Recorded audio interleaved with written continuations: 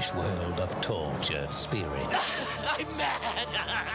A surreal fantasy from which you must try and discover the secret trapped in a haunted empire of alchemy and betrayal. Pardon my sins. Immerse yourself in the cursed underworld of Zork, Nemesis. The original game, Zork, launched in 1981, introduced millions of gamers to this fantastic and intriguing universe. The game was incredibly successful and continues to have a strong and loyal following. As game technology advanced, we expanded the franchise with Return to Zork, which took players on a graphic adventure beneath the Valley of the Sparrows. Now with Z-Vision and surround sound, we created a fantastic new realm of 3D exploration into darker, even more incredible new recesses of this great underground empire. The only way to visit the White House of Zork has been like this. That's about to change. Welcome home. Zork, Grand Inquisitor. The battle for magic begins. From Activision. Years, millions of players enjoyed Simon the Sorcerer. What's this? Ye oldie spell book. What a load of old rubbish.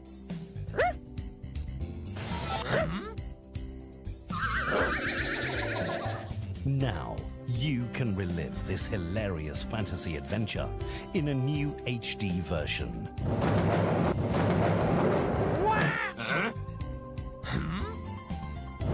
Hi, how do you do? Lunchtime! Visit gorgeous locations. I don't think I can shout loud enough to wake him.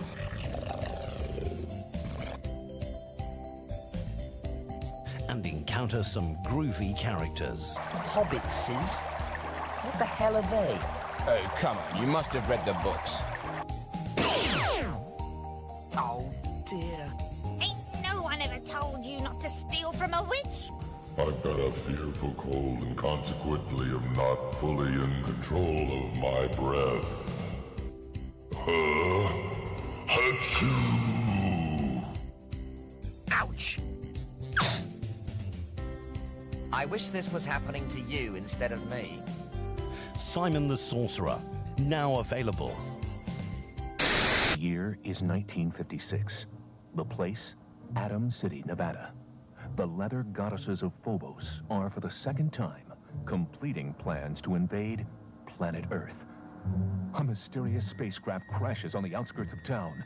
Your mission is to collect the materials that you will need to ultimately defeat the leather goddesses of Phobos and save humanity.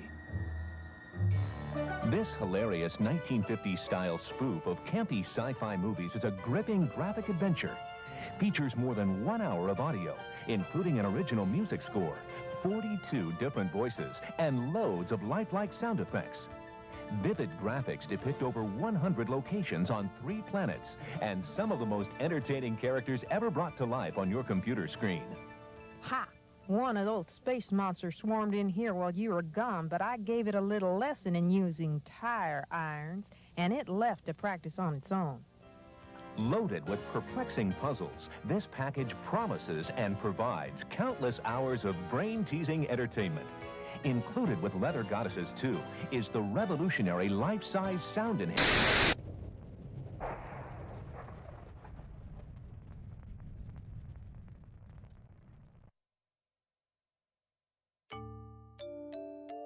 Hello. You must have traveled far. Not too many people visit the temple anymore. Not since the reign of darkness began.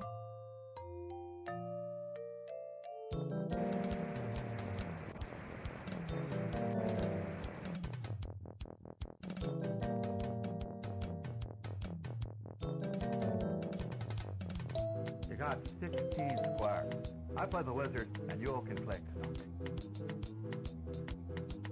I haven't been a teacher all these years without learning how to deal with upstarts and fools.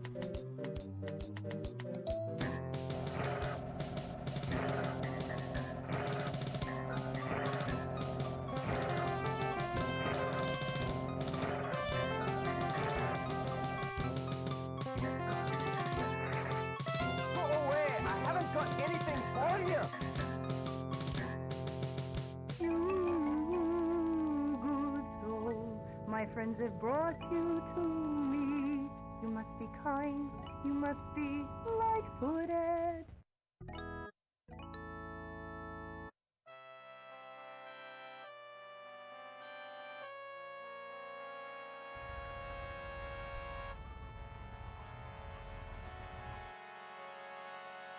Huh?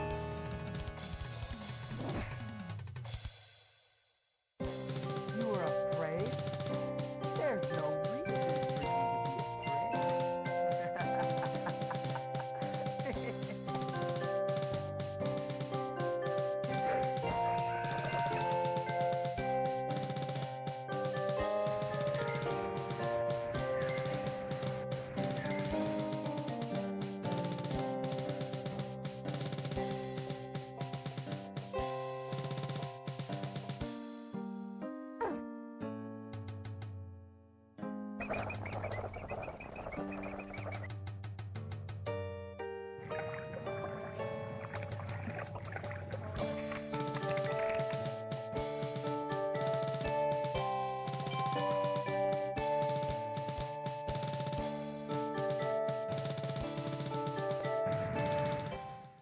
Back before we were exploring worlds well defined by graphics of the era, all we had to go off of were words. And in that realm, people like Tim Anderson, Joel Perez, Mark Blank, and Mike Bruce, among many others, decided to sit down and create worlds with words.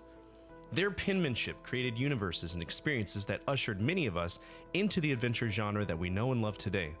That being said, today we continue our conquest on the grandfather of all adventure game companies, Infocom.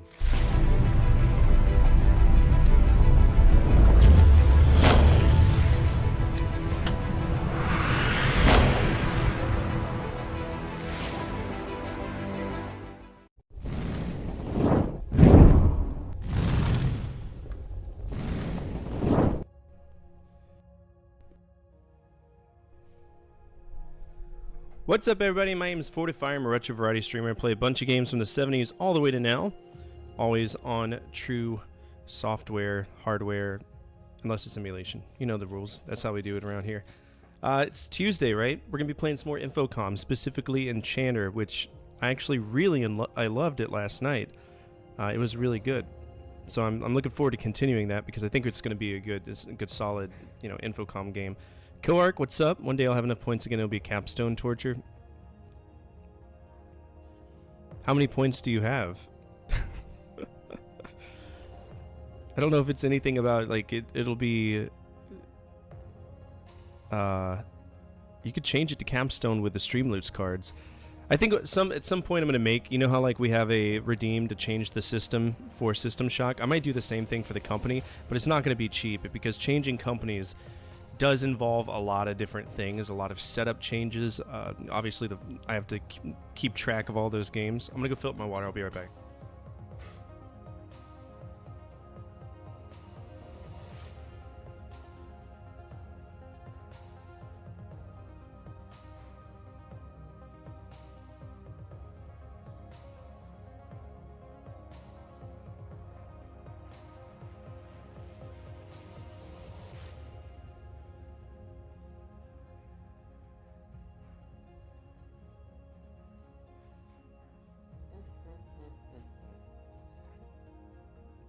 $39,000? Holy shit.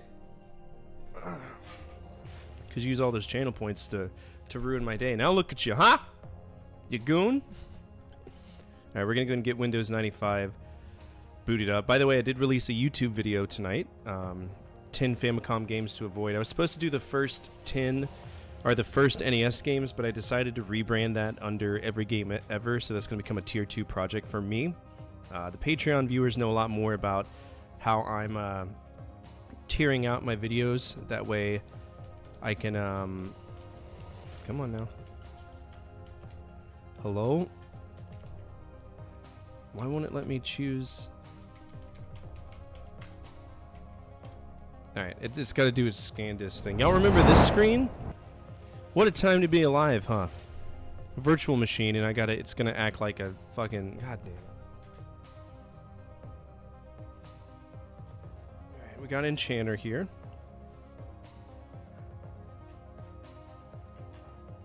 Got my headphones. Here on laptop watching a YouTube video on the TV. Oh yeah? I don't know what happened to my voice in that one. It sounds like I was underwhelmed, and I wasn't. I think it was because I had woken up from like taking a nap and then recorded it, and my voice is like crustier than I would want. I don't know. Sometimes it's hard to tell, but for me, I can tell because I'm the person recording it, right? It's being misreported. Some programs have been able to find the entire file and might be invalid data. Fix it. That's the first time. It's a temp folder. No one gives a shit about temp folder. It's a temp folder. Skip undo. It won't let me change anything. Like my keyboard's not working. Hello. Okay, I don't. Okay, so apparently you just hit the F button. Oh, pause, exit. Fuck you. I don't give a shit about that. I guess Windows 95 wouldn't let you use your left and right keys. Here at Final Fantasy 3. Final Fantasy 3 it's a hot topic because, you know, some people love it. I don't. I think it's stupid. I think it's a stoop game.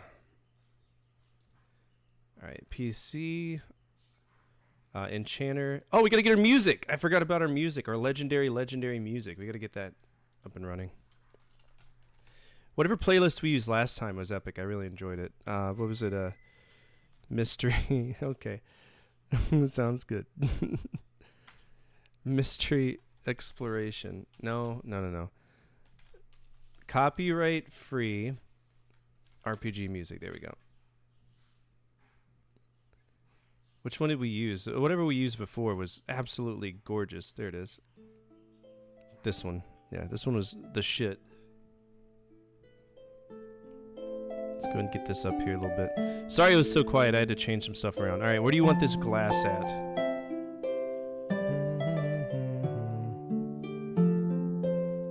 There's your glass right there. Where do you want it? Box there in the middle of the window? Enchanter. Very good. All right, Enchanter. Boop.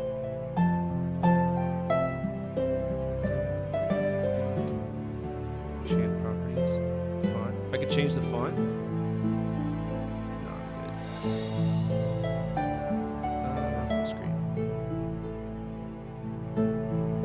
Okay, we're just gonna start a new game. We need to learn all of these spells. So, Nusto, Frauds. These are spells from the Feelies.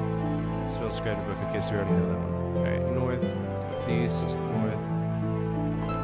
Take lantern, take jug, open oven, take bread, south, east, south, southeast, northwest, northeast, east, northeast, northeast. Oh, it is. I don't know how that got up to 6. There's no way I would ever put it there. I don't think historically I ever have. Fill jug with water. Okay.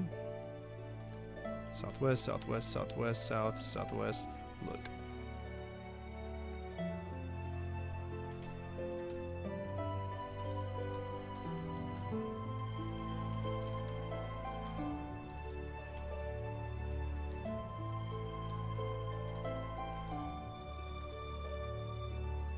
Alright, so this is the spell. Open scroll.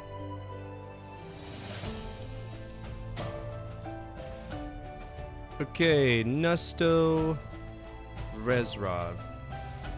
Sweet. Okay, so that's basically it. We can now actually play the game. Enable to access file.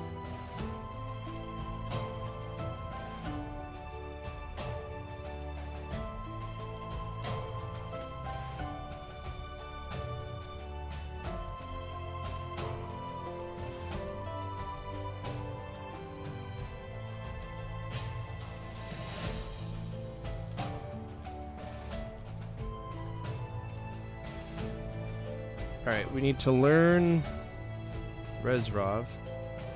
Learn Rezrov.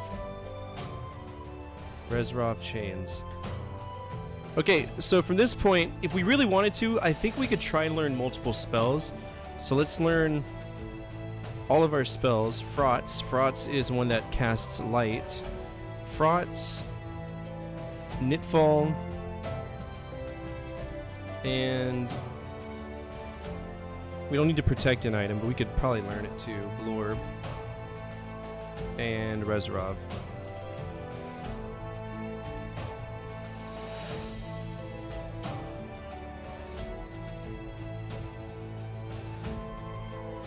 Oh, I can only learn up to 3 spells at a time. Fraught's Chains, Fraught's Door, Fraught's Castle. Okay, so I could probably learn up to just 3. Nusto, Fraught's, Blorb. No, we don't want Blorb. Reserov, and Knitfall. Learn. My bad. Learn Fraught's, Reserov, and Knitfall.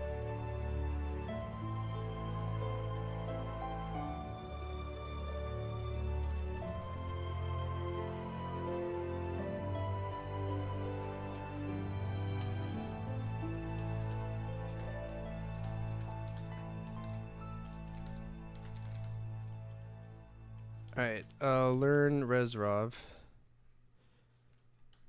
Reserov Chains. So learn Fraught's, Knitfall, and Reserov.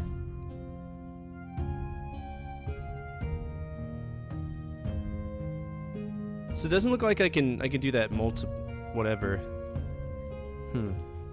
Fraught's Lantern.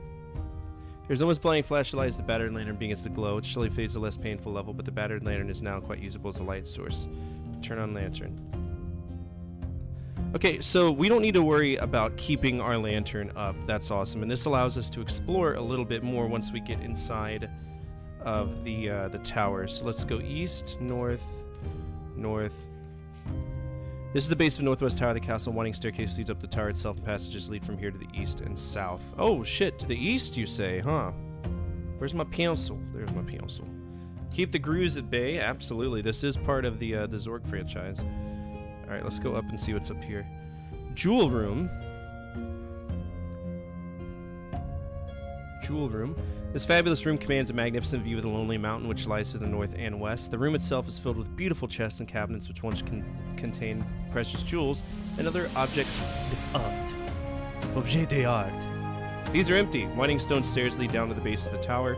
There's an ornamented egg here, both beautiful and complex. It is carefully crafted and bears further examination. Okay, so there's a lot of cool stuff here. We'll put a star there. Again, this is just me mapping out the rest of this castle. Hall of Mirrors 1. I don't know. Blame Zork. This is the western end of the Hall of Mirrors. The hall itself is astounding and a little bit confusing. To be sure, its northern wall is glass, but it does not seem to reflect anything within the hall. Rather, it seems to be a window on another world. This other world appears to be a large underground labyrinth filled with tunnels, caves, and peculiar rock formations. Makes me wonder if that's Zork. The underground whatever of Zork. That'd be interesting if it was. Alright, so we can't go north. Can we go east? Halls of Mirrors 2. Okay. This is the spot within the long hall of mirrors. The hall itself is astounding and not a little bit confusing. To be sure, its northern wall is glass, but it does not seem to reflect anything other than the hall. Rather, yeah, we know this. Okay, east. Halls of Mirrors 3. This is a spot within a long hall of mirrors. The hall itself is astounding and a little bit confusing. To be sure, its northern wall is glass, so... Is this the other tower? Hall of Mirrors 4? Is this a...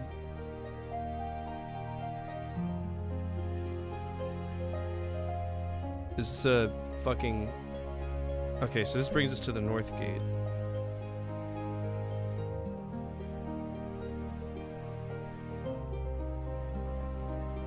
I don't like the map for this one. It's very much left and right, and if you screw it up, you screw it up. Nice relaxing music. Thanks, Joseph, I appreciate it. I figured this would be the perfect, like, exploration music. Alright, North Gate. Yeah, North Gate. This small open area stands at the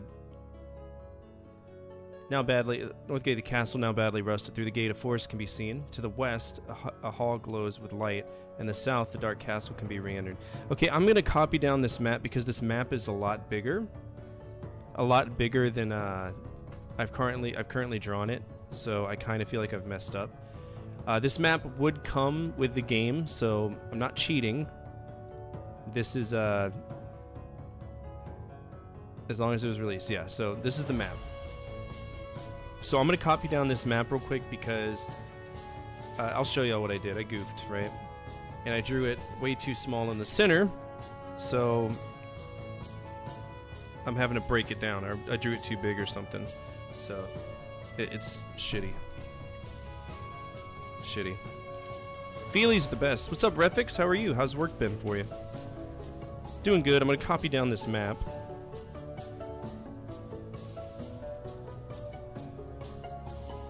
Long road.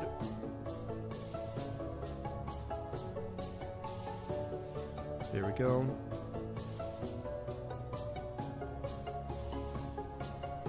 Fork.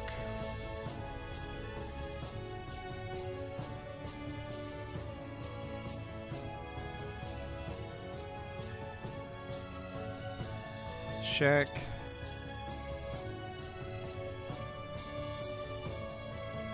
Wish I had a printer in here that I could just print this out, but the printer belongs to my wife, so I don't get access to it. Trail. Trailhead. Brook.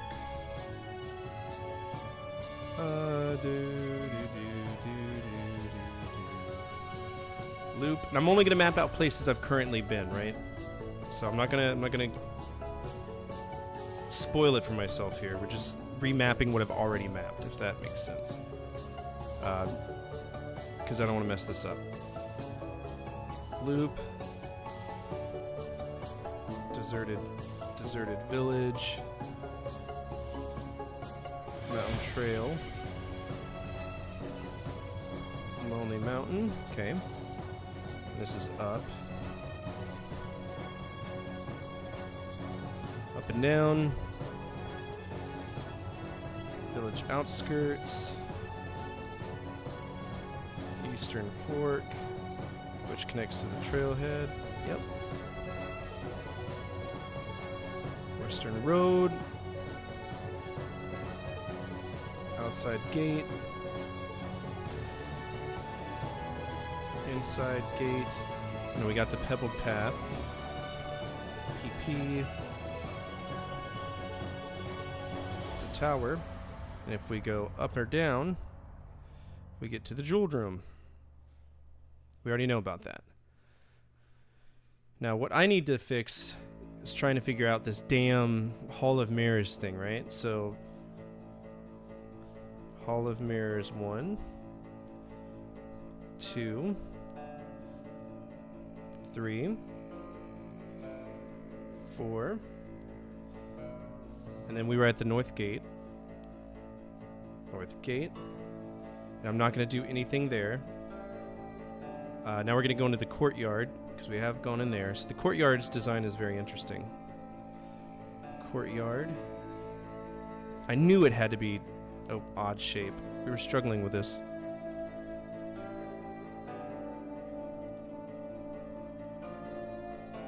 Courtyard, courtyard, courtyard.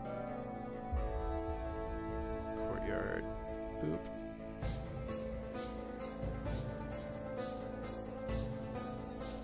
Alright.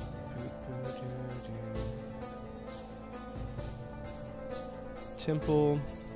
And we know about the cell because we die if we end up in there. Cell. And there's an altar. We were also there because we got sacrificed. And we also know about the courtyard that goes around.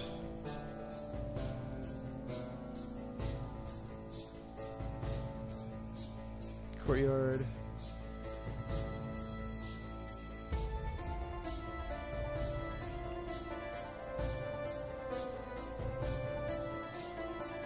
Easy. What's up, Madigan? How are you? What's up, Mads? Okay, so I feel from this point on we should be fine. We should be fine to explore. Small open area stands in front of the old north gate of the castle, now badly rusted. Through the gate of forest can be seen. Inner forest. Use compass directions. Well, maybe you should fucking tell me which way the forest is. To the west, the hall glows with light. To the south, the dark castle can be re-entered. So is it north? Gate is rusted shut. Your lips are parched. If you don't get drinks soon, you'll pass out. Okay, so to the north, I'm assuming it's the forest. But we're going to block that there. East, guarded door. Okay. Guarded door. A more incongruous place than this would be difficult to believe. The room itself is nothing more than a small room at the base of the northeast tower, which a narrow passageway entering from the west. Standing in front of you is to the north, however, is a door surpassing anything you could have imagined. For starters, its massive lock is wrapped in a dozen 6-inch thick iron chains. In addition, a certain 5-headed monster sporting razor-sharp spears for tongues seems to be embedded within its heavy oak frame. One is almost embarrassed to mention the gargoyles spewing flame and sulphurous ash which ornament either side of the door. Or the 97 slimy groping tentacles which haunt you ever closer to certain death. A sign floating serenely above the door and glowing hideously in purple letters offers the following rude statement. Don't bother.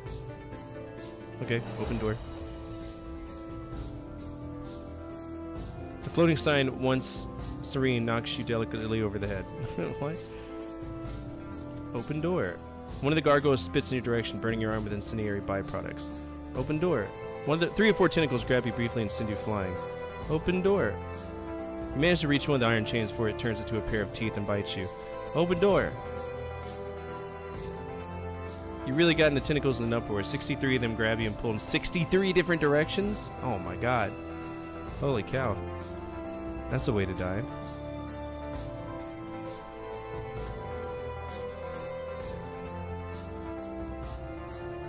Learn Resrov. Resrov chains. Alright, so let's explore the south.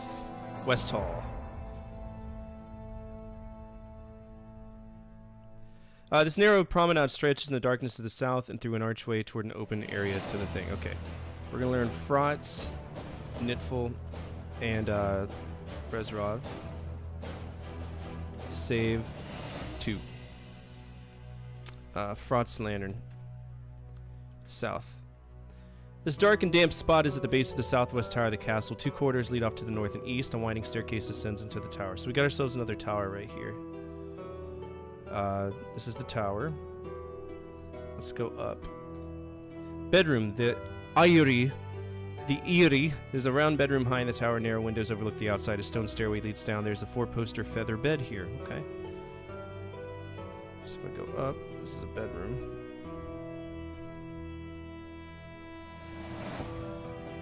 Puma sisters are the coolest of criminals. What? East is the South Hall.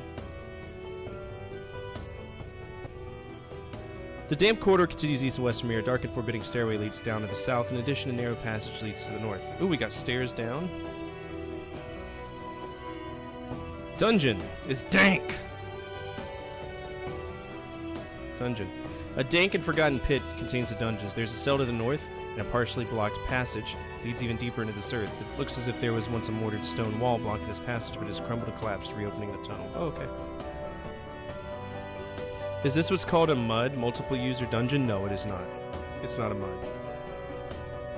This is a text adventure. You would know a MUD if you saw a MUD, trust me. MUDs are more archaic than this in many ways. But, yeah.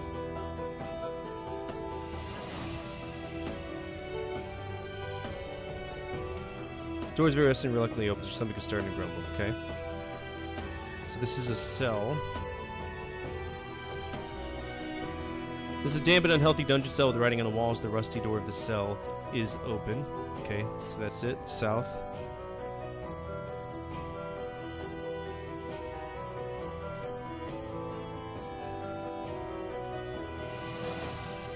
This is it? It's just a random dungeon? Okay. Gallery. The east-west corridor opens into a gallery. The walls are lined with portraits, some of the apparently great value. All of the eyes seem to follow you as you pass, as the entire room is subtly disturbing. Alright, let's go east again. South gate already? This interior courtyard stands at the southern entrance of the castle, where a small rusty gate is standing open and slowly swaying in a gentle sea breeze. Beyond the gate can be seen a small meadow, and beyond that a white beach on a misty sea. Passages enter the castle proper to the north. Okay, so I can go into the castle through the north.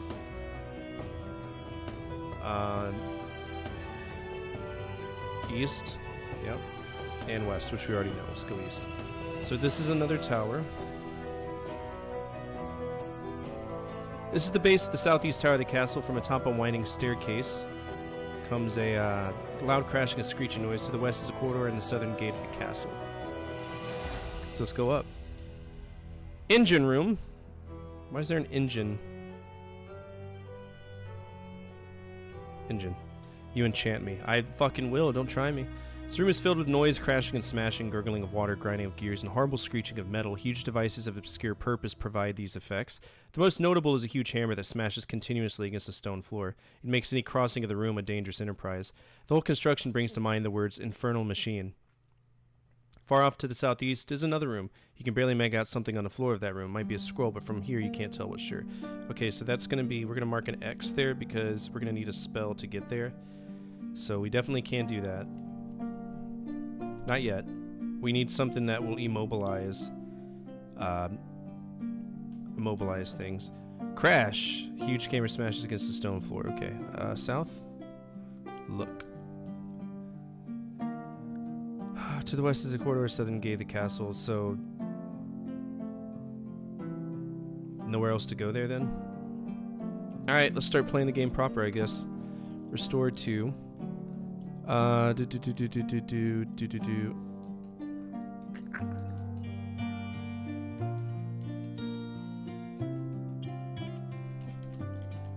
Fraughts the lantern. Let's see if we can go mess with that egg.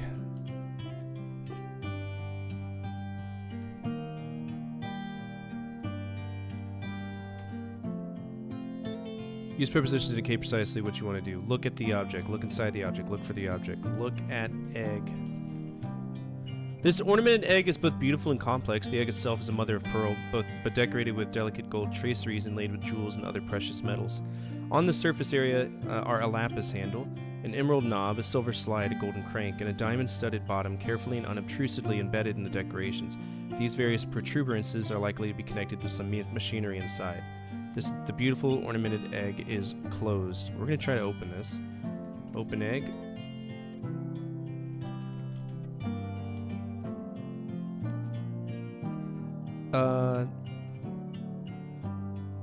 Push diamond.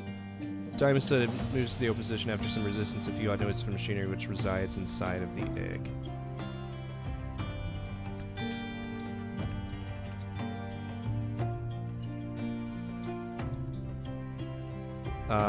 Push emerald. Push, what was the other thing on there? Push lapis. Lapis handle moves to the open position after some resistance if you odd noises and machinery resides inside the egg. So lip or parch, drink water. Can I just Resrov the egg? Okay, fine. The egg seems to come to life and each piece slides effortlessly in the correct pattern. The egg opens, revealing a shredded skull inside, nestled among a profusion of shredders, knives, and other sharp instruments, cunningly connected to knobs, buttons on the outside. Fuck! God damn it. So we just need to just open the egg, right? Resrov egg.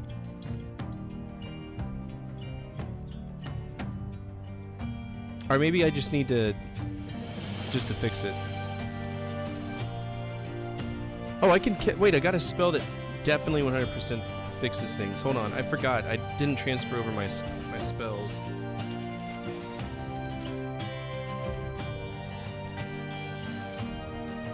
Fraughts is light.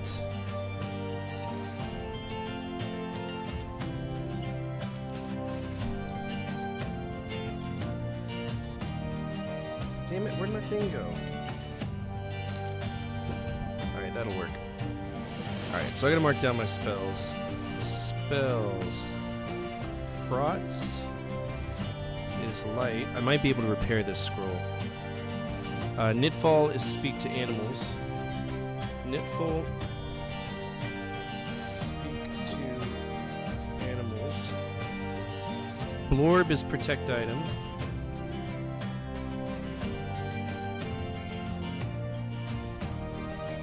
Resrov is to unlock locks. Nusto writes our magic. We already know about that one.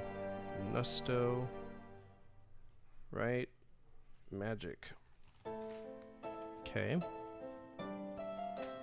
Now that we got all of our spells, I mean, without knowing what's in that egg, I don't think we can cast Blorb on it to protect it, because we don't know what's in there. I think that the game would be smart enough to be like, what are you talking about? So we're just gonna take the scroll, shredded skull, loaf of bread, jug,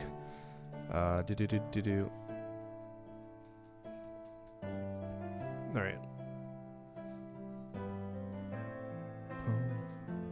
Okay, I think we're done with that. Alright, we're gonna go see if we can, Resrov the gate to the north.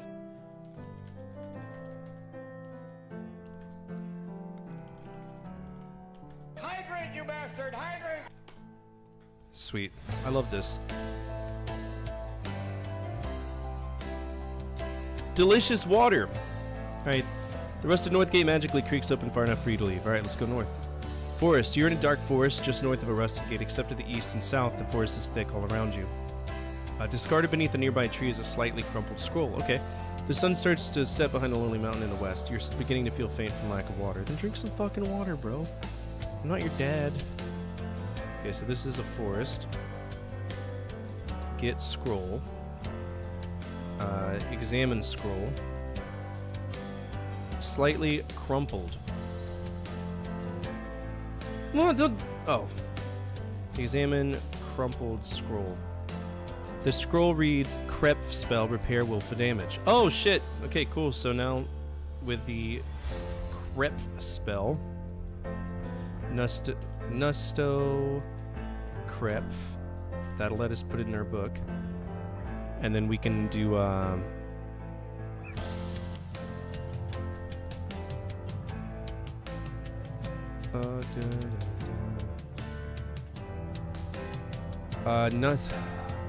how is it spelled? Crep scroll. Learn Crep. Crep scroll.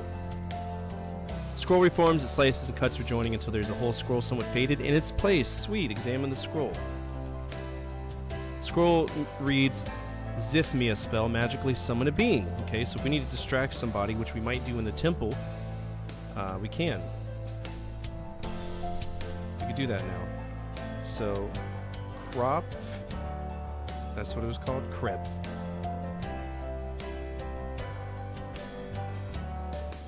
Crep is a repair. And then Zifmia summons. Magically summons a being. Now, to the capacity of what that is, I have no clue. So, let's see. We're in the forest. What do we need to do? In-game as well? Hydrate? Oh, yeah.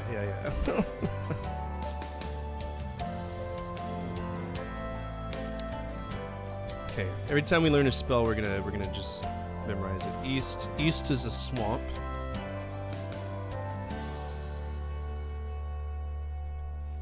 You're in a thick forest shading in a deep and miasmic. I don't know what that word means. What does that mean? Is it like... What does that mean? Miasmic. Any of you vocab experts want to help me out? The ground is very wet and boggy here, and footing is treacherous. Lily pads cover the surface of the water, and frogs abound. Things look dry to the west. The darkening sky is lit by a waning moon. The sounds of frogs and other swamp dwellers fill the air. Well, we do have a spell that lets us talk to animals, and it's Knitful. So, Knitful frogs. Learn Knitful. Knitful frogs. The sounds of, one of the frogs looks to you for a moment, you look at it. Hello, it says. The sounds of frogs and other swamp dwellers fill the air. The frog says, look under the lily pad, Breep. Look under lily pad. There's a damp scroll here. Nice. What you take into your hand. The sounds of frogs and other swamp dwellers fill the air. The frogs are discussing the finer points of an insect flavoring. Nice. Poisonous? No. More like an unpleasant. Miasma. I know the word miasma or something is a ghost album, isn't it? So that's the only thing I can, like, compare it to.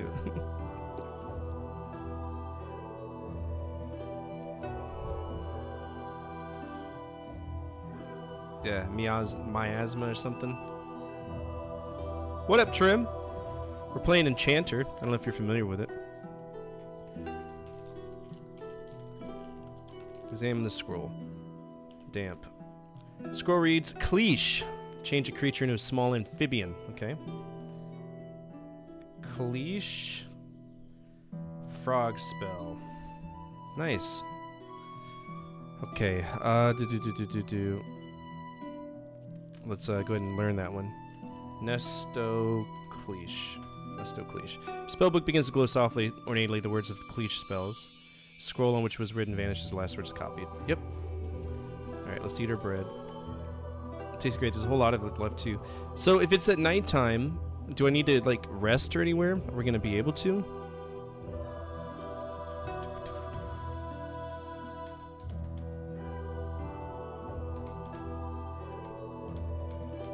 Alright, so now we're in the tower. I wonder if there's anything... I wonder if we can sleep in the dungeon.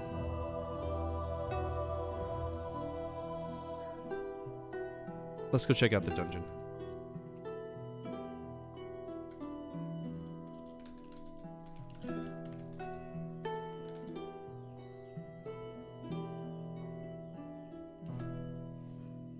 Rusty door. This is damp and healthy. There's nothing special about this. Well, let's examine the writing.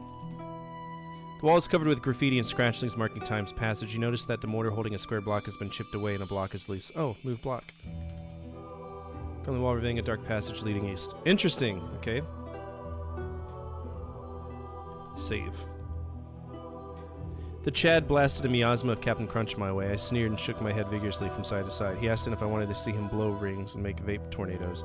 I said no. As you damn well should. Vape tornadoes? Is that from Urban Dictionary? Captain Crunch, bro. Save 3. Alright, let's go east. Secret passage.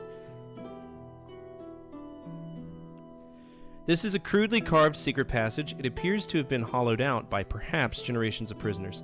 A passage leads west. A short, crudely hewn passage leads up. Lying near the door is a silver spoon disregarded by the prisoners, too soft to dig with. It is only slightly worn. I guess maybe we should take this spoon. I'm hearing voices again. Alright, I got the spoon. I don't know if the spoon is going to be special. Lie on the ground slightly. It's stained scroll. Oh, take the scroll. Alright, drop the spoon. Fuck the spoon. What's in my inventory? Faded scroll, a jug. I mean, everything we need is like...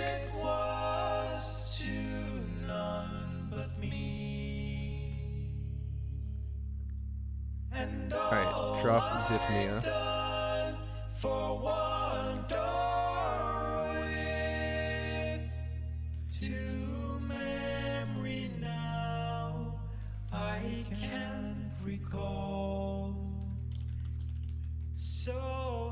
XX. Make things move with greater speed. Can I move with greater speed? Faster. Okay, I'm not here to listen to your fucking special band, okay? I just want to hear ambient music. Weirdos.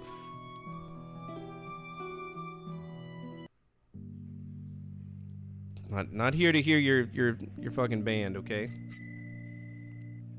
Oh my god, Mercury is the fastest planet, so you must now talk fast, please, or else you're a baby man child. I'll try my best, Arnold Schwarzenegger, to talk as fast as I can. This will be really interesting because this game is exclusively about talking. So what are we gonna do? We're gonna Nusto the XX spell.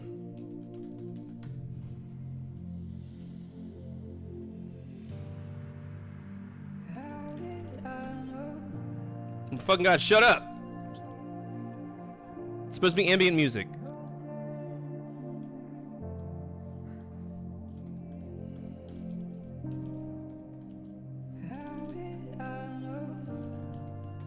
So stupid. DD music, there we go. That'll work perfectly. Look. Take V to scroll. Read stain scroll. Nusto, XX.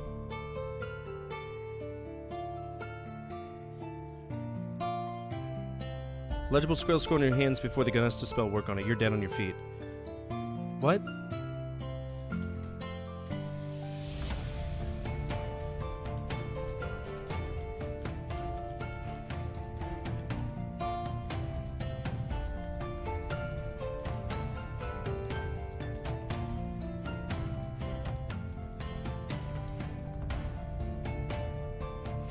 Okay, so I can sleep whenever I want to. I can sleep whenever I want to, so it doesn't matter, right? We'll be good to go.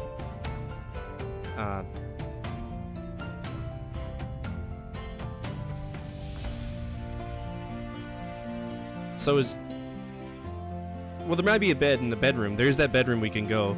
That might be better than sleeping in a random place, you know? Sleeping in a random place will probably get us killed if we do that. So it's probably a really bad idea. We shouldn't do it at all. Okay, let's go ahead and restore. Restore 3. I'm in the cell. Move block. Examine wall. Read wall. Examine wall. Look wall. Look at wall.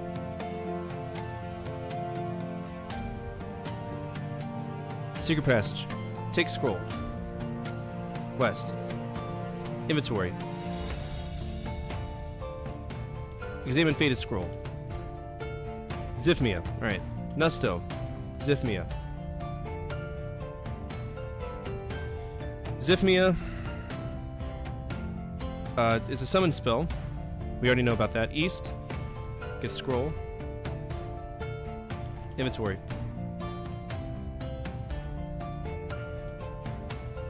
That's interesting. What do I need to drop? Drop lantern. Take scroll. West. Take lantern. Drop spellbook. East. Wait. West. Get book. Drop bread. East. Take scroll.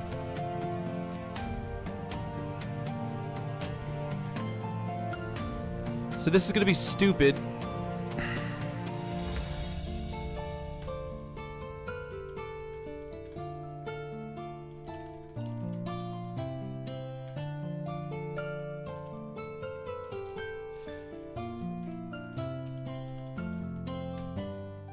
There we go. Take jug. So that should be it for today, possibly, before we go to day 2, provided they don't punish us for, like, you know, waiting around. Okay, look. Let's go south, north, west, south, up, west, up. And then we can drop everything that we want. Drop all, because this is where I'm going to sleep. Take spellbook. Take lantern. Those are the only 2 things that matter. Take scroll. Examine scroll. Nusto Zifmia.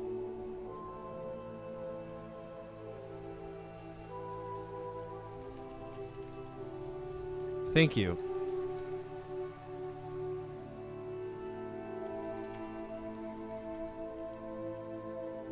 So if I get sleepy, I can't do anything. Okay. That's kind of silly. I don't know how I feel about that. But it'll be fine. Let's see. Oh,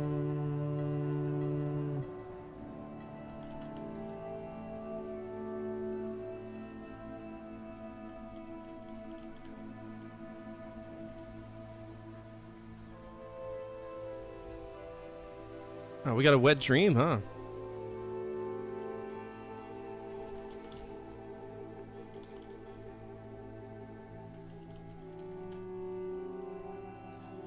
Okay, down, east.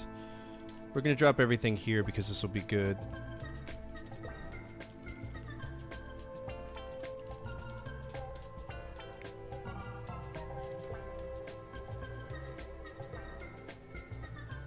Oh, without my lantern, I could see that this is... Okay, can we move the portrait?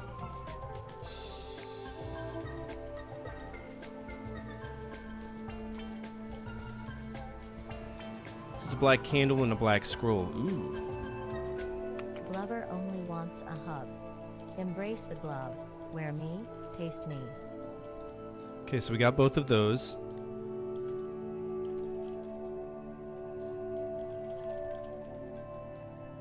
Osmu, survive unnatural death. Okay. Osmu, survive. So I have a feeling what we're going to do is when we play this game, right? We'll be getting all of our spells, and then we'll be using said spells, right? It'll be interesting. Okay. Nusto, Osmu. Sweet. So the black candle is providing light. So we don't need the lantern anymore. Take all, drop lantern. That's cool.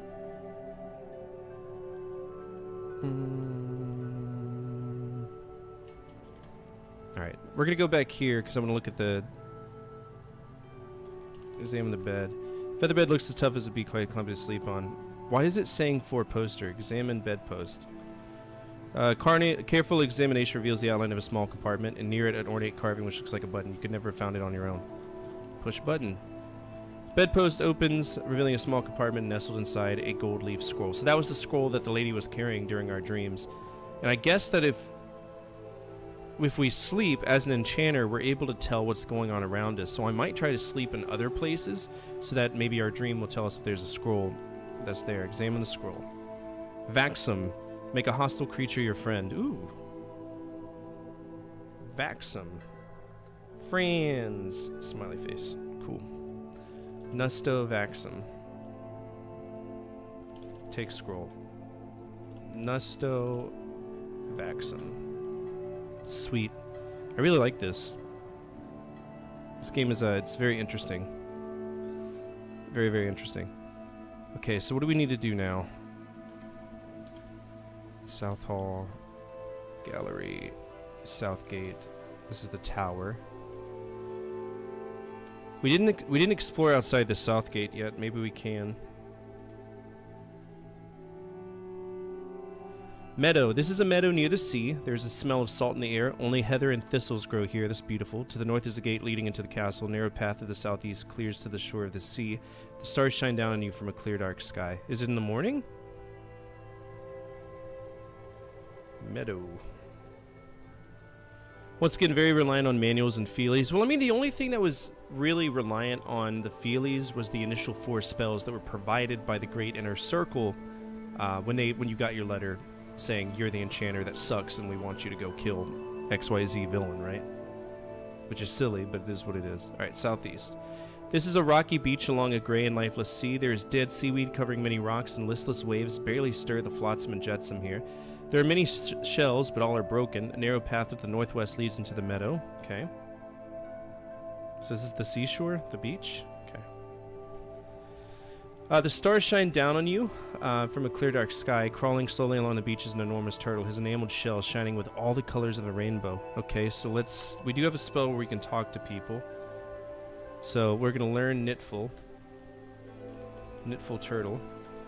Rainbow turtle looks at you for a moment and you look at it. Hello, it says. Say hello. Hello. Nice weather we've been having.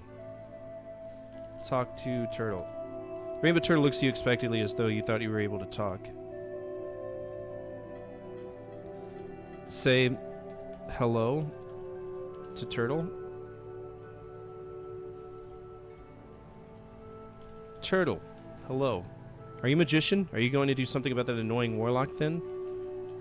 Yes. Turtle. Yes. Turtle. Hello. How do you like my shell? A wizard did that to me about 75 years ago. What is wrong? I don't know, like, what I can do. We can make him fast. Learn XX. XX Turtle. Rainbow Turtle shimmers and vibrates in place for seconds, but doesn't take any notice of the change.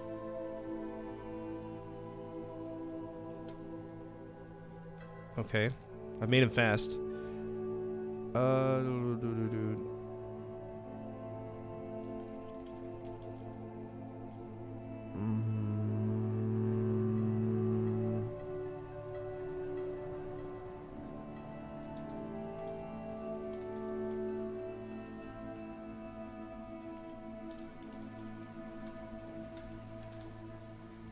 Can I go any other directions?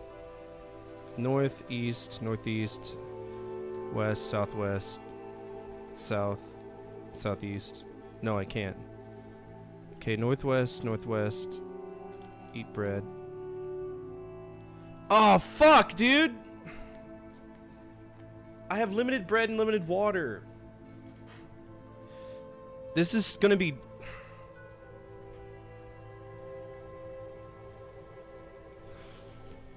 stupid.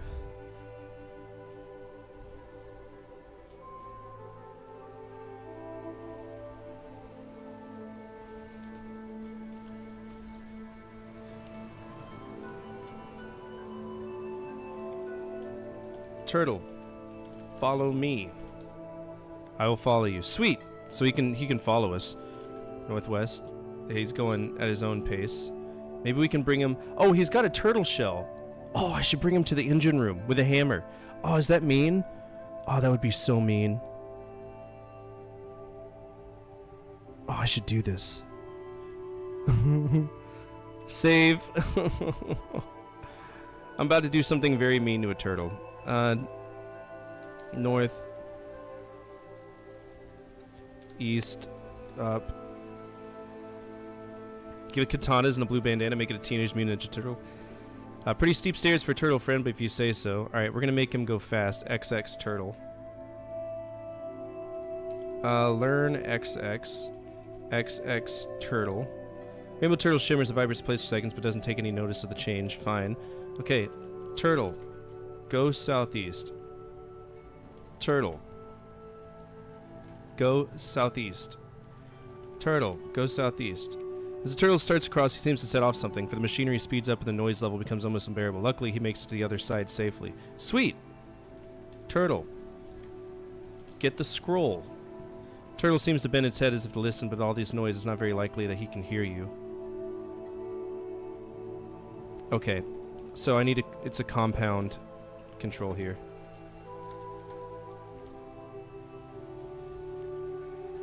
Alright. Learn XX. XX the turtle. Turtle. Go southeast. Get the scroll. Go northwest. Compounds. It says so in the manual you can compound commands, so... As the turtle starts across, it becomes... Yeah, we already know that. And the turtle sticks his head through the door across the mechanical wasteland. In his mouth is a scroll of some sort. Crash. A huge hammer smashes against the stone floor. The turtle fairly zips across the engine room, dodging the giant hammers and gears. Suddenly he sets off a trap. Sharp spears fly at him from all directions, but they bounce harmlessly off of his shell. He avoids one last crash of a huge hammer, but even at his speed, it's a near thing. With one more burst of speed, he reaches you safely. He drops a brittle skull at your feet. Not bad, huh? Turtle, thank you. Glad to be of help. I think I'll get back to the beach now. The turtle departs. Okay, cool. Get the scroll. Examine the scroll. Scroll reads Cool CAD spell. Dispel a magic spell. Cool CAD, which is a dispel. I'm worried about running out of food and water, though, so I'm hoping I get a spell that, like, removes that from me. That would be really, really great. Alright. Go down. We can...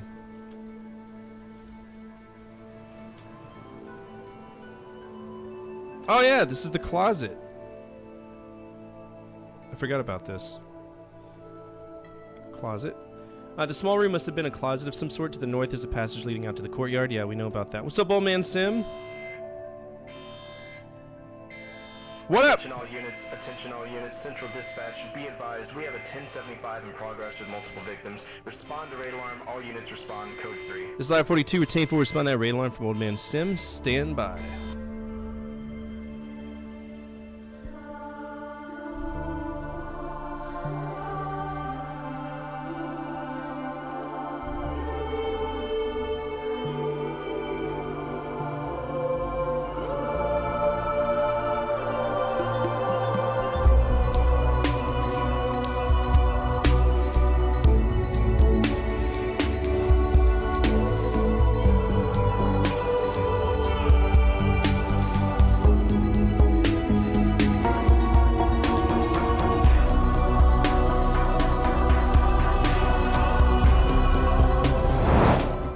What is up, everybody? My name is Fortifier. I'm a retro variety streamer, and I play a bunch of games. In this case, we're playing text adventures today. I know it's not for everybody, and I hope that you're tolerant of text adventures because that is the project that we're working on, Infocom, and they made a lot of text adventures. They didn't really make that many point-and-clicks. There are a few, and we'll get to those at some point, but right now, we're in the early era, 1983, of Infocom, currently playing Enchanter, which is part of the Zork series, which is really, really awesome. If you're not following Old Man Sim, please do. I consider him a very close friend, and I didn't even expect him to. Yeah, this is the magic one. It's really cool. There are hunger and thirst mechanics, but I have 1, 2, 3, 4, 5, 6, 7, 8, 9, 10, 11, 12 spells I can use at any given time. It's awesome. Wizrobes? Yeah, this game is awesome. I enjoy it. This is a small room that must have been a closet of some sort. To the north is a passage leading out the courtyard, another exit to the south. In the exact center of the room is a large jeweled box that is wrapped in tight coils of thin rope. You try to follow the strands with your eye, but become hopelessly lost in the jumble of thousands of loops and knots. Alright, let's just get the box then. I mean, I know that the guy is going to stab me with a dagger. It makes me wonder if I can, like... if he leaves the dagger in me, if I could keep it, right? Let's go get ourselves captured. Let's go ahead and learn Osmu and see if this will keep me safe.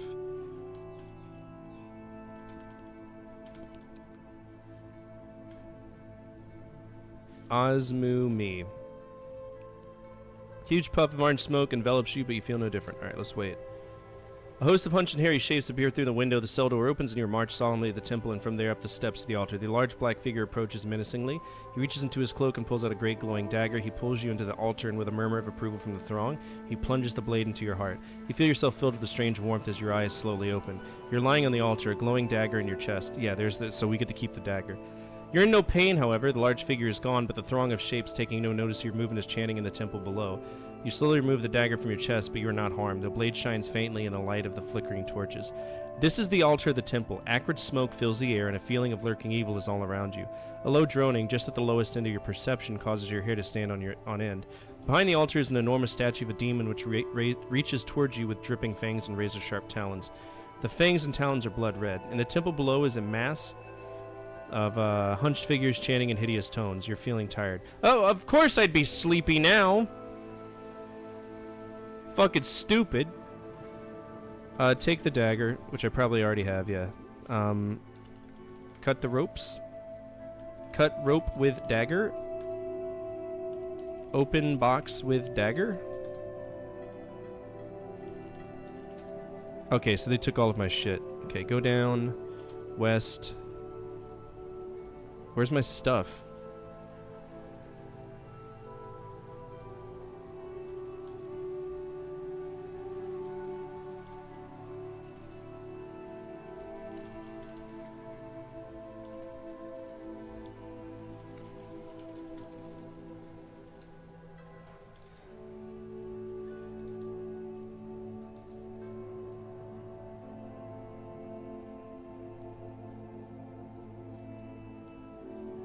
See, now I'm dead.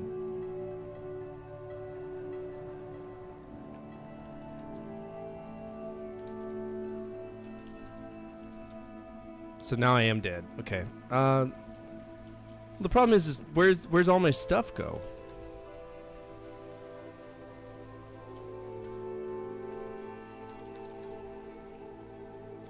Okay, well I goofed because I didn't cast my spell. So restore 6. Learn Osmu.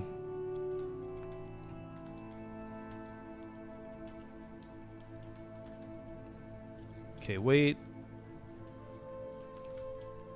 We already have the dagger. But where's my stuff?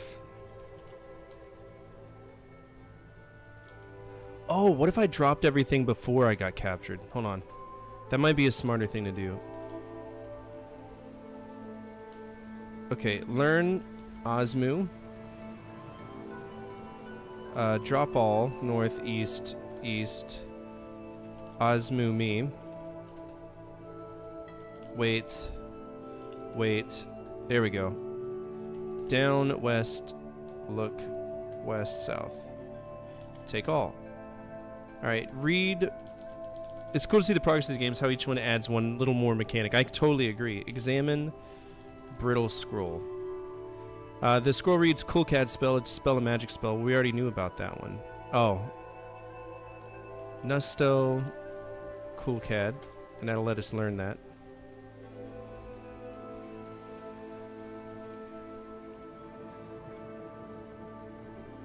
Okay. Fuck, man. This is going to be silly.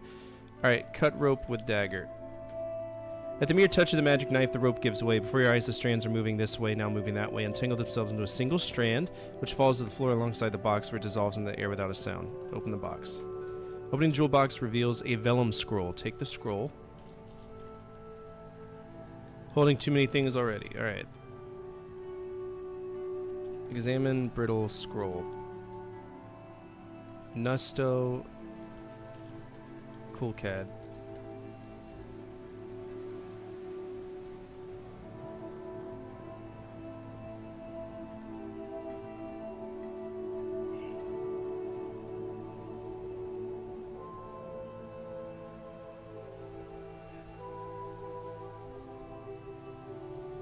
Okay.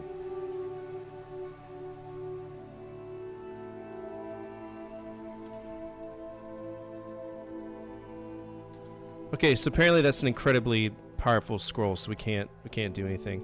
Learn Osmu. Drop all. North, east, east. Get captured. Osmu me. Wait. Wait. Take the dagger. We already got it. Down west. Look west, south. Take all. Drop brittle scroll. Drop brittle scroll. Cut rope with dagger. Take vellum scroll. Open the box. Take vellum scroll. Examine vellum scroll. Scroll reads Melbourne. Protect magic users from harm by evil beings. That's going to be a strong one, isn't it? Alright, so Coolcad Dispel is way too strong. I'm going to put a star next to that one. Melbourne. Protect magic users from harm by evil beings. So it's a protection spell. Can we Nusto that one? Okay, so we can Nusto Melbourne.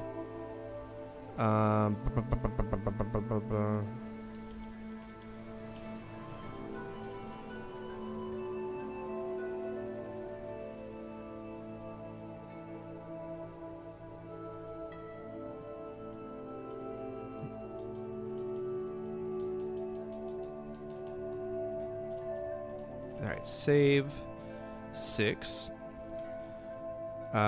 We are tired, but let's go ahead and check out the... Jug is now empty. Okay.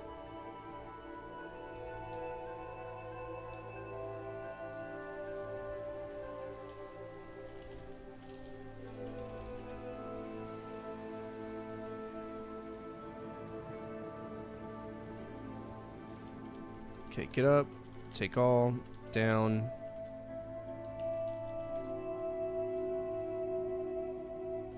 North, west, west. We gotta go fill up our water.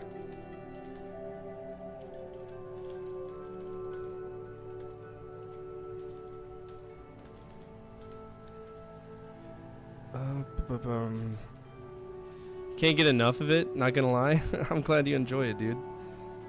I think that we're probably pretty close to beating this. Doesn't seem like it'd be Too crazy. Alright, save 1. North, east, north, west, west, north, north, east. So we got the Halls of Mirror.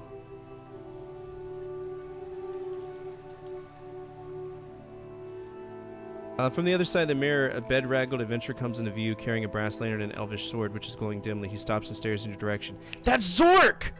Bro, that's Zork! I knew it was Zork! It had to be! That is... So the Enchanter world is parallel to Zork. Because they're talking about large underground labyrinth filled with tunnels, caves, and a peculiar rock formation. From the other side of the mirror, a bedraggled adventurer comes into view carrying a brass lantern, an elvish sword, which is glowing dimly. Alright, well, let's see if we can call him. Let's do some spells. Learn Zifmia. What's another spell that we need? Melbor to protect ourselves, just in case he doesn't like us. Because if it was me and Zork, I'd kill myself anyway. And then we got Vaxum, which make him a friend. Let's see if this will work. Alright. Infocom Cinematic Universe. Alright, here we go. Zifmia Adventurer. All at once, the bedraggled adventurer appears before you, glowing sword in hand. His jaw is dropped and his eyes are bulging. His eyes dart this way and that way as if looking for a way to escape. Okay. Chill out. Melbor, me. A wave of warmth courses through you, leaving you with a feeling of great internal strength. Vaxum Adventurer. Adventurer smiles at you with an air of goodwill. The adventurer asks you what you would be needing treasures for. That's awesome. Alright, we got the guarded door. There's a bedraggled, he's carrying a sword, a brass lantern, sees laser, freaking smiles your direction. The adventurer eyes your possessions intently. Don't steal my shit, dude. Let's see if we can throw him into the guarded gate. Yeah! Make him fight everybody in the guarded thing. A more incongruous place than this would be difficult to believe. We already got this. There's the bedraggled weary thing. Glances around the room in a businesslike way and makes a few notes on his map. The adventurer offers to relieve you of some of your possessions.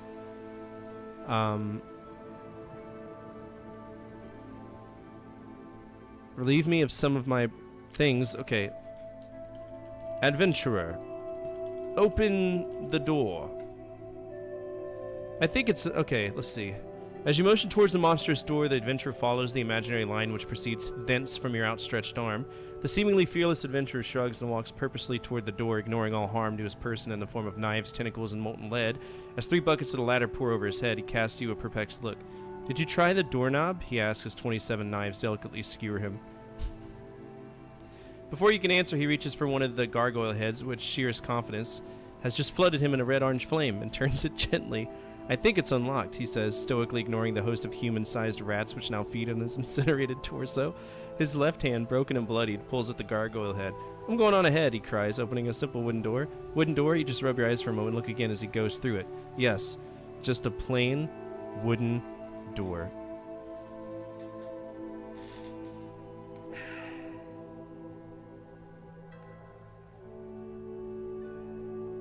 It was an illusion the whole time.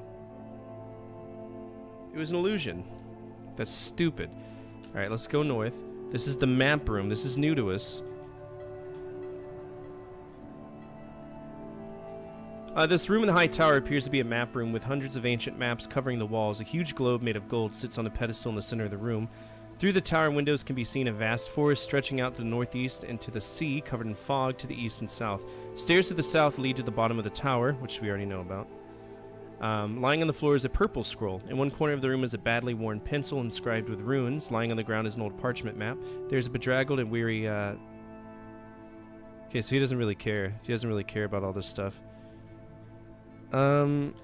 Take pencil, map, and scroll. Load is too heavy for the map, but I got the purple scroll. Let's drop the scroll, take the map.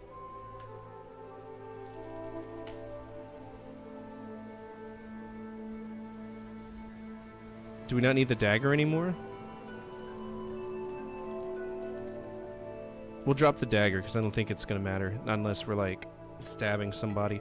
I don't think we're gonna be stabbing someone. I think we're gonna be using magic, so I'm not gonna focus on that. Inventory. We have a map and a badly worn pencil. Okay. And this is the library. This is the one area we weren't able to check out. Library. This is a library, or rather it was until it was ransacked and despoiled. Most of the contents of the room have been burned in a huge bonfire in the center of the room. Hundreds of charged and empty tubes are scattered about as if someone's searching, so ashes are strewn about. There are rat tracks in the ashes. To the south, you can hear the sound of a group of low guttural voices. Amid the tubes is an old and dusty book. All right, well, we know we got tracks. Examine the ashes. The ashes of rat tracks in them, little rat thoroughfares head here and there, but most seem to head in one direction. The low guttural voices seem to be coming in your direction. Okay. Examine tracks. There are plenty of rat tracks here going in various directions. One prominent rodentine thoroughfare stands out, though, going as if it does into a small hole in the wall. A group of 4 hunched and hairy shapes walks into your presence. They don't seem to take much notice of you, and they soon depart.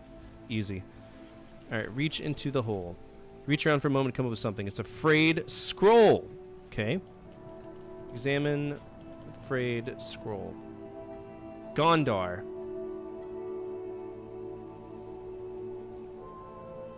Gondar spell. Quench an open flame. Flame out. Good to know. Nusto. Gondar. Is Gondar a reference to the Lord of the Rings? No, this Mordor, isn't it? Alright. Adventurer. Give me the book.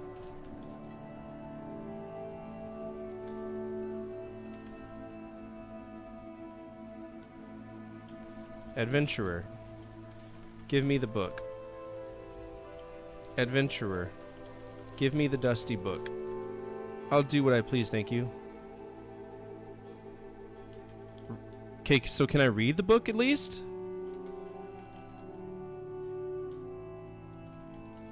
Learn Vaxum. Vaxum Adventurer.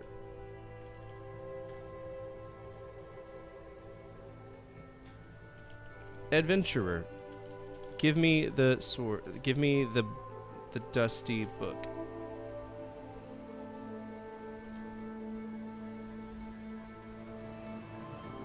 Read dusty book.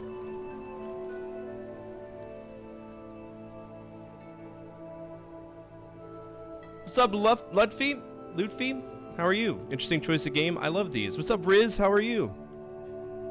Hey, Riz, did you ask me about my tattoo? Was that you that asked me about the Galaga tattoo? Because I've been waiting to show you. I know that a lot of people are interested in it. I want to say it was you. I don't know. Gondor is a Lord of the Rings city. It is? Okay, good. So I'm not stupid. Alright, here. Check this out. So, those are the 2 Galaga pieces that I was talking about. And then when my dad died, I got the halo over it, because this is me and my dad. And then, it's really hard to see. Maybe if I go to this one. Alright. Yeah, so Galaga stuff right there, and I got the Galaga ship. And then Donkey Kong right here. If I could tweak my arm, you'll be able to see it. Sinistar right there. We got Asteroids, 1942. And then I got Pac-Man and Tetris, and that's my whole like family tree. I love my tattoos; they're so cool. And I need to get Frogger for my son Kian. I think that would be really fun. And then Arya wants Sub-Zero from like Mortal Kombat.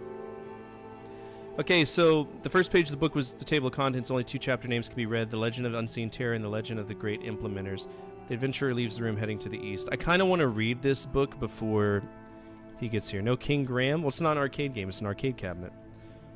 Okay, is this prior to interacting with the guy?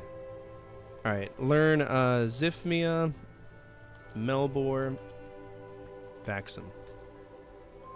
Zifmia, Adventurer.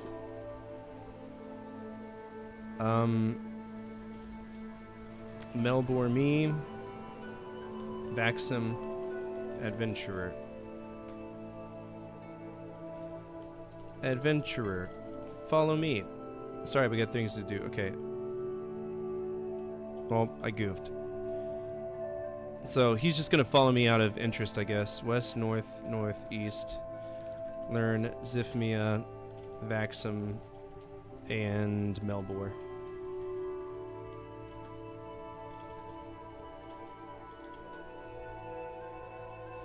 Alright, Zifmia, Adventurer. Melbor me. And Vaxum, Adventurer.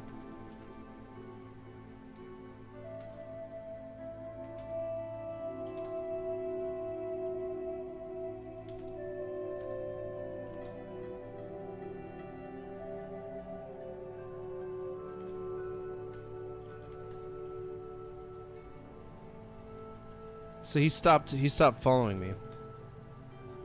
Damn it! It calls for aid? Maybe. Knowing the time, reading the book is probably in the feeler. It is in the feelies, right? Well, at least so the first 4 scrolls that I needed were in the damn feelies, which obviously in a digital world I can't just, get. I gotta physically look it up. Now there's a lot of websites dedicated to preserving infocom stuff, so they are available if you look at the right place. But, it is what it is. Vaxum, Melbor. West, north, northeast. So it looks like we got some RNG for this particular thing. Zifmia, Adventurer. Melbor, me. Vaxum, Adventurer. Okay.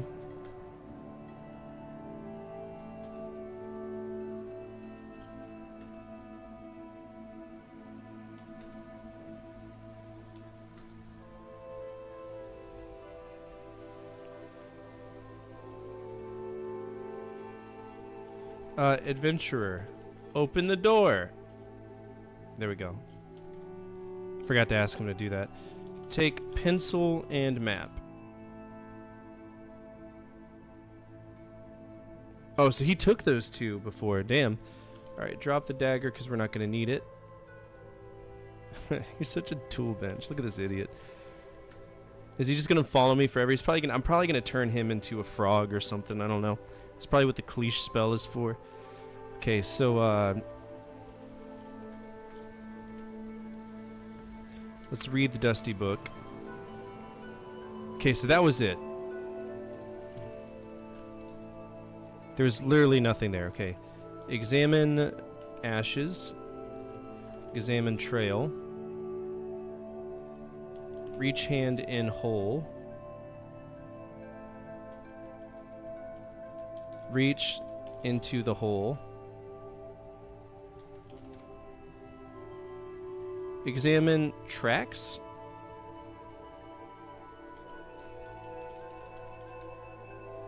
Frayed scroll. Okay. So, examine scroll. Nusto Gondar. For anybody who doesn't know, Nusto is a spell that we use to turn things into the scroll into our spell book. So, there we go. That's stupid. It is what it is, though. Alright, this is the junction. I think this is the outside. This is the junction on the outside, so. We didn't go there before. Junction,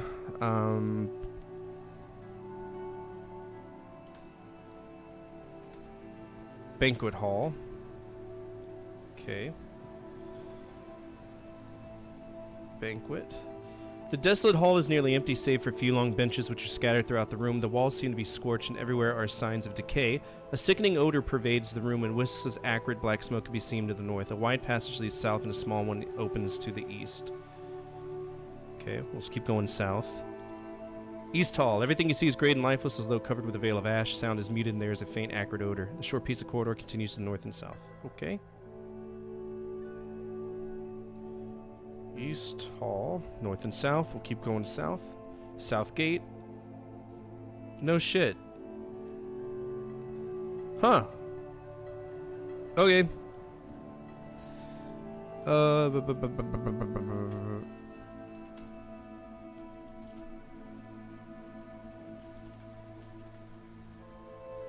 a peculiar room with cream-colored walls are thin and translucent, and exit to the south, and it's very strangely indeed, perfectly round and black as pitch. Okay, so we go down again. Because it did say we could go down, but I didn't think of doing it. Translucent room.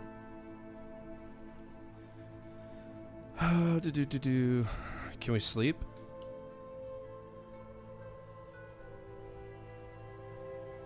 Alright, drink water. Sweet. Alright.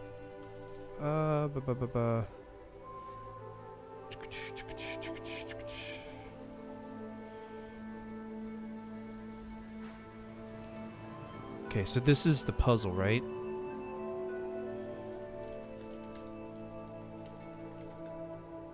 Oh, Jesus Christ. Oh, so this is where the pencil's gonna come into place. The map consists of a drawing with 9 points, each represented by a strange character with interconnecting thin pencil lines. Using your native alphabet, it looks like B to R, J to K, J to V, V to F, M. Okay, so we got ourselves a puzzle here. Spectacular. We're gonna save. B to R to H, M, K, J, V, F, and P. Okay, so B connects to R connects to M, M to H, R to H, M to V, V to J, J to K, V to F. Now, what's interesting is, why is there a different kind of... I wonder if that's just what the ASCII art was doing. Can we go... Okay, let's go south. It's a peculiar room. Okay, I'm gonna have to keep my finger here. R. So can we go to...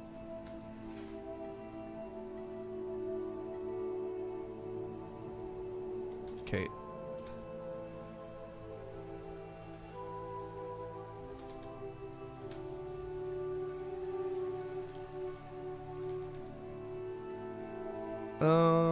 Ba-na-na-na. Can I draw line on map? Can't draw an arbitrarily. Rather, pencil seems to home in on various points on the map during a draw line between. Okay. Draw line from F to P.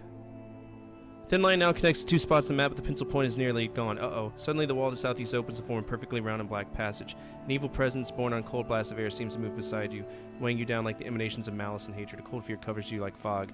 You feel that two powerful evil forces are searching each other out. As they meet, the air lightens. Belbaz appears before you. Something has disturbed the ancient Terra. Kuril himself knows this and will try to use it to his purposes. Already, they may have joined together. You must not allow the Terra to escape, or we are all doomed. Oh, well, that'll be easy.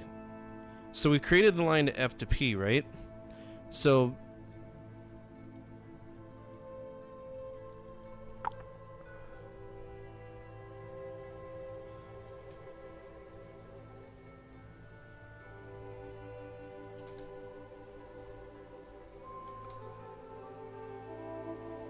And there's a scroll here, too.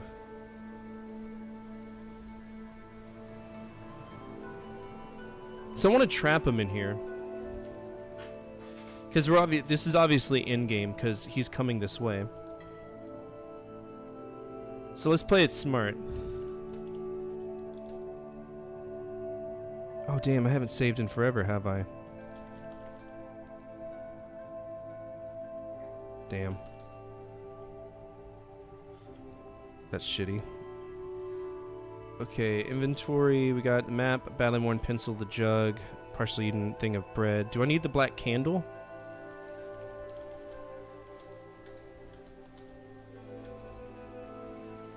Oh, I need that other scroll. Hold on. North to the library. Examine ashes. Examine tracks.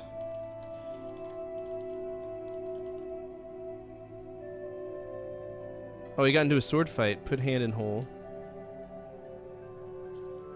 Put hand into hole. Examine tracks. Put hand in hole. Nice try? What do you mean? Reach into hole. Okay. Examine frayed scroll. Nusto Gondar. Okay. So let's just go back to the map, because that's obviously what we're supposed to do.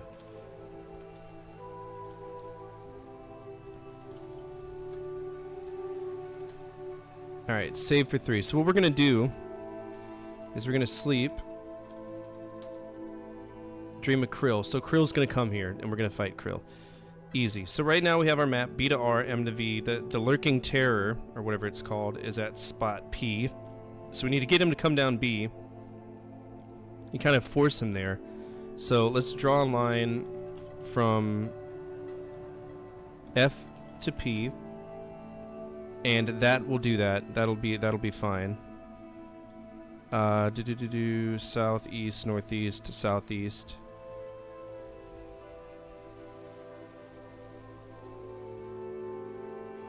Oh, the terror got out. Well, shit!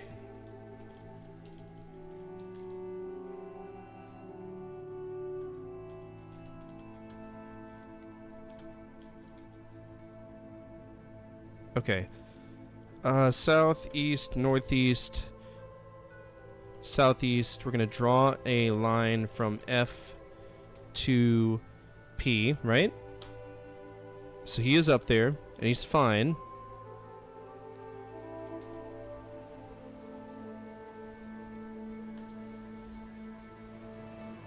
Okay. Erase line from B to R. Okay. You're gripped by a sickening feeling. Okay. Erase line from M to V. That should keep us safe, right? Alright, so now we can't erase anything else. Oh shit, scroll. Get scroll. Examine the scroll. Gun show. Banish the victim to another plane of existence. Alright, end game. End game. This is gonna be great. Let's see what spells we're gonna need. Cleash will turn him into a frog, so we'll save first because we don't know how this is gonna go. Save 4. So learn Cleash, Gondar, and Melbor. Melbor, we still can't do Kolkad. I think that was a red herring. But with Cleash, we're going to turn him into a frog. Gondar, we're going to put the flame out, so if he uses any, like, fire stuff, right? And then Melbor will protect herself from dying. So, yeah. Up.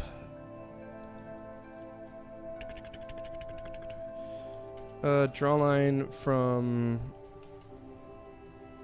J to B. Boop. Okay, so the pencil point is gone.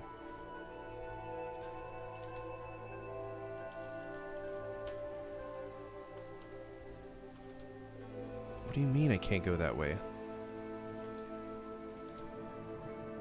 Okay.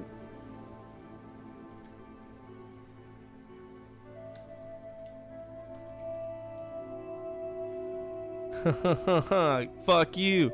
Drop pencil and map. We don't need either one of those. Drop pencil.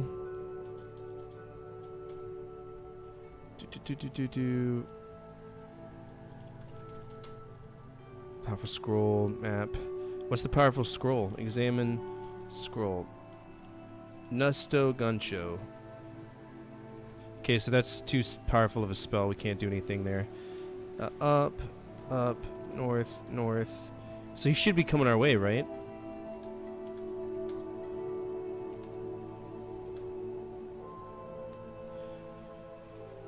This might work. I have this on the other map, but I didn't bother putting it here.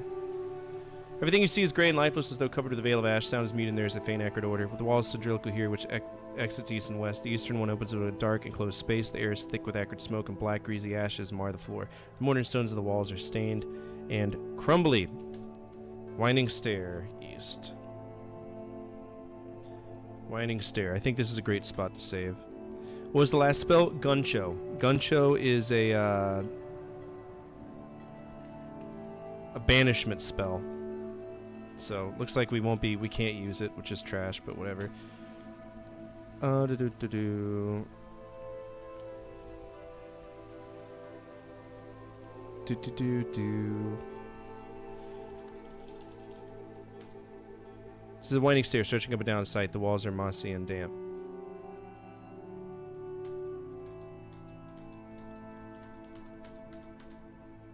Okay, so there's obviously something here. Nusto Kulkad?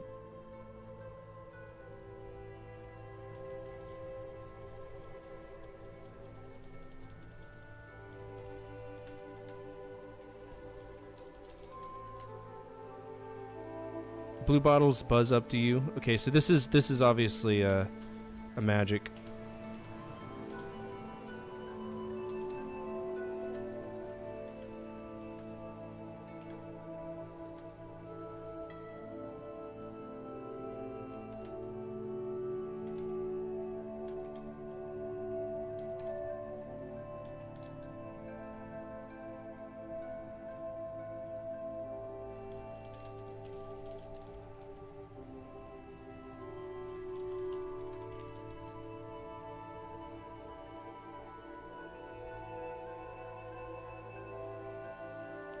He took my scroll.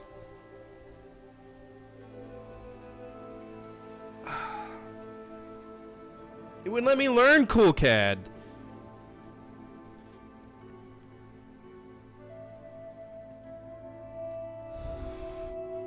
Do you get eaten by a grue if you don't grab the lantern? I don't. No. You get captured by the evil monstrosities, which are probably grues. Actually, all of these things that are hairy and evil are probably grues.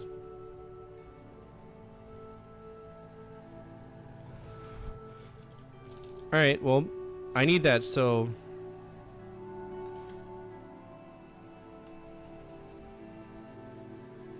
Yeah, he's taking my scrolls. Adventurer! Adventurer, wait!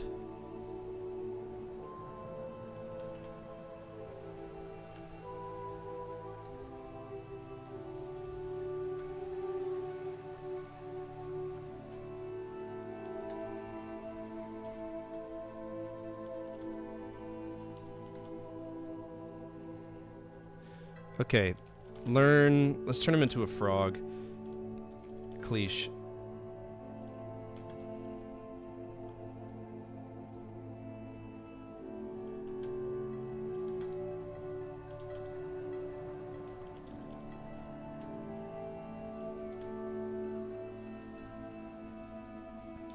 Cleash, adventurer. Damn it!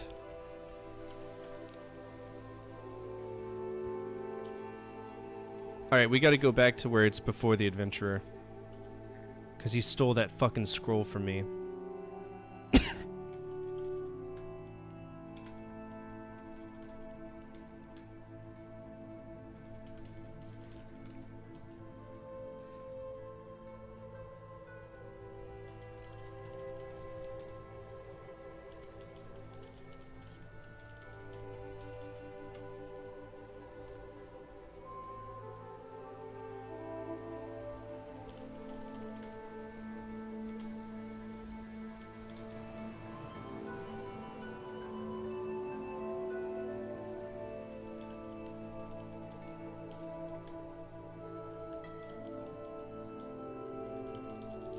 Alright, if we don't need him, then I'm gonna get him out of the equation so he doesn't steal our shit, right? I think that's a smart thing to do.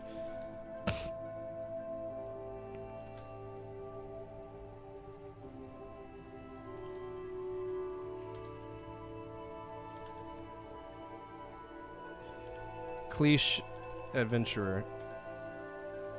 Damn it.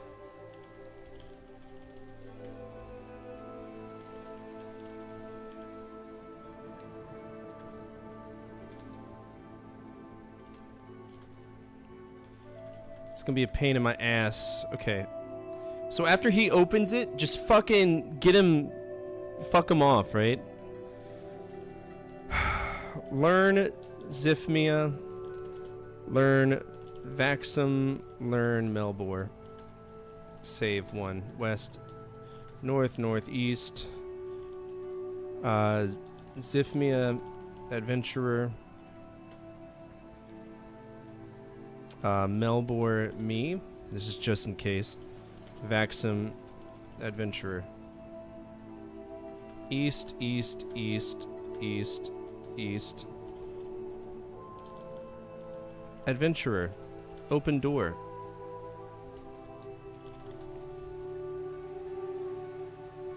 No spell. Maps.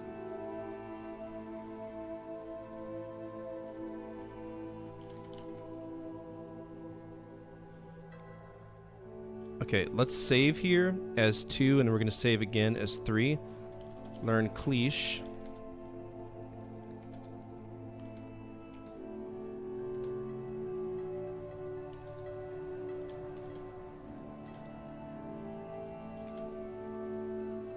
Flood Control Dam 3. It is Zork!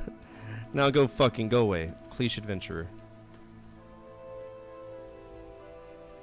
Fuck's sake, man. Alright, south, library. Examine ashes. Drink water. Examine tracks. Reach in hole. Examine frayed scroll. Learn Gondar. Nusto Gondar. Okay. So we obviously got to do that little puzzle again, but it's not going to be a bad thing. Let's look at our inventory. I have the map, the pencil, the purple scroll. Examine purple scroll. Filfer spell. Create gratuitous fireworks. Gnusto Filfer.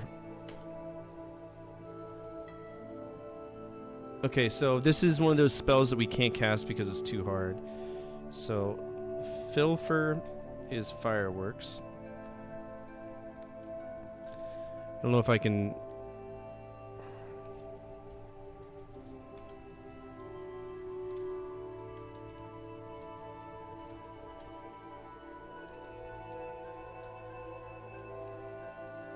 Scroll of old brittle parchment, okay. Drop purple scroll. Eat food. Take brittle scroll.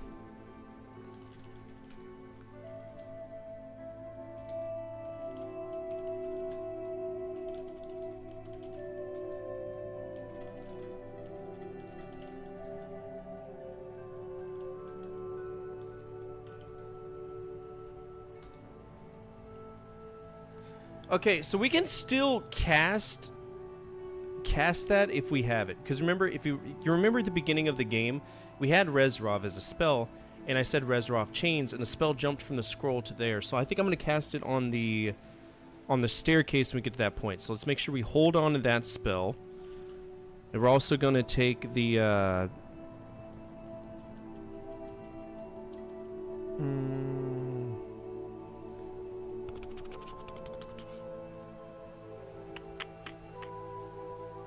Take the purple.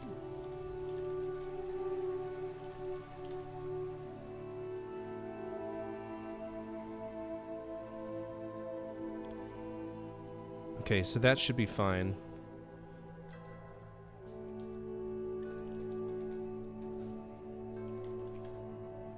Alright, so now we're going to do this again. Drop spell, spell book, and the jug. Because those two things are ones we don't need right now. The other object... Oh, my bad. Up. North. Restore 3. Restore... Wait. Okay, so we got both of those. North, up, north, east, west, north, up, north.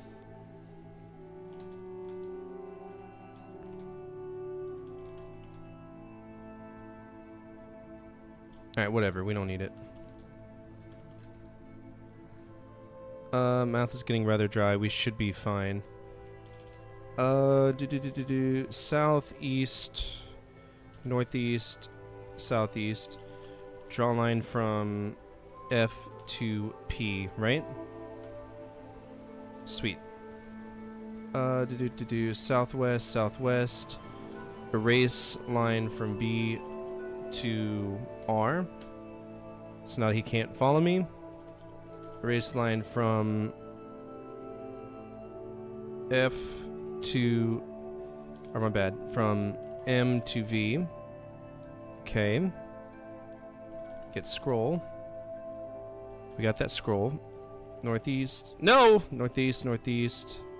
Just kidding. Northwest, west. Northwest, west.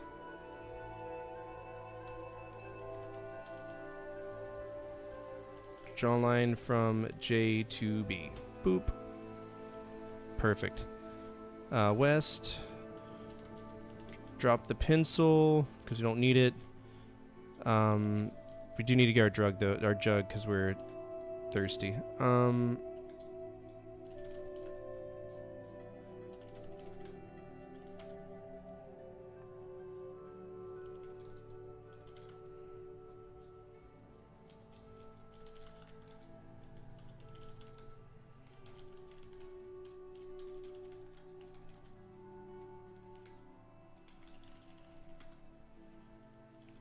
Get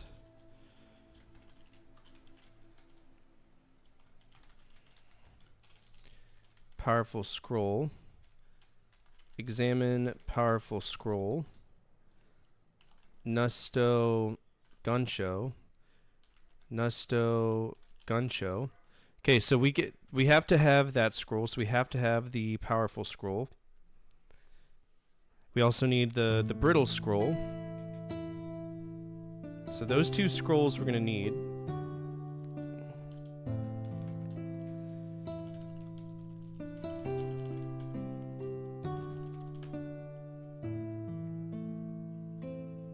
Examine purple scroll. Fill fire.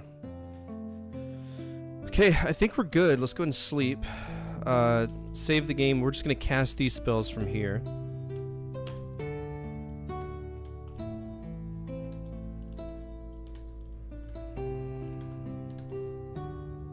Oh, there's a kitchen to the east? Interesting.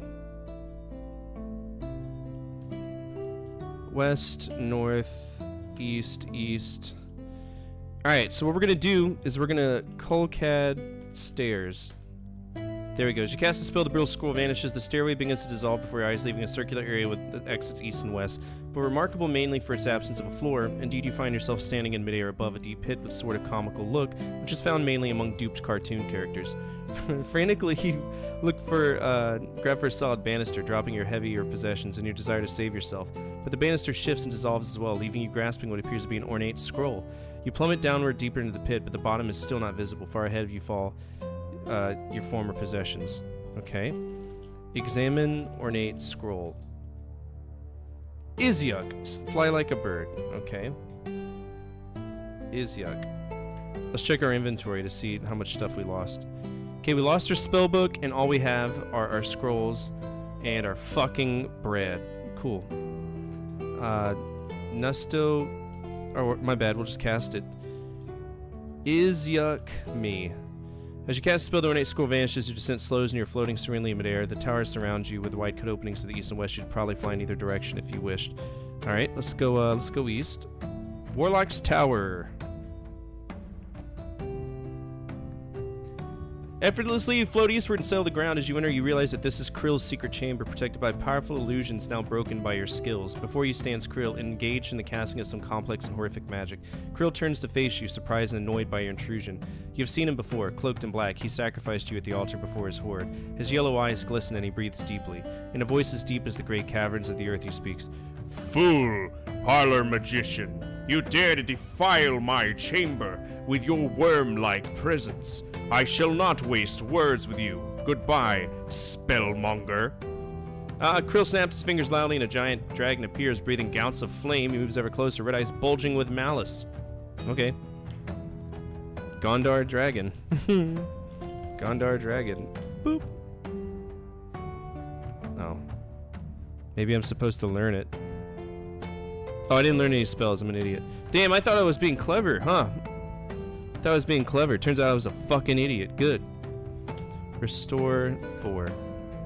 Okay, learn. I'm gonna turn him into a frog. So Cleash, Gondar, and Melbor to protect myself. There we go.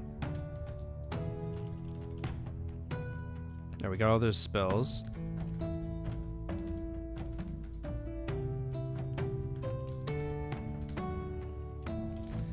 Alright, Kulkad, stairs. Boop. Alright, examine.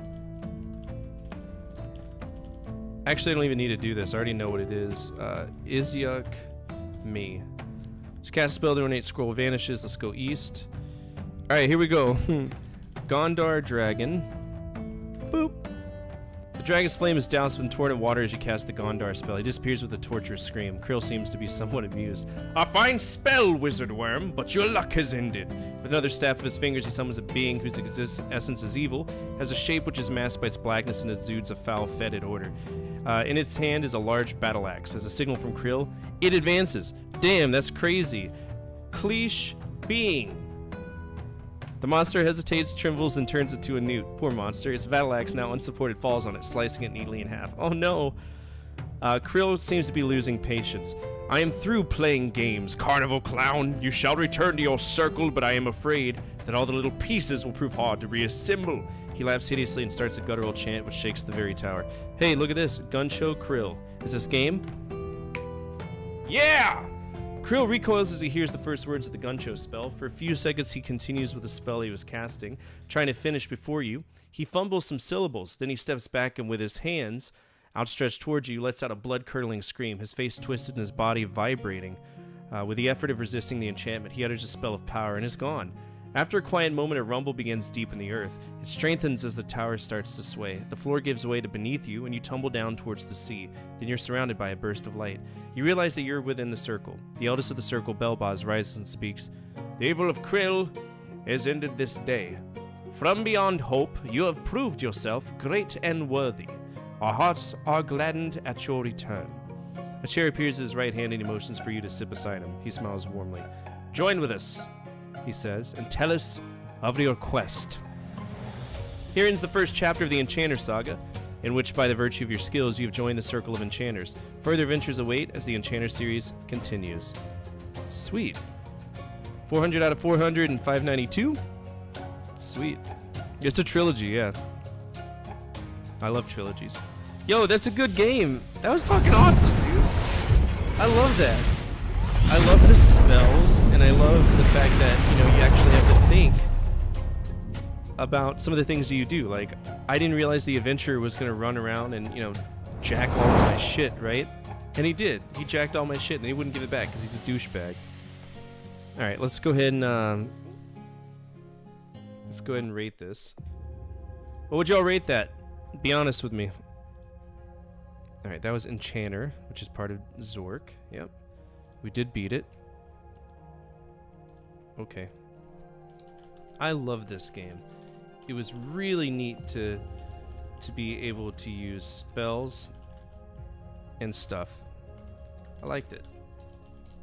I loved it. I think it's a... Why wouldn't it be a G tier game? I think it's a God tier game. That's like a really awesome fucking, you know... I'll go with what y'all say. So we got A, we got S, we got A. A plus or God tier. So we got a few votes for God tier. I can't think of anything wrong with this game. I really can't.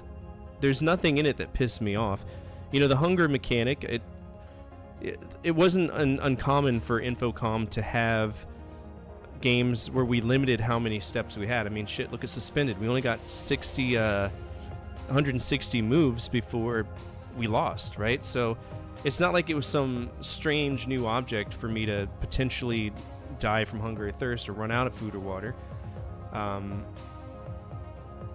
The only thing I could say would possibly drop it down to S is the fact that there is no way to get more food. But if I went to the kitchen, I probably could have found more. I'm curious. Let's look up a map. Let's look at the enchanter map and see if there was any food in the kitchen. Because if there's food in the kitchen, then we would have been all right. No, there's no food in the kitchen at all. So, I mean, well, to be fair, it didn't say that there was.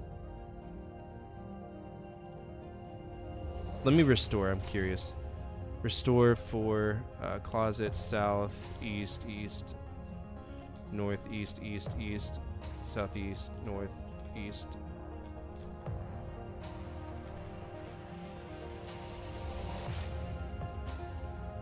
So that would have been some, like, you know, whatever. The callback to Zork was awesome too. This game is in the Zork universe. It just parallels.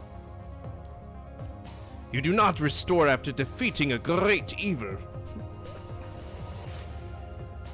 Damn, man, that was good. All right, I'll let y'all choose S or G. Your choice. Whatever you write will be on there.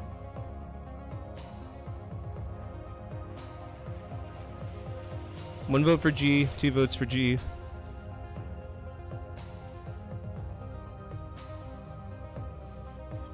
I think we should go with G. That was a great game, yeah. That was a god tier game, that one. What's up, Darrow? How are you? Which means we're also going to be adding that to the episode tracker. It's going to end up on a best of PC. A lot of them have. Enchanter is a G game. Chillin' playing some KOTOR? Nice. I love KOTOR. KOTOR's fun. I never beat KOTOR 2, though. Alright, so it looks like our next game is called Infidel. I have been on for 2 hours, so let me take a quick break, use the restroom.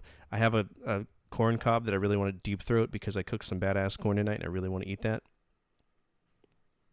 I do. But before I do that, I do want to leave y'all with one of the newest videos that I did. 10 Famicom voids, or 10 Famicom games to avoid. So I'll be right back. Don't go anywhere. I've played a lot of Famicom games, and one of the cool things about that is that when you look past what the NES had to offer solely in America, you unlock a wonderful vault to understanding how video gaming thrived after the video game crash. That being said, there are good Famicom games, and there are bad Famicom games. Today we're going to focus on the bad ones, games that made me want to sign up for the Ocean Gate Titanic tour. They aren't great. These aren't the worst on the console, but they certainly aren't worth your time. Let's begin.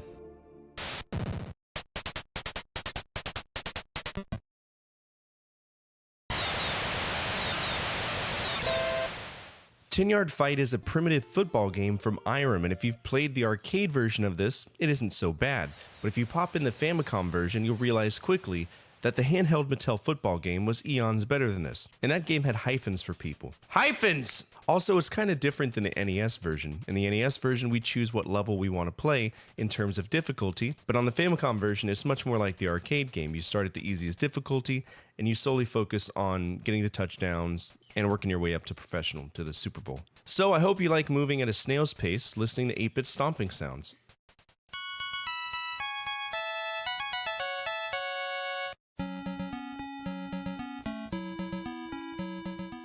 ER Kung Fu is considered by many to be one of the first proper fighting games, and I viewed it as that, a company dipping their toes into the idea of making a one-on-one proper fighting game. In the arcade, this was cheap as cheap could get. You'd get annihilated by the CPU, and that was the nature of the beast. It was an arcade game. If they let you win, you wouldn't put more money into it. Then they ported it to multiple platforms, but the one I played was the Famicom, and for a fighting game, it has some bad hitboxes, like jank hitboxes. It almost boils down to being able to hit the button quicker than your opponent. To me, it's a very lazy port of a very well-known Konami game from their earlier years.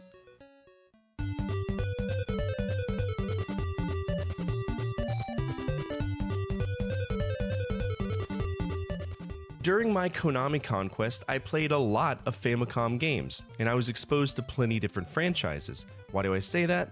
Because this is a crossover game. And all of those franchises are represented here. Konami Man and Konami Lady, who were mascots for Konami back then, Goemon from Ganbare Goemon, Simon Belmont from Castlevania, Getsufuma from his titular title, Getsufuma Den, Mikey from the Goonies, King Kong, Twinbee, Vic Viper, Upa, Penta, they're all here. And the whole idea is that we go through 6 levels and at some point we win. I don't know enough about this game to say how it ends or what it's about because I couldn't translate it. But what I can say is that the only reason why I decided to stop playing it was the sheer amount of cheap enemies and the gross inability to avoid damage. It almost felt like everything that I was taking was mandatory.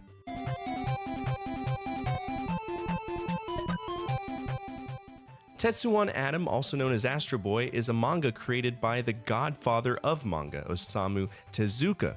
If you watch my Series Slayer episode about Hinotori, he created that, and he created roughly 700 manga series before succumbing to cancer and dying in 1989. So this is Konami's ever so loyal tribute to Tezuka, and it absolutely blows. All you can do as Astro Boy is jump and occasionally punch things, and you have to master this dreadful jump mechanic that 100% will fuck you over. And to be honest, 1989 Konami, not a good year. And this was the icing on the cake. I beat this, but I used save states. There's no way I would ever want to play this again.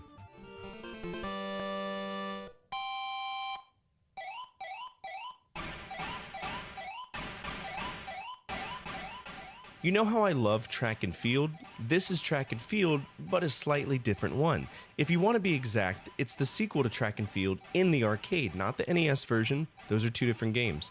Instead, this is a port of Hyper Sports, the arcade game, known in Japan as Hyper Olympic 84. You have all the standard events like you would in track and field, swimming, skeet shooting, long horse, etc. But the problem is, there are these stupid gimmicks tied to literally everything and the controls are dreadful. Instead of pushing buttons, we have to wag the D-pad left and right. It absolutely sucks on the fingers. It was not for me, and in some ways, even the arcade version wasn't for me.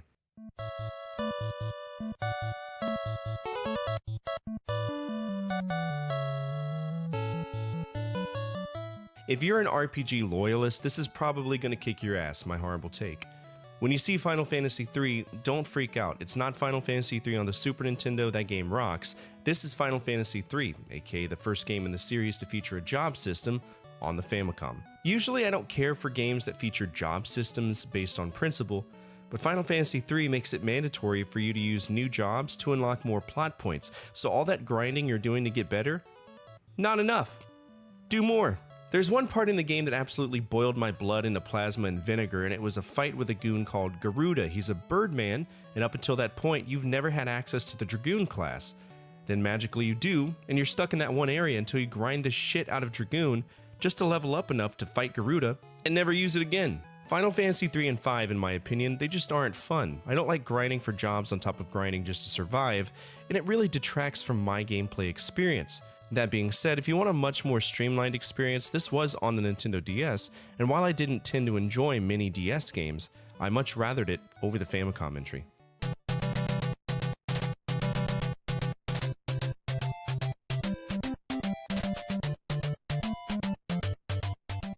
Doraemon is an anime, a very important one actually. Doraemon is considered a national treasure of Japan, and that opened up the floodgates for people to create whatever bullshit they wanted to with this stupid, smiling, robotic cat face all over it. So who better to take the responsibility of making a video game than Hudson Soft? In Doraemon, we start the game by pushing start and immediately causing epileptic seizures. I swear to God, in the 80s, if you had epilepsy, good luck, because the video game industry didn't give a fuck about you. The game itself, it's 3 stages of incoherent nonsense. The first level is a top-down adventure with hidden holes. Second is a shooter, and the final stage is an aquatic scavenger hunt. At no point during this game was I even slightly happy, and I dreaded dying because if I did, back to the epileptic scene, rinse, wash, and repeat. Now, as I mentioned, this is a Japanese treasure, and there's been a shit ton of games released for it. The most recent that I know of is Doraemon Story of Seasons. Who knows? Maybe I'll check it out sometime.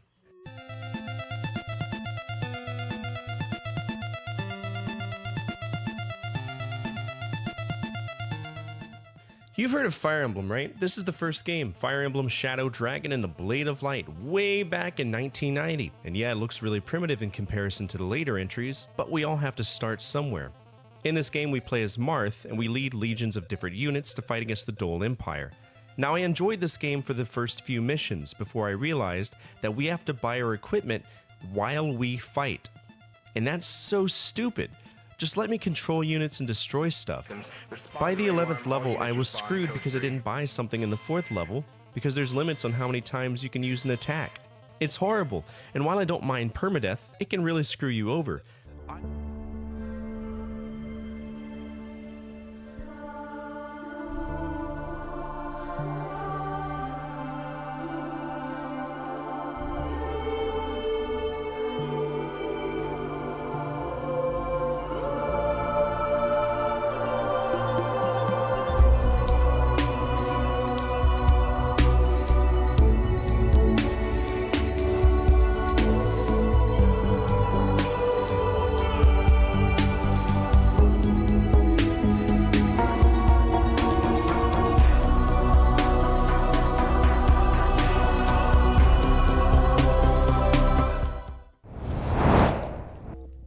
What is up, everybody? You just caught me when I sat down, so I just filled up my water, and I heard the flames. I was like, oh no! Anyway, this is what we're playing now, Infidel. But what's up, everybody? My name's Fortifier. I'm a retro variety streamer and play a bunch of games from the 70s all the way to now, always on true hardware. Over the course of 66 consoles I've collected through the last 6 years, almost 7 years of streaming. We just beat Enchanter, which was a really cool Zork universe game where we cast spells. It was really easy. I think it was much easier than Zork 3 was. Zork 3 was kind of a bitch. But I've never played this one. It's called Infidel, and gauging on what it looks like we're in the Middle East. So we need some royalty-free Middle Eastern music. I think that would be good. So thank you so much for that follow, whoever followed. I appreciate that. Oh, sorry, I got like I can't believe you've done this. Ingrown hair or something right there, and it's a bitch. All of my follow alerts are anonymous, and I do that because I believe in Power of the Lurker, the lifeblood of what we do every single day. Egypt? Oh yeah, we got to get the most stereotypical copyright-free Middle Eastern music. Copyright-free desert music. I'm waiting for it to go. That kind of shit. Nope, that doesn't look copyright-free at all. Remember, that's the same song, bro. It's only 2 minutes. I need a much longer playlist. An hour of Arabic by the sea. Yeah, bring on the stereotypes. Nobody's capable of making Arabic music that doesn't have fucking sitars and, you know. All right, let's get this going. We are on a Windows 95 emulator. This is PCEM.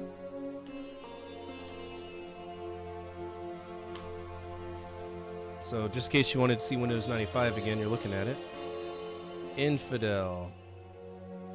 Alright, y'all ready? Here we go. You wake up slowly, sit up in your bunk, look around the tent, and try to ignore the pounding in your head, the cottony taste in your mouth, and the ache in your stomach. The droning of a plane's engine breaks the stillness, and you realize that things outside are quiet. Too quiet. You know that this can mean only one thing. Your workmen have deserted you.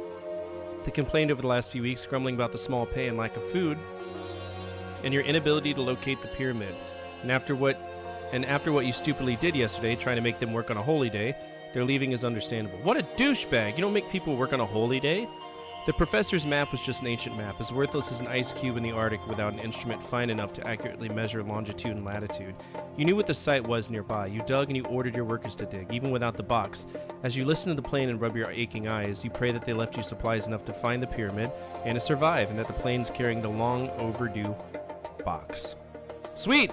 I'm in my tent. You're in your tent. Golden rays of the sun filter through the open tent flaps on the southern wall, but no breeze makes its way through. The dry, searing heat in the tent would be bearable if only the air stirred, even a little. At the foot of the cot is a large, unwieldy trunk. The trunk is closed and loaded with a padlock. Okay, let's get a new page. We've been mapping everything. Like, I got a full map of what game is this. I could probably just look at the rooms and tell. This is Planetfall. Yep. All right, we're starting in a tent. I don't know how big this is going to be. We haven't gotten too big in terms of maps, so it's probably going to be pretty sufferable. Tent. All right, so at the foot of the cot is a large, unwieldy trunk. We're going to go ahead and make sure we have a save, though. C.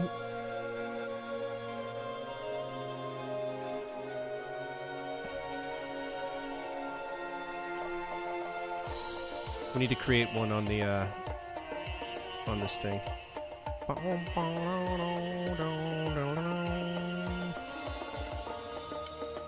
New folder. It's going to be Infidel. Infidel!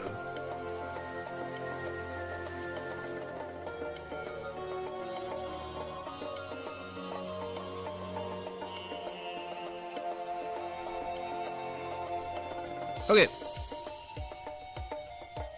Stand up. Save. It's gonna be C Infidel.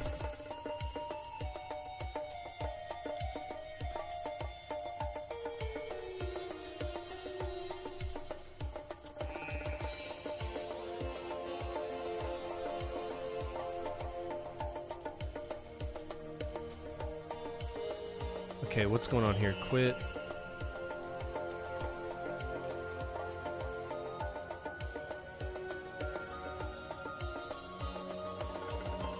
Does this one want a specific...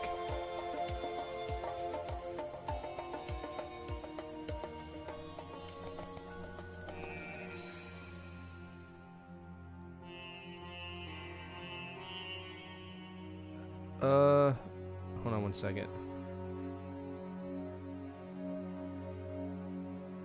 Do I need to save it under Win 95? Yeah, 40, have you heard those epic remakes of Nokia Arab music? No, I haven't. Nokia? Win 95. Infidel.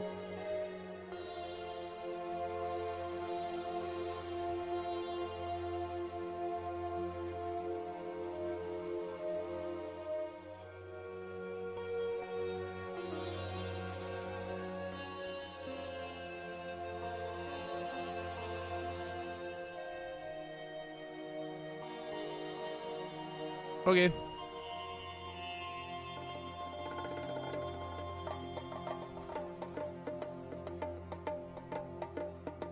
Is there a readme?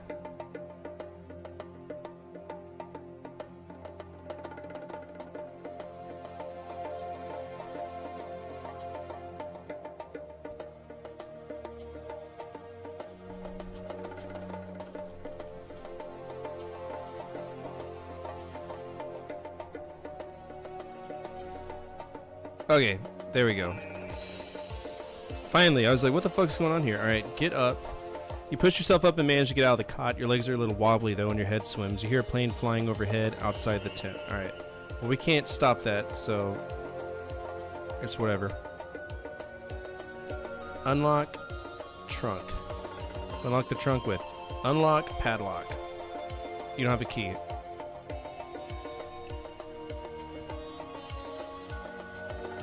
Okay. We can't do anything. Alright, north. Can't go that way. South? Outside your tent.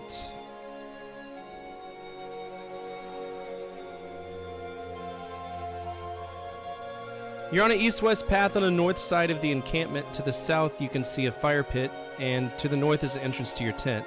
Everything is oddly quiet, unsettling, creating a feeling of floating anxiety. The stillness seems to enhance the eerie quality of the desert. The feeling of being truly alone. There's a small hole in the sand, a remnant of your excavation attempts. You look up to see a small speck appear right beneath the plane, probably a parachute. The plane heads off far to the northwest, dipping its wings in a salute.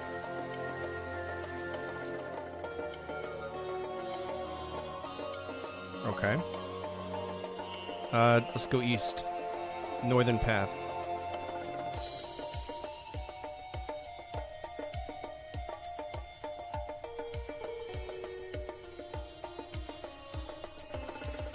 You're on an east-west path of the northern side of the encampment. To the east, you can see the sites of previous excavation workers have begun before they deserted you. Low, gentle sand dunes roll out to sight to the north, but your camp's eastern border has a path heading off to the south, which starts here.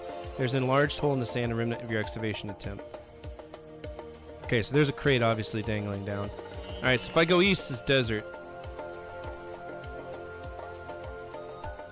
So this is going to be peculiar because a desert isn't just a landscape that stops. I could easily be walking through the desert and just die of, you know, whatever.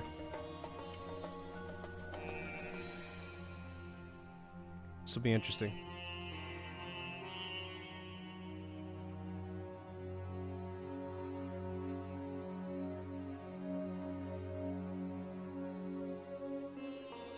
Oh. So the crate's gonna be here. We'll write that. Crate. Quicksand's not a big issue in in Egypt. There's a box here. Open box. Examine crate. Crate is slightly beaten up from the landing, but seems to have held together fairly well. There's a small label that says this crate contains one black box. Okay. Open the crate. Good box.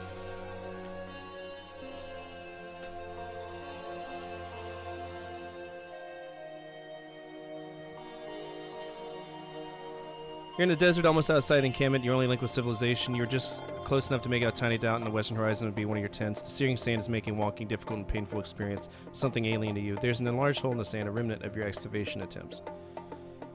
Okay, so we can walk a little bit to the desert, but I have a feeling at some point it's going to get dangerous, so we're going to have to keep... I hope it's not too crazy. You're deep in desert, the encampment a little more than a memory. You think for a moment, closing your eyes, trying to picture the coolness of the Nile, the comfort of your cot, and are overcome with doubts. When you open your eyes, again, you're greeted with the same nightmare. All around you, all you can see for mile after mile is sand and more sand. There's an enlarged attempt... yeah, we already know this. So it looks like there's 3 degrees of freedom.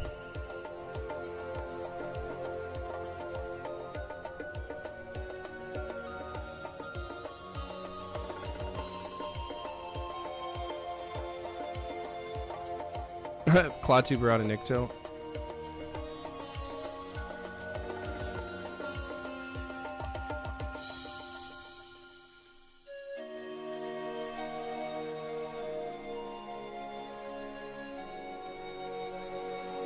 Okay.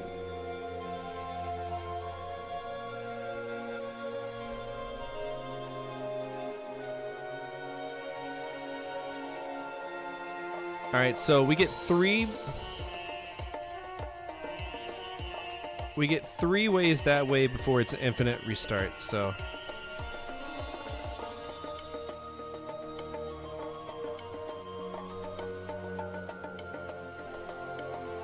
near the Nile.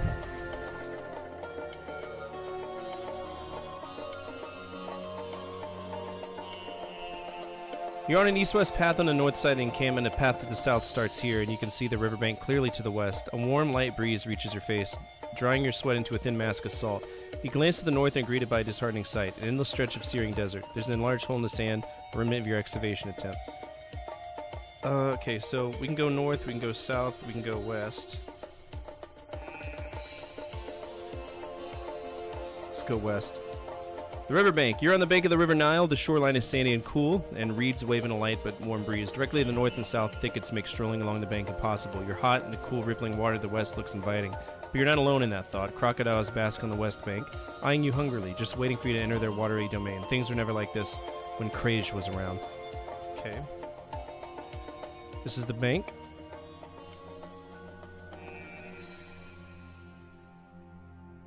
I like having proper music, right? Because it kind of gives you the ambiance. Let's go west, see what happens. Okay, you see the crocs? If you sit in the water, you'll have to swim. Okay. Enter water. Hit your head against the quality of water as you attempt this feat. Swim. Yeah, okay.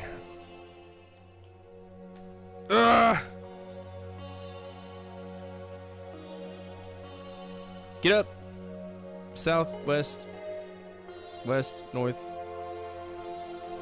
Alright, north is desert.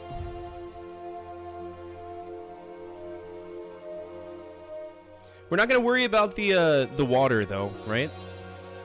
We're not going to worry about water yet because I'm just mapping. This is what I do when I play this game. Every single time I map, and that's all we can do. So, north.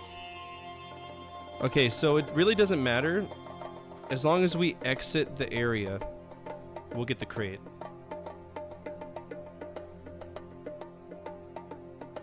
We'll get the crate.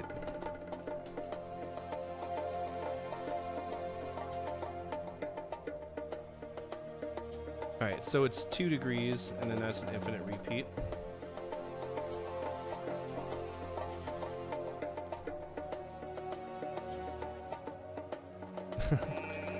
Yeah, okay, so it could be bad. Middle path.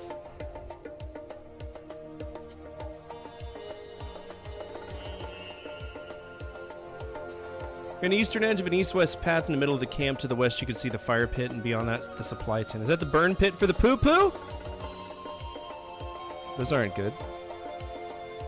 A vista difficult to avoid seeing from just anywhere in the camp. A north-south path intersects here. Traveling along the eastern border of the camp, there's an enlarged hole in the sand, a remnant of your excavation attempt. Okay, so eastern edge of an east-west path. To the east, you can see the desert. A vista difficult to avoid seeing from just anywhere in the camp. North-south path intersects here. Cool. Let's go west. This is the fire pit. You're in the center of an encampment, standing before a charred pit, a hole dug in the sand surrounded by blackened rocks. The night breezes have already started the reclamation work of the desert. Covering most of the pit's bottom, you can see your tent to the north. The work tent to the south and the supply tent to the west. Far off to the east, through the heat waves rising of the shifting sands, you can see gentle rolling dunes. There's an enlarged hole in the sand, a remnant of your excavation attempts. Half covered with sand is a bright piece of foil which catches your eye. Sitting by a rock is what looks like a matchbook. Okay. Fire pit. Match. And then we got a foil too. So there's items here. What's up, Pandora? Alright, so north will bring us to there. Outside our tent. Good, that connects. South, west. Outside supply tent. You're on a north-south path on the west edge of the encampment. Directly to the west is the supply tent. This flaps open, still in the hot, quiet air. To the east, you can see a central fire pit, a reminder of you being alone. A row of thickets impossible to make any progress through even with a machete grows along the western edge of the camp, directly to the north and south of the tent. There's a small hole in the sand. Okay, I wish they'd stop saying that. It's going great. We're starting our second game of the evening. We beat Enchanter. It was a wonderful game. Outside supply tent.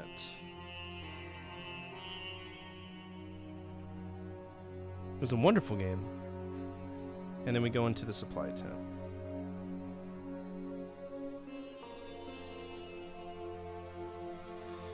You're in a tent very much like your own, a tent which had originally contained the supplies for your expedition. You notice, however, that most of the items that were here just yesterday have vanished with your workers. The tent looks as if it's been cleaned out, and as your stomach growls, the empty tent ironically reminds you of a turkey carcass picked clean after a huge Thanksgiving meal. Though the open tent flaps to the east, you can see the fire pit. If only one of the workers had remained behind, you could make him pay. Stuck in the sand, handle down, is a small pickaxe. Okay, so we got a pickaxe. Memorize that. And a shovel. There's a shovel there too, so there's a lot of stuff. Want to make Ford a happy boy? Give him a pencil and paper and a game to map. It's true, dude. Look at this. Look at this. So far, we've mapped. I love mapping, dude. Mapping's fun. It's just fun, you know? You're going back and you're playing games that... It probably came with a map, and I'm just stupid, but I like it so much.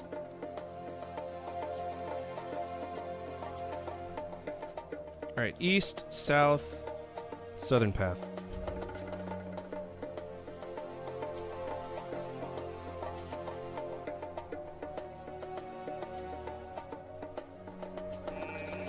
We don't have the manual. We don't have the manual, but it is available online, but I don't want to read it unless I need to. You're at the west edge of an east-west path on the southern side of the encampment. Directly to the west is a heavy growth of thickets, making any attempted western movement a painful and futile task. Through the thickets, you can hear the sound of water running gently by. That would be the Nile. There's an enlarged hole in the sand, a remnant of your excavation attempts. Okay, can you stop with this fucking thing? I don't care. Alright, south is desert.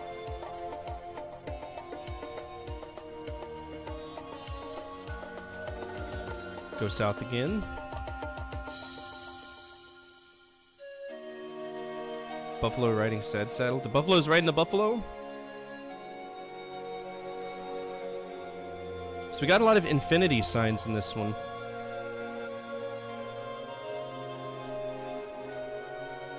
Alright. Outside the work tent.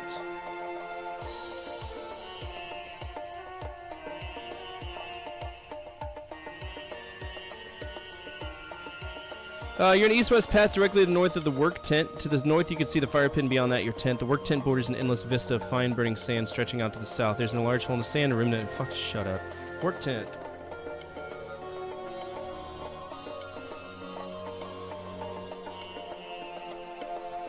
You're in a tent which used to house the workers and their personal effects. Looking around, taking in the stripped and bare surroundings, you feel surprised that they've even left the canvas walls. Quickly realize that they took what they needed, taking everything that could have been more trouble than it was worth.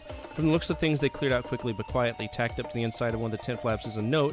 Sitting in the sand, bulging a little, is a beaten-up knapsack, okay? Let's examine the knapsack.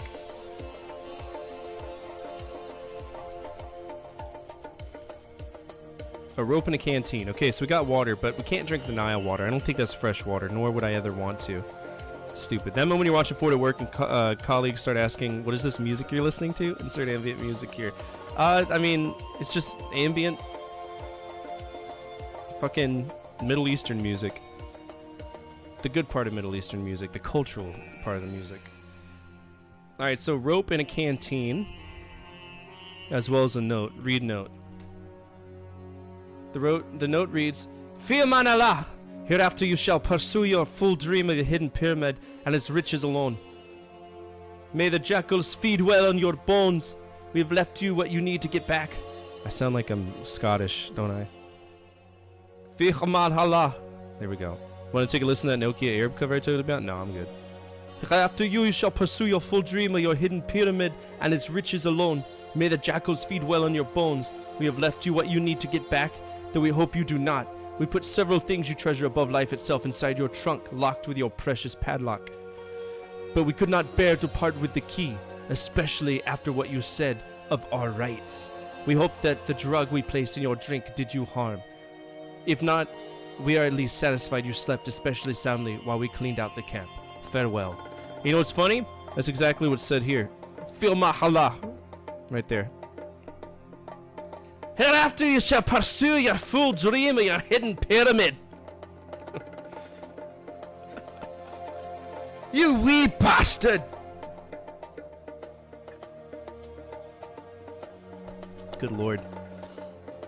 Okay, I think we're good to start. Let me go ahead and map the southeast, though. So this is just the southern path.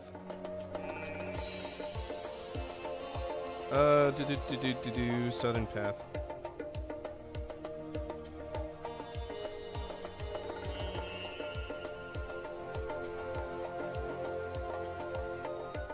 Yeah, I think we got a baseline. Now I really want to see a Middle Eastern Scottish map. Fear man Allah! You wouldn't let me entertain my Ramadan. Yeah. That'd be funny as shit, wouldn't it? Alright, let's restart. I think we're good to go. Let's go ahead and we got a map, we got a basic map, and just whatever. Alright, we're gonna stand up and go south to leave the tent. What we want to do is go to here. That plane, I don't think it's going to go anywhere. So we're going to take the matchbook because we know about that. And then,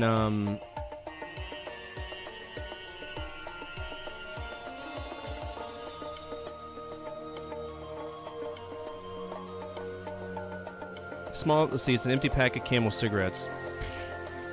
Typical. Oh, shit. Okay. South. And what we want to do is we want to read the note. That's where they're talking shit to us. Open knapsack. Take all. Just right now. You swing the knapsack over your shoulders and it settles on your back as if the cover flap closes. Cool. Sweet. Let's take the canteen out of bag. Take canteen. Can't see any canteen here. Drop knapsack. Take canteen, because we're going to want to wear that so we can do that. Take sack. Swing knapsack over your shoulders, settles your back as the cover flap closes. North. Take the axe. Take the shovel.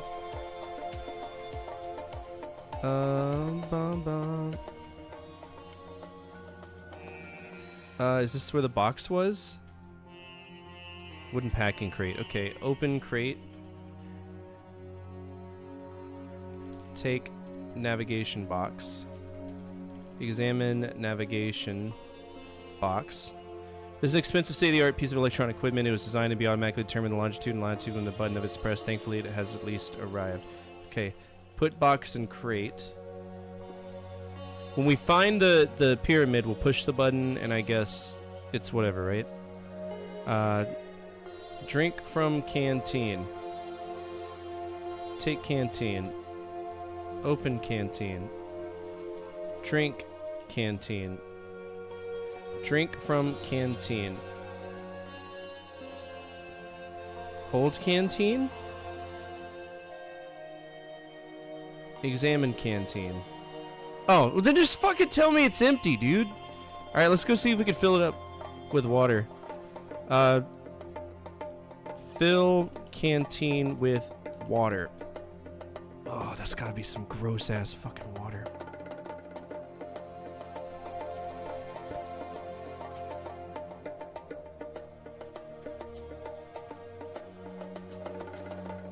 Oh, C Win95 / infidel. Boop.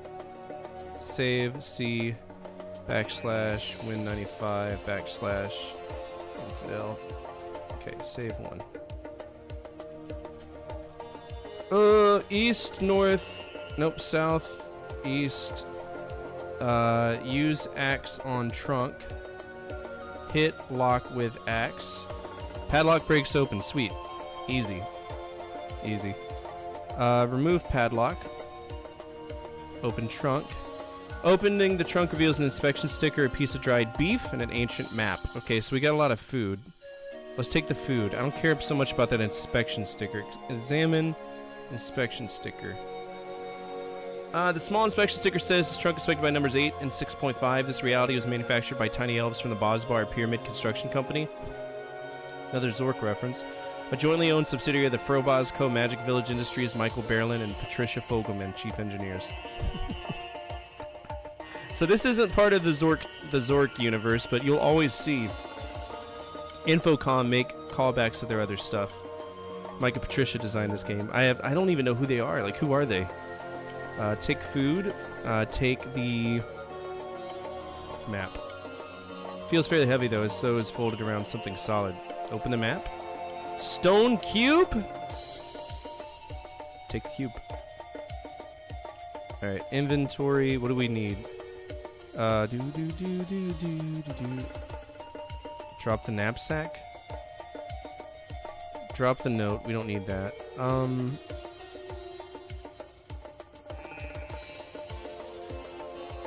That's fine. They're put inside. Mike passed away not too long ago. He designed Bubsy as well. Oh dear. Not Bubsy 3D, right?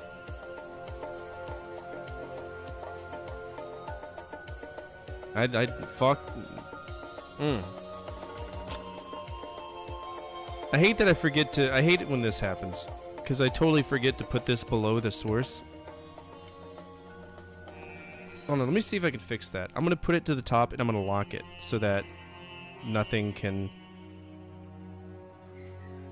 Infidel. I always want this to be on the top, no matter what. I mean, it's not gonna matter because nothing should override it anyway. There we go. Tell me, did he make Bubsy 3D?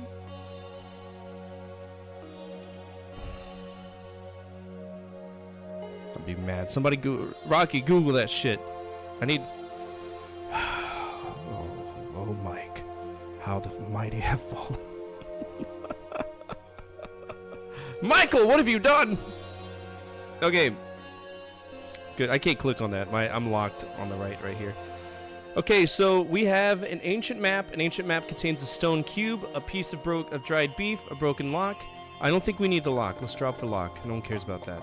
Shovel, pickaxe, knapsack being worn, a canteen which has some water, a farewell note, and a matchbook. Drop the note because I don't... Okay, that's more. You wipe your fevered brow. I'm fevered. Okay. Open the map. Take the cube. Wipe your fevered brow. Why am I... Do I have fucking... Why do I have... Do I have... malaria?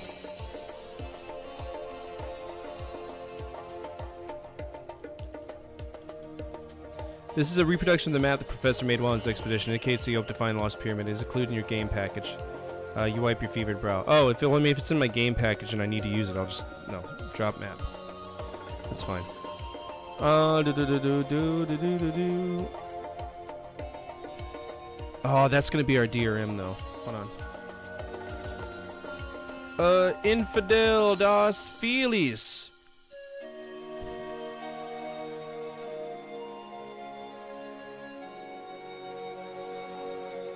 Oh god, there's hieroglyphics. Oh, we're gonna need to know this. Alright, so a pound sign means the. Pound sign with a dot means this.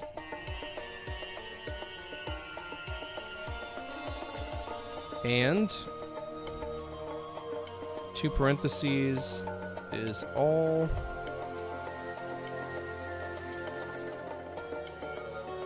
Can anybody tell what that word means? Anybody? Quesh?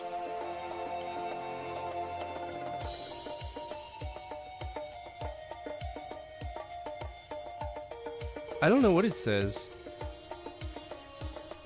Dude, isn't it insane that the ancient Egyptians used @ signs? That's incredible. This is authentic hieroglyphics for anybody who doesn't know. Sit, lie, rests. Could be queen. That would make sense. That way is to, or toward.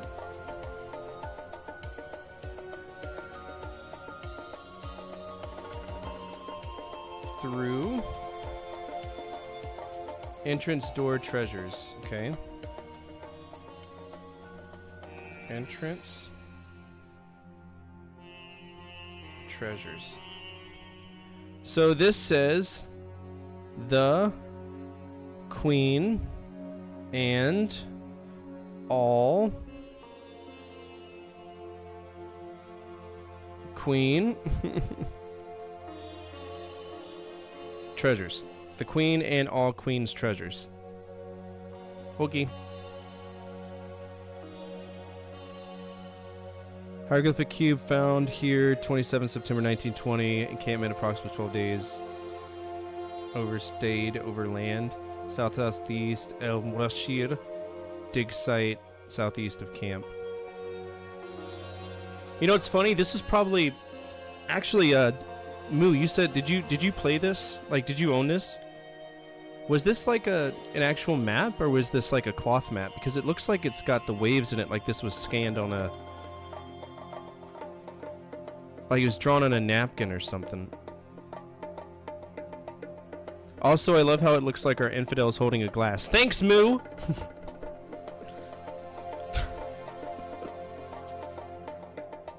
Firma Allah, have a glass of water! Can't remember? That's a mapkin? Dude, I love mapkins. Mapkins are the best.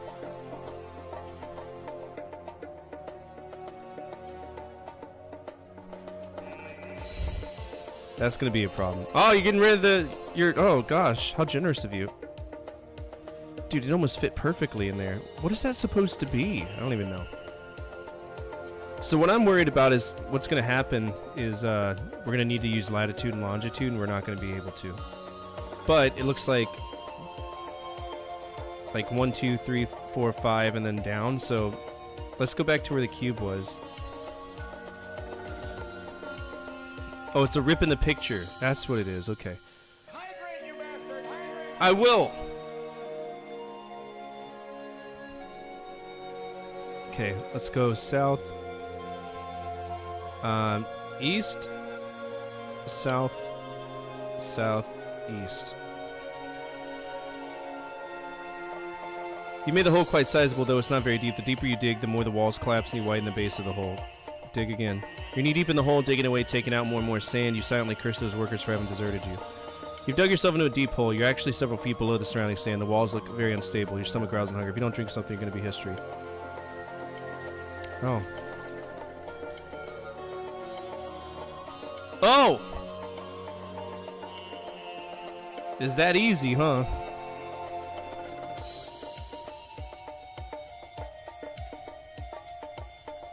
Restore. C. Win 95. Infidel. Restore 1. Restore 2.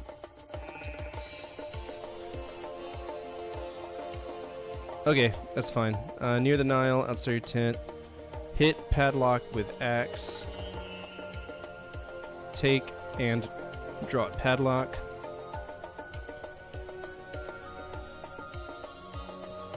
Open trunk. Take map. Beef. Read.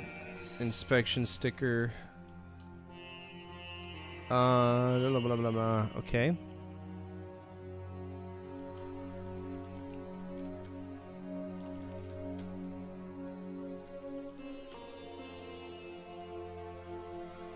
Okay.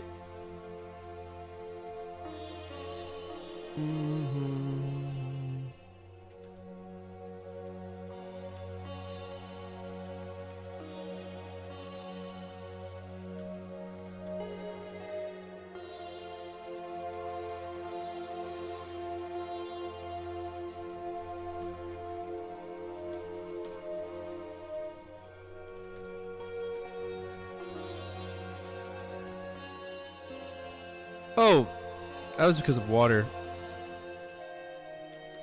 Oh my god! Don't type restore there, because bad things happen. Fuck's sake.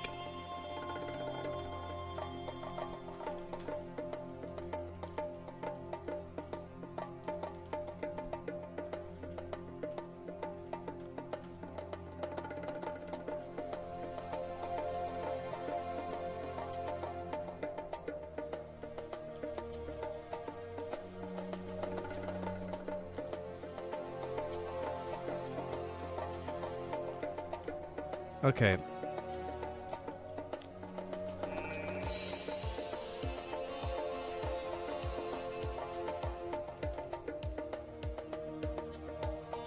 I have a feeling that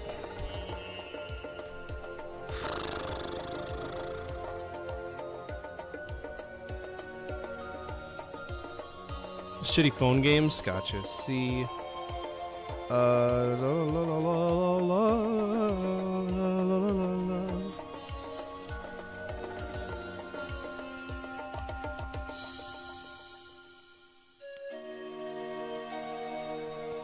Brother, I typed Y. This game's pissing me off. This is one of the only games I've ever pressed enter on and it just kills you.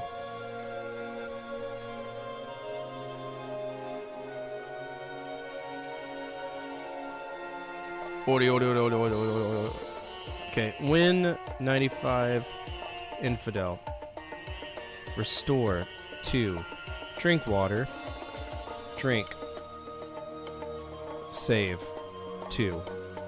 Dig shovel. Dig in sand. G. G. G. G. Okay. Now start the game again. Yes.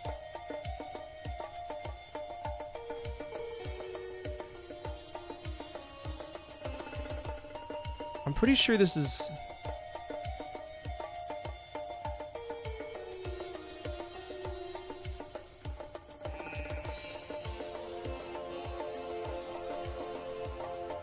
Ground is too hard here?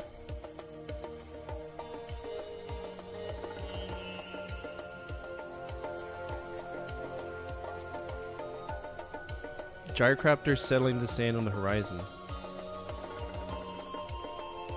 I don't know about that. Dig in ground. Ground is too hard here.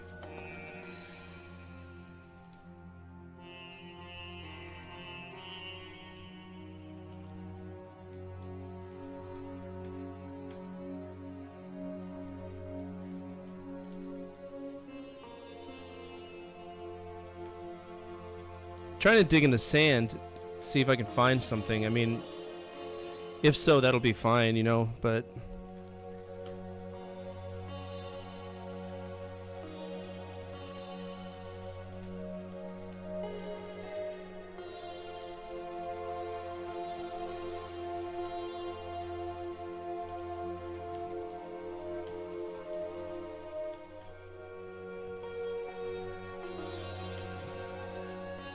Piece of dried beef, ancient map. Okay.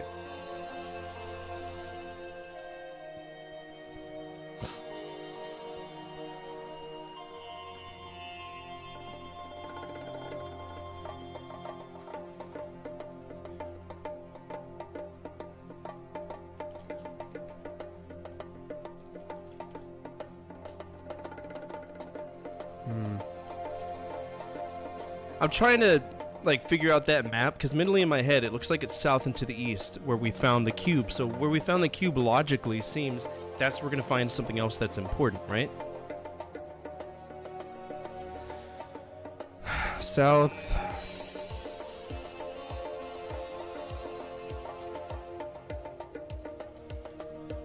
Guess that's the northern path. Southwest.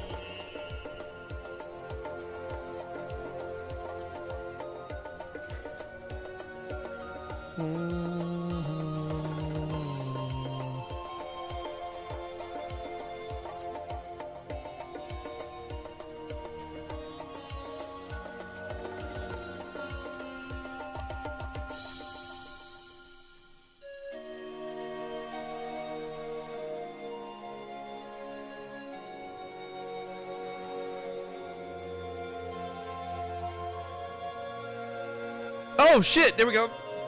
You've uncovered what could only be the top of the pyramid. After clearing it away with your hands, you notice a square opening in the top of it. Was this because I wasn't holding the cube?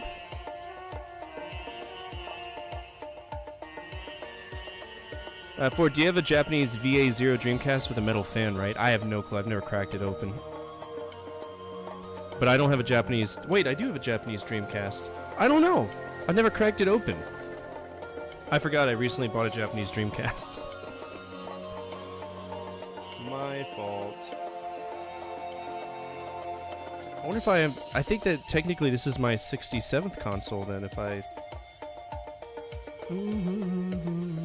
You can see if it's metal or black plastic. Well, I gotta get up to do it. As you do. Definitely Athena. What's up, Big Rudd? How are you? We're in the desert. Alright, put cube in opening. The ancient stones beneath your feet shake and tremble as they move the sands. You leap out of the way and manage to avoid being sucked down in the vortex. See the sands as entrance down the pyramid is revealed. The entire experience sends a jolt of adrenaline through your body as your lips form a sneer. You've found it without any help from those fucking idiots. Alright, drop the shovel. I don't think we're going to need it anymore. Let's go down. Okay.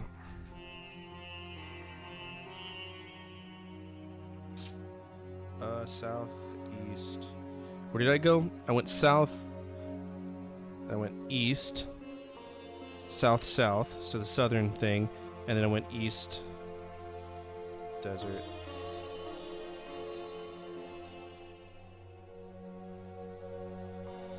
Desert.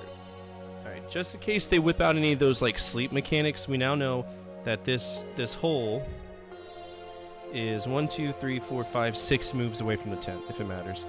Stomach growls in hunger. Okay, you're standing in the chamber of Ra, tribute to the sun god. Even though the only natural light enters through the opening above, the room is brilliantly lit as though the walls themselves generated light.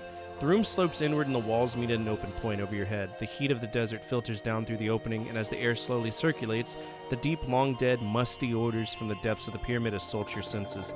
4 staircases descend from here, a steep one to the north, a winding one to the south, a wide one to the east, and a narrow one to the west. In the center of the room is a large red sandstone altar mounted solidly in the floor. Lying on the floor, partially covered with dust, is a small pink alabaster jar. Leaning against the altar is a bronze torch.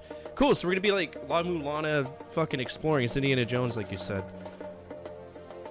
We'll quickly say it's a bit of a drag to replace the VA0 fan, but it's doable. I'm not worried about it. Not worried about it at all. Okay, I'm going to mark this as down 1 because obviously I feel like the pyramid is going to be the real like girth of what we're going to explore here. So Chamber of Ra.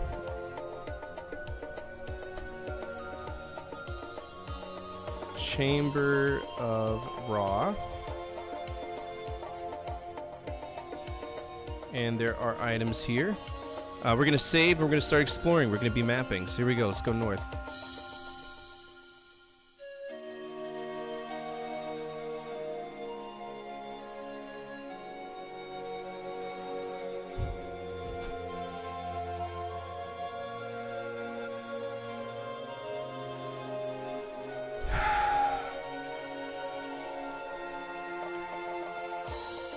Don't go north.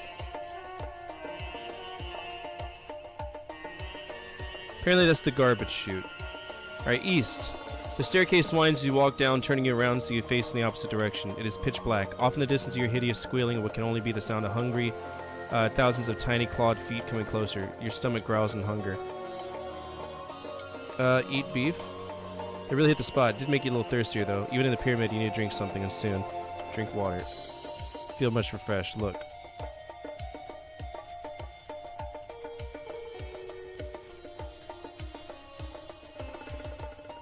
This thing's gonna, like, heavily... Can I go up? Okay, I can. Alright, take the torch.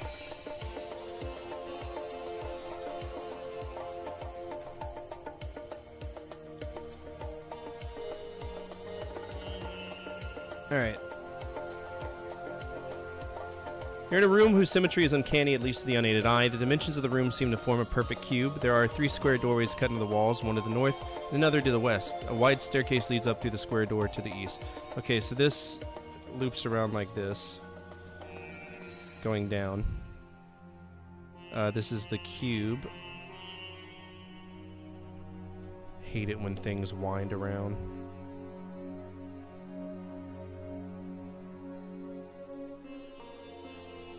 Alright, so to the east is whatever.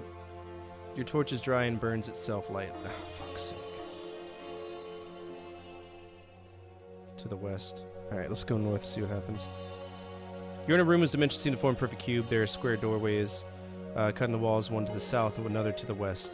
Corner for this entire area. Okay, so the cube is a relatively big area.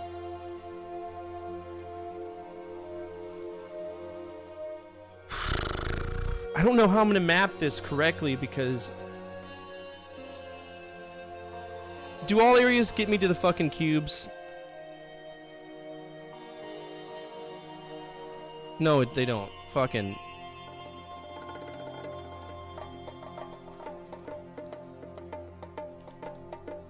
What was the spell? Oh, it doesn't know any of the spells. Enchanter. Zork. Who? Me. Zork me. Play Zork.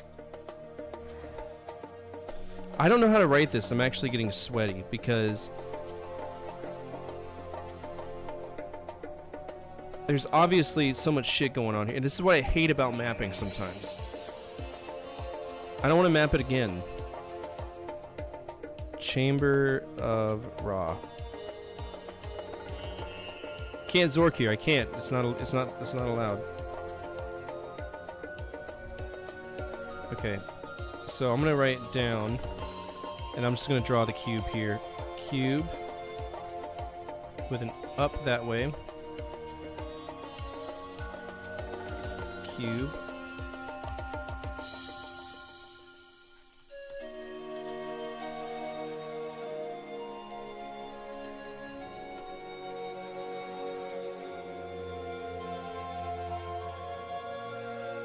Okay.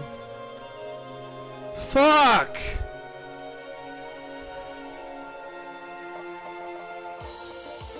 Just let me type restore, bro.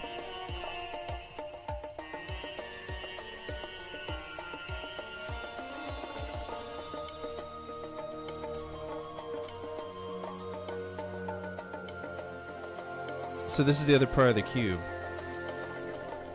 So it's just another part of the cube.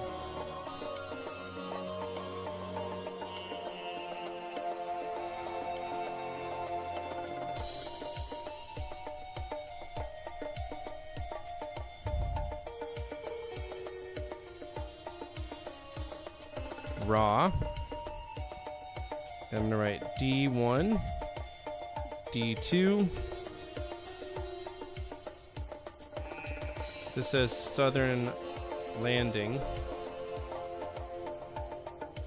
But without light, I can't really do anything here. So the question is, how big is this cube? Part of me wants to map this according to the map to see if the game offered one. But fuck, I'm not liking this one so far. I think so far this is probably one of the worst ones we've played. Just because it's so... This was a cash grab for what was going on in the Middle East, I'm telling you.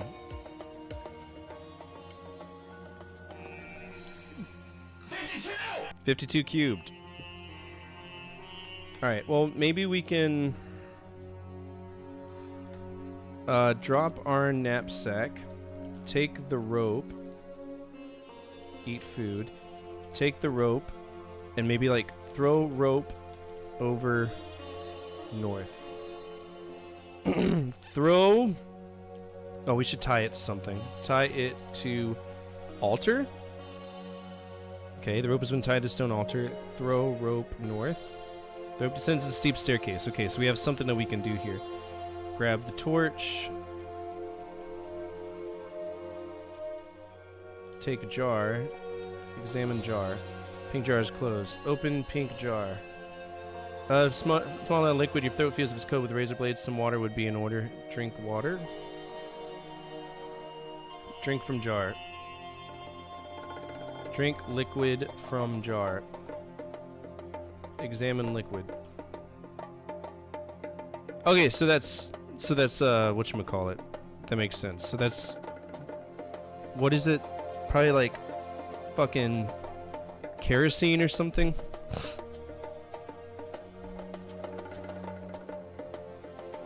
Probably. Alright, so we already used the matchbook on the torch and didn't last long because the torch is dry.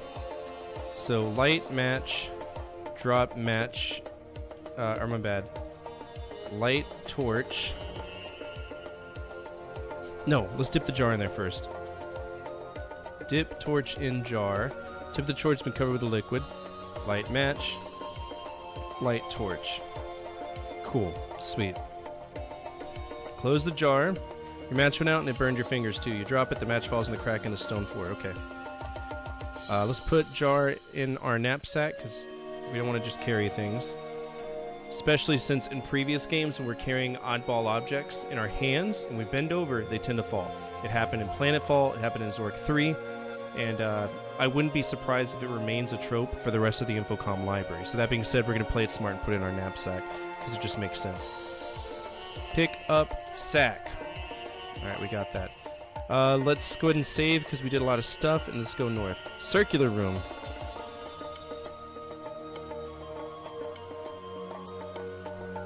I feel like this pyramid's gonna warrant its own map screen. So I'm gonna draw its own fucking map screen. Chamber of Ra. Oh! Moo, I got a question for you. Because I'm assuming if you didn't have the feelies, you would map this, right? If you were mapping on a notepad, would you put like one level on one sheet, then just flip it up and have level 2 there? Because that's what I do. Pro tip for anybody who gets frustrated with extremely silly things like that. Yeah? Alright, circular room. I'm not a big fan of their adventure games. You're in a strange round room which sits in the center of 4 hallways. These hallways lead off to the northeast, southeast, southwest, and northwest, like spokes of a wheel.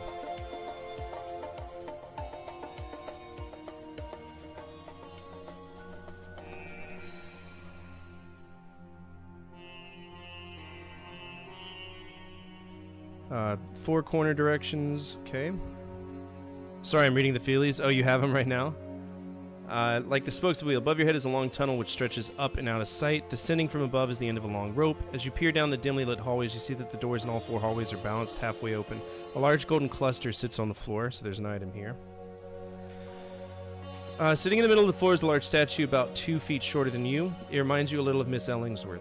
Who the fuck is Miss Ellingsworth? Northwest. Alright, let's fuck it. Northeast. Northeast hallway.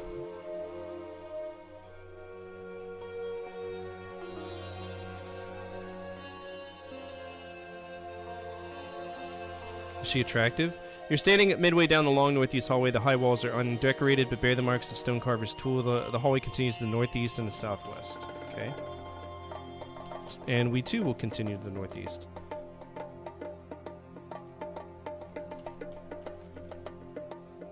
Okay, look at this. This is what I'm talking about. This game is not written well. It says you are standing midway down the long northeast hallway. The high walls are undecorated but bear the marks of a stone carver's tool. The hallway continues to the northeast and the southwest. So I say, okay, go northeast. There's no way to get through the stone door. It never mentions even one time that there's a stone door there. If there was a stone door there, then I would say open stone door, and it would say you're a fucking idiot, like it does right there. Right? So it's not written well. It's very strange. It's like they only cared about like their main things here. So we have a door, but we know it's a dead end, so we'll mark an X there, or we'll put a question mark there.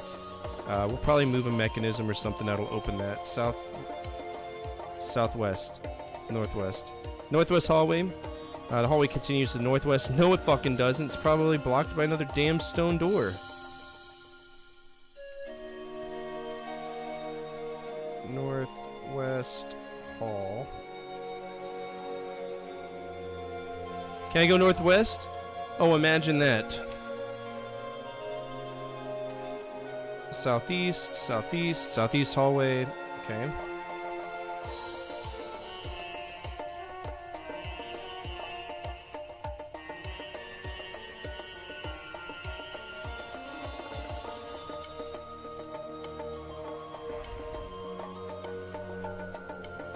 This one's all over the place. Northwest, southwest, south of Solid. This game is a kind of a letdown. I mean, it's just not. It doesn't feel like Infocom.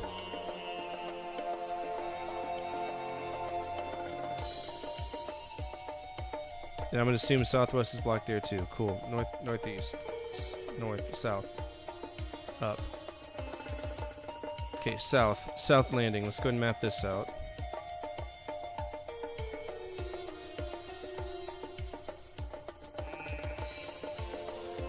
You're on a landing in the middle of a set of stairs. The staircase goes down to the south and up to the north. Okay.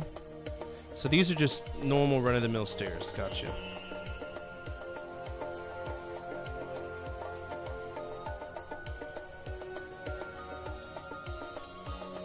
And let's go south again. Narrow hallway. You're at the entrance of a narrow hallway which goes to the northeast. A staircase goes up to the north. Okay.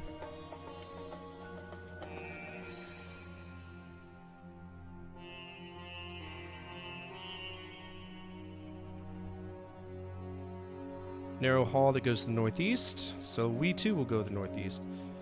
You're at a bend in the narrow hallway. The hallway continues to the northwest and to the southwest. Inscribed in the wall are some hieroglyphics. Good.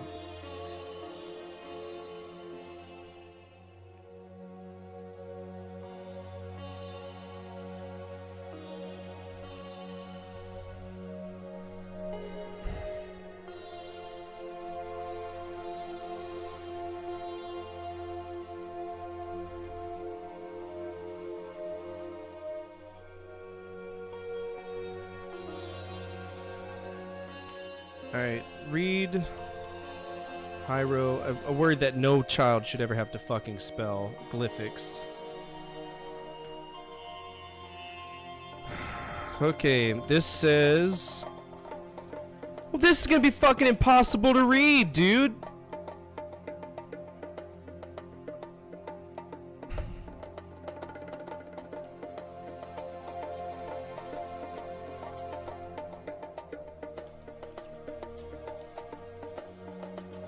I gotta make this smaller.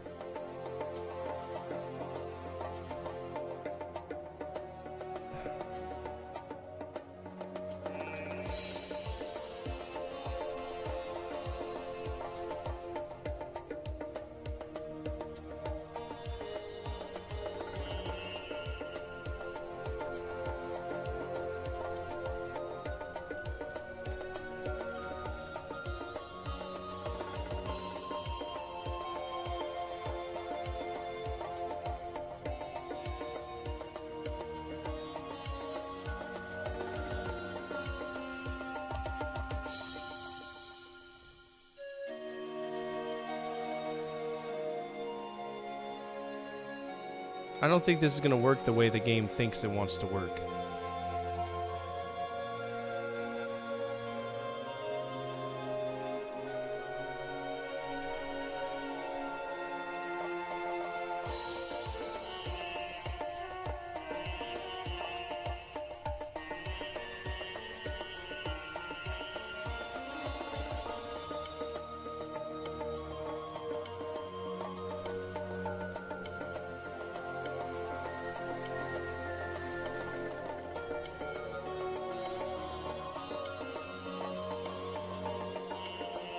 Alright, it says Queen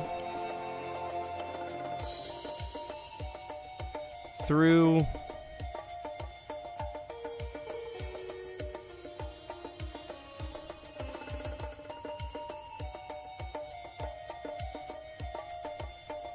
and through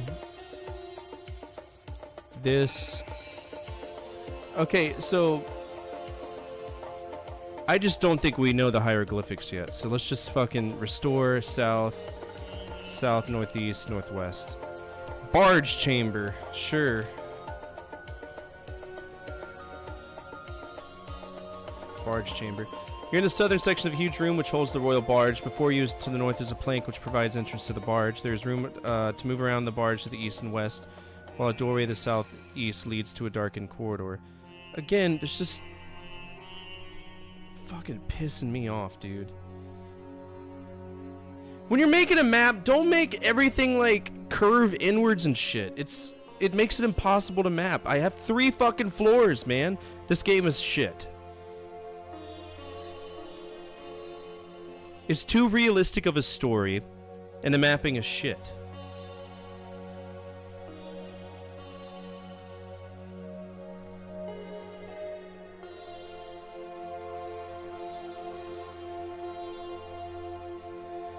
You're in the southern... What's up, Empire? How are you?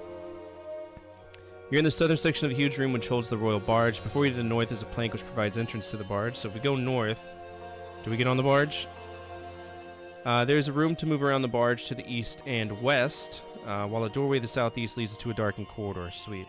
If y'all aren't following Empire, please do. Very close friend of mine. I've known him for a very long time, and he's just a really cool, wholesome individual who is such a huge activist for not only the African American community, but for the LGBT community as a whole. If he believes in it, it's good, right? That's the way that it works. He's an absolute fucking sweetheart. I need to go down to where you are and hang out with you. I think our music ended. Time to get more stereotypical Arabian music. There we go. Beautiful. 1 whole hour of trying to figure out how to get around a fucking pyramid. What you been up to? Usually he plays Dead by Daylight. You'll be in my area soon, just in time for me to move. No, I'm just kidding. I am looking for a house though. We're trying to find our forever home. And the tough part is not having internet, right? Because we want like 5 acres of land, but internet and land are like a weird, strange duality, right? You either get land with no internet, or you get good internet, but you're on like public land. It's stupid. But yeah, I'm still where I am. So if you're in that neighborhood, expect me to pop by. I'll drop what I'm doing to go hang out with you. I work from home. You know what I'm saying? I ain't got shit to do. This is what I do. YouTube partner videos and this shit. So Infocom has finally hit a dud, to quote Primus. They can't all be zingers. It's true. It's true. But, I mean, I'm still going to give it the love that it deserves. Alright, so if we go north, what happens? Center of barge. Okay.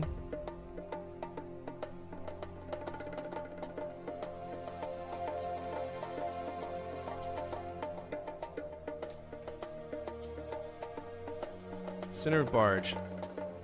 You're standing on the deck of an ancient wooden barge. Before you cut into the deck is a hole. To the south is a plank which leads down off the barge. You can see 2 cabins on the deck, one to the east and one to the west. Okay.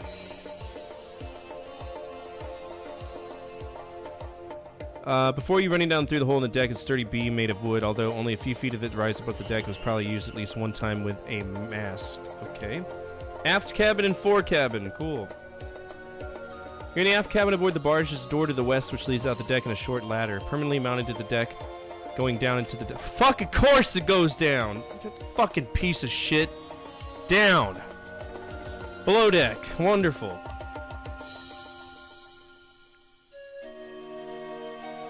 Why stop there? Give me a nether realm portal to the fucking whatever shit is in Minecraft. You're below the deck of the barge in what looks like a huge hold. To the west you can see the hold continuing while a ladder leads up north and out from here. Let's go west. West in the hold. You're in the westmost portion of the hold below the deck of the barge. On the north side of the hole is a small knot hole about 3 feet off the deck. Overhead you can see a hole going through the deck, while directly below the hole is a deck where your feet is a slot. Coming down through the hole above your head and ending in your slot at your feet is a beam which served as a mast. Okay, so there's like something else we gotta do here. That's fine.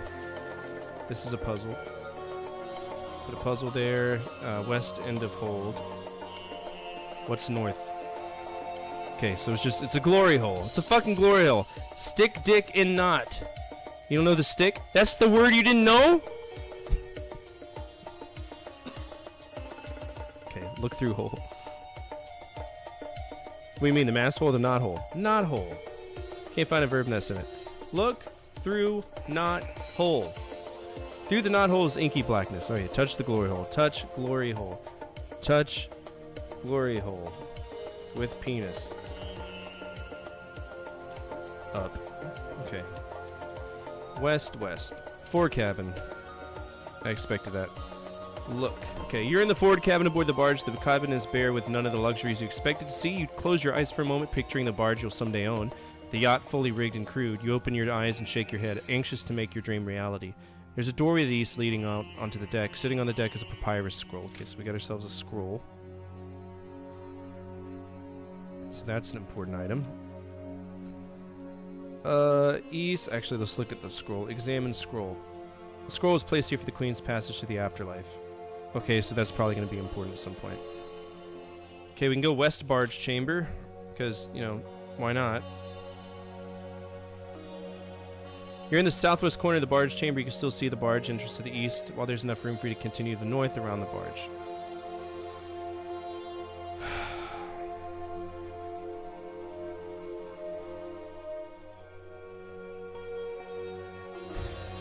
This is so fucking bad, dude.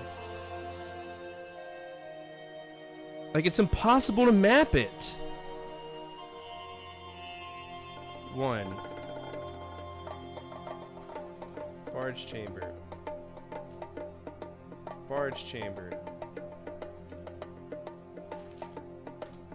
Alright, north, north, east, east, south. So this just, it's just a fucking barge chamber, okay. Barge chamber. Barge chamber.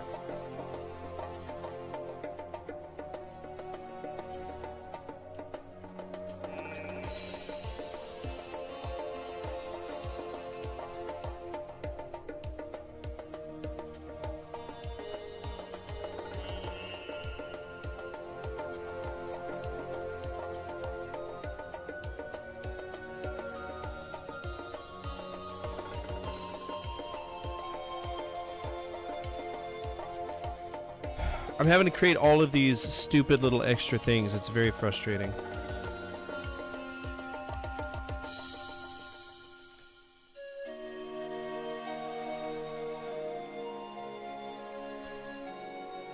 And now I gotta contend with the winding chamber, which is a massive cube, so now I gotta contend with that bullshit too. Okay, so mark this as 3.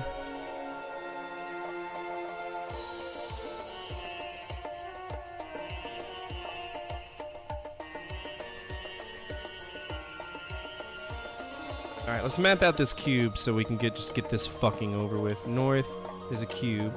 Okay. North. Can't go that way. West. In a room in the shape of a perfect cube, there are 3 square doors cutting the walls, one to the west, east, and another to the south. Okay. Cube. West. Cube. South and to the east. Cube. South. You're in a room whose walls, floor, and ceiling seem to form a perfect cube. There are 4 square doors cutting the walls, one to the north, south, east, and to the west. So if we go to the one to the west, that brings us to the west side of the Chamber of Ra. So we're going to mark that as number 4.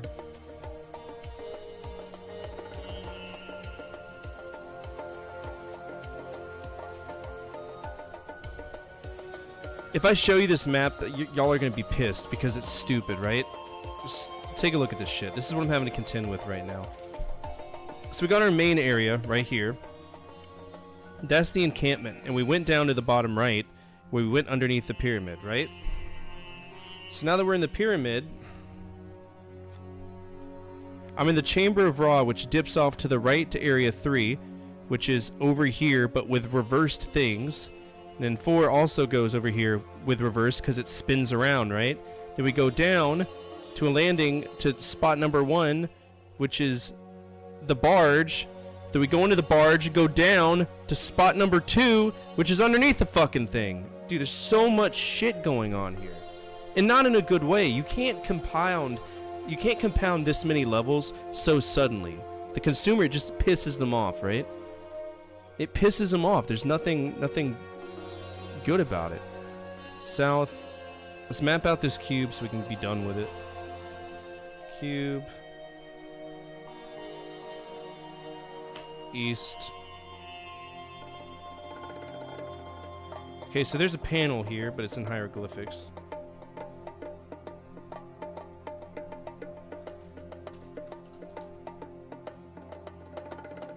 One, 2, 3, 4, 5, 6, 7, 8, 9. Okay, so this is like a map of all of these, and this is probably its own stupid puzzle as well. This makes no sense. 1, 2, 3, 4, 5, 6, 7, 8, 9. 1, 2, 3. Yeah, okay, it does. I'm stupid. Let's mark this down though. 1, 2. 1, 2, 3. Oh, you know what? This might play a role in that other thing that we saw. You remember the scroll that we read and we couldn't, or the hieroglyphics where it had like just random ellipses and stuff we didn't know? This might be it. So let's go ahead and do this. 1, 1, 2, 1, 2, 3. 1, 2, 3, 4. 1, 2, 3, 4, 5. 6 is 1, 2, 3, 4, 5, 6. 1, 2, 3, 4, 5, 6, 7, 8.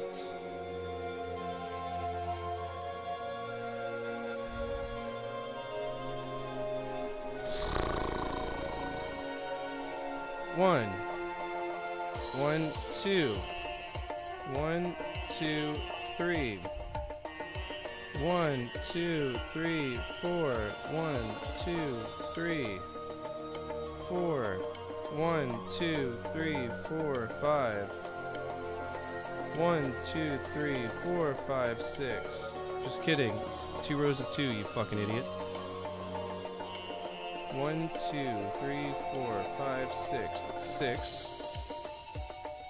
1, 2, 3, 4, 5, 6, 7. 1, 2, 3, 4, 5, 6, 7, 8. 1, 2, 3, 4, 5, 6, 7, 8, 9. Gosh, man, I've been doing a lot of writing.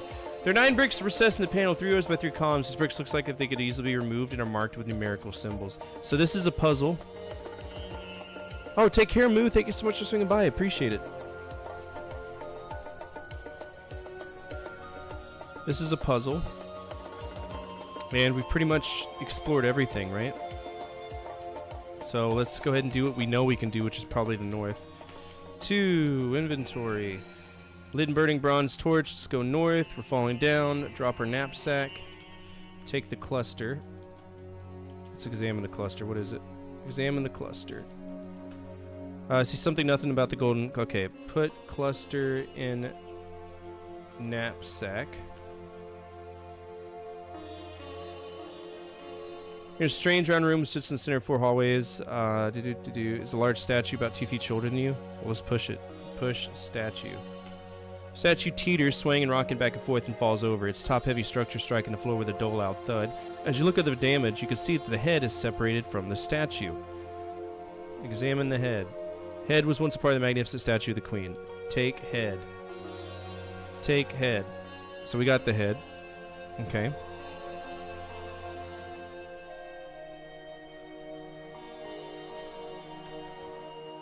This is making me wonder if we need to move the statue onto like a, you know what I'm saying? Like a platform on the ground.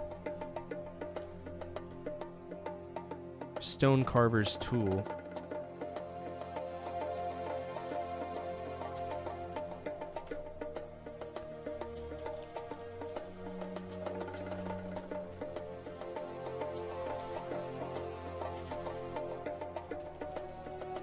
Statue bumps into wall. So we can roll the statue.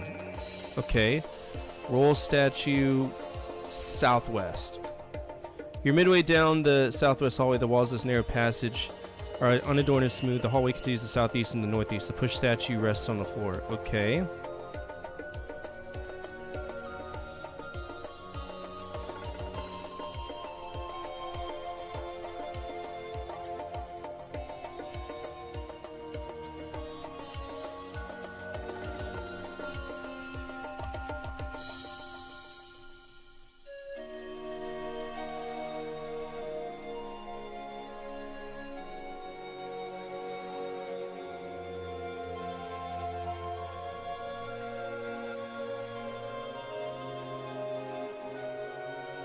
I don't understand.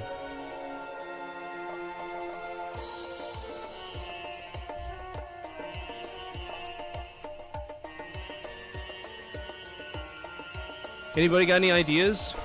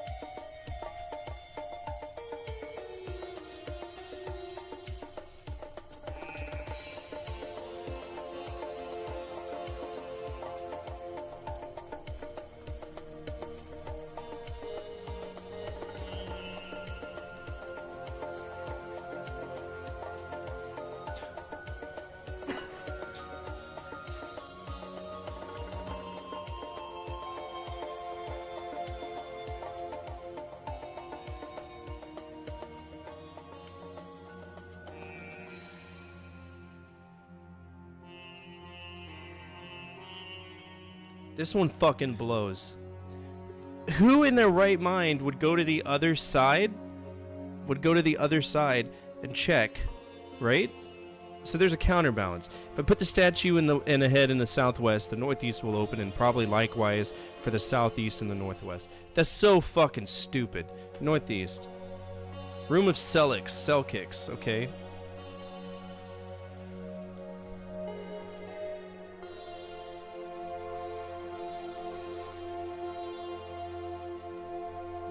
You're standing in a small room, that of the protective goddess Selkis. There are red, blue, and green patterns in the walls formed from small glazed tiles that have been carefully arranged in order of shade. Darkest tiles border the floor and become lightest near the ceiling. On one wall, inscribed in a beautiful gold panel, is a symbol of Selkis, under which you can see some hieroglyphic text. An opening through the southwest wall leads out of this room. Alright, let's read the text. Read panel. Okay, so we do kind of know this. Why are we drawing ASCII titties, huh? Alright, it says all queens all to the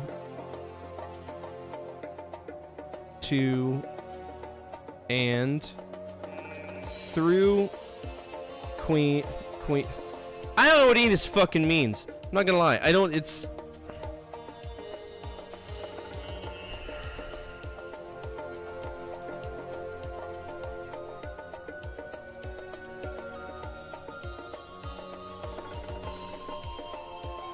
Where's my sack at?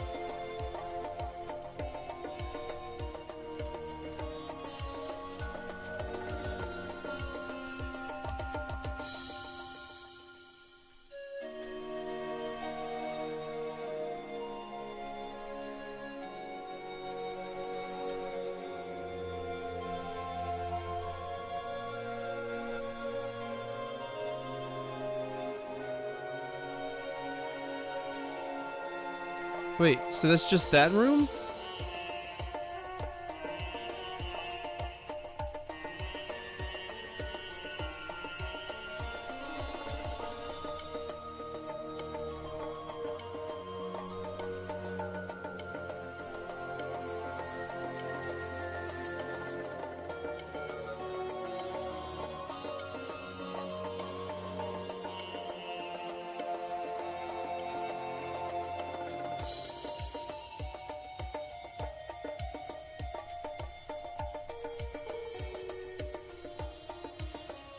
Path before you remains open. Okay, southwest. The room of Isis. Wrong Isis!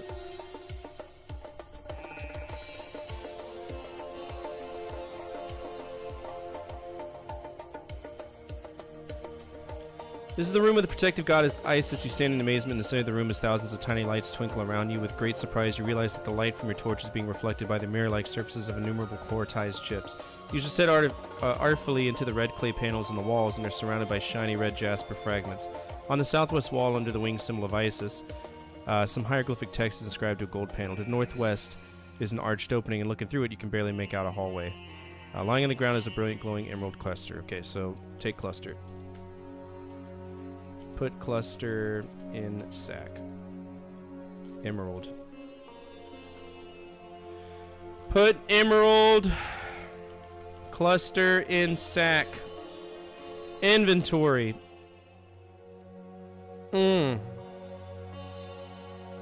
Northeast.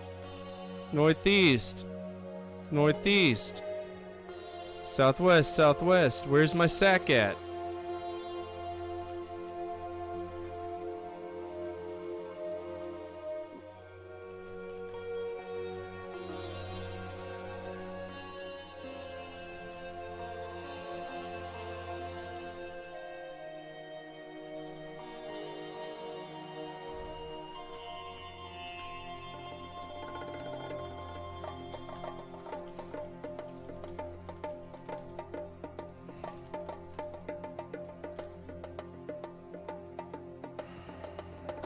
So stupid. So stupid.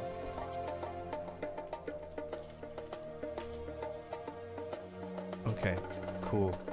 Push statue.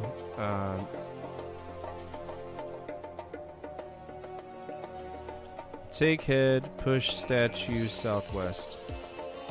Okay. Southwest, drop the head, northeast, northeast, northeast. Put ruby cluster in sack. Take cluster, southwest, southwest. Put cluster in sack. Ruby, the only one I'm currently holding. You dumb fuck. Southwest. Take head, roll statue northeast. Roll statue northeast. Drop head. Look, northeast. Southwest, southwest, southwest, southwest. Take emerald cluster northeast, northeast. Put emerald cluster in sack. Save 3. Northeast. Take head. Roll statue southwest. Roll statue southeast. Northwest, northwest, northwest. What? Southeast, southeast. Drop head. Northwest, northwest, northwest, northwest. Room of Nephthys. Okay.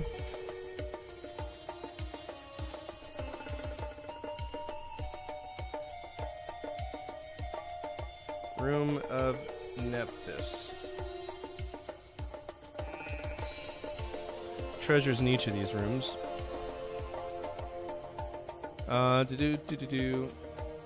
You've entered the room with the protective guide of Nephthys. The walls here are cut from pink granite, elaborately decorated with bright red carnelian and pale yellow feldspar. Along the northeast wall are panels of beaten gold, and midway up the wall under the winged symbol of Nephthys, you can see some hieroglyphics. To the southeast, an opening is some cut in thick granite. Large diamond cluster, okay. Take diamond cluster. Southeast, southeast. Put diamond cluster in bag. Put diamond cluster in sack. Here we go again. Pick up head. Push statue. Northwest. Push statue. Northwest. Northwest. Drop head. Northwest. What? Southeast. Okay. Pick up head. Roll statue. Northwest. Roll statue. Northwest. Drop head. Southeast, southeast, southeast. Room of Neath.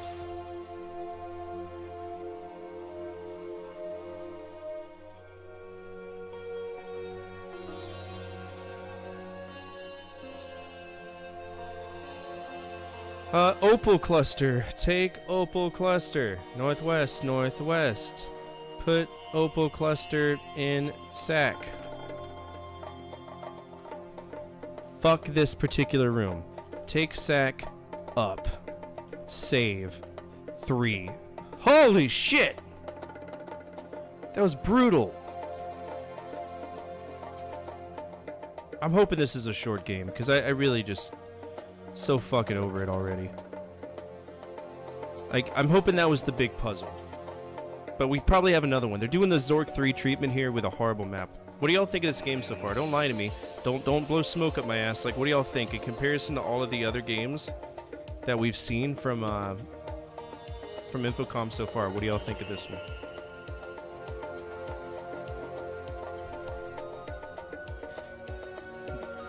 I'd love to know. I personally would love to know. All right, let's go to the barge chamber. Southeast. This one is mid at best. That's what I was thinking too. South, northeast, northwest, in the barge chamber. Okay. West, northeast. Yeah, I forgot we got a path here that I didn't take. Good. This is the steep passageway. This is what would happen if you go through the north, I think. No, never mind. You're at the top of a steep descending passage that plunges down to the north. Although the angle is steep, it looks as if you could have firm enough footing to travel safely. From the angle, it appears through the passage actually leaving the pyramid, cutting down through the sand high overhead and an adjoining building.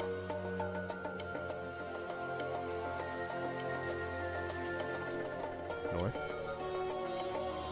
Okay, we'll just keep going down, I guess. Steep passage. You're about midway down a steep descending north-south passageway which seems to lead out of the pyramid to the north. The walls of stone are polished and as smooth as glass, glistening in your light, lighting the passage far to the north and south. North again. Watch me die.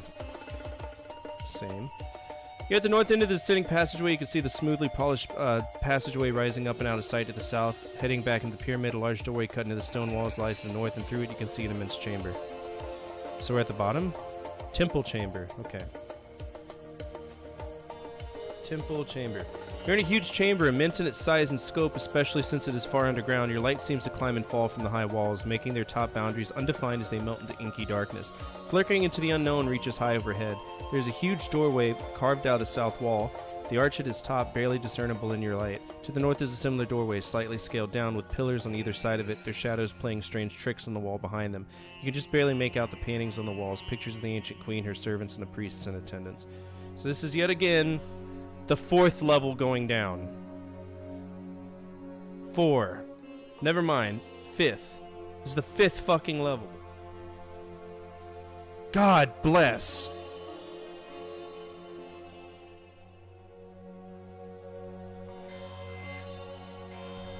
What up, Whiffle? I'm angry. This isn't a good game.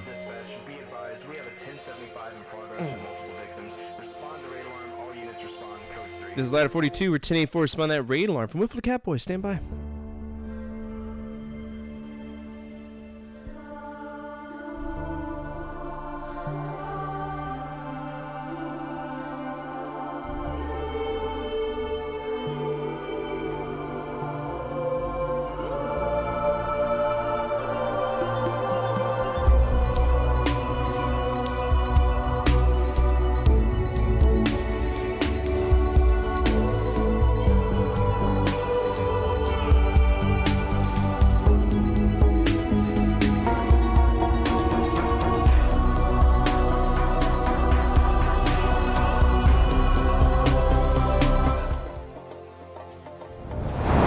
The last one, and the one before that, and the one before that. Honestly, this is the first game out of the, I think, what, 12 games I've beaten from Infocom where I've been like, what the fuck is this shit? But, yeah, usually you're right. What's up, everybody? My name is Fortifier. I'm a retro variety streamer, and I play a bunch of games from the 70s to now, always on true hardware, over the course of 67 consoles that I've acquired through the last 6 years of streaming. Right now, we're playing Infidel. It is a Infocom adventure. In this particular one, we're playing a treasure hunter.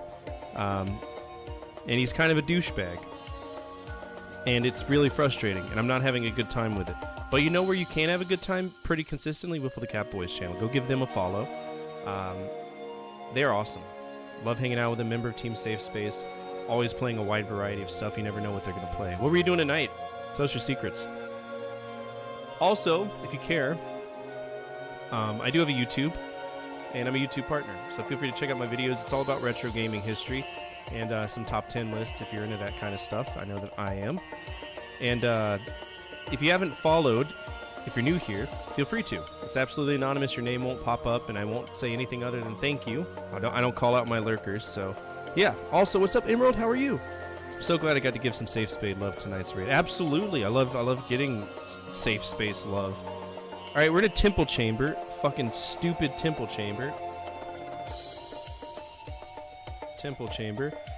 Yeah. If we go south, what happens? Steep passageway? Cool beans. Can we go north? We can. Inner chamber. I feel like I'm gonna die. Inner chamber. Should probably save. It seems like a great idea, because we're mapping the 5th fucking level of this game. Oh no! I just over... Oh, dude, I'm so fucked now. Shit! Well, I just overrode that save.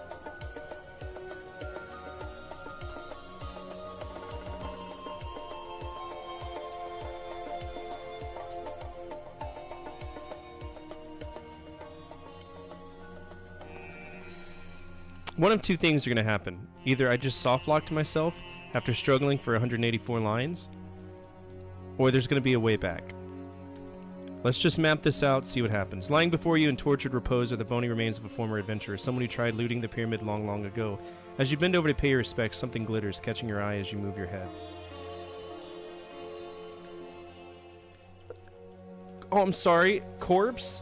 Examine remains. Examine glittery object. You said it yourself! Examine object. Examine adventurer. On the bony digits in one hand is a jeweled ring. Take ring. Examine the ring.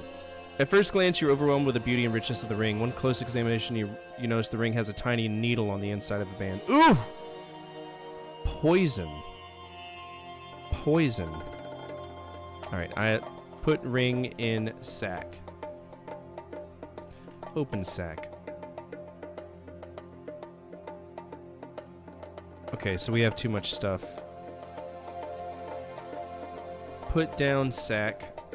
Put ring in sack. I don't know if we're gonna need that, but whatever. Northeast, silver room.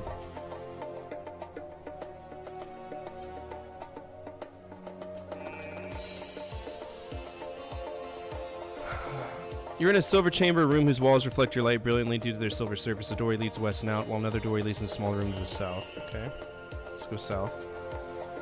You're in a small alcove off the silver room. Sitting in the middle of the small room is a roughly hewn slab of granite, much like a legless table. Sitting in the middle of the granite table is a chalice made of gleaming silver. But we're not going to just steal things, because I feel like all these objects are going to interact with each other, so we'll just mark this the silver alcove and continue exploring. Golden room. Okay, gotcha. Golden. This is probably where the clusters are going to come into play. Golden alcove, yeah.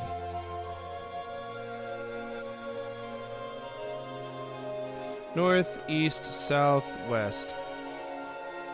South, west. South, north. North, west. Southwest. Southeast. Look. North. Southwest.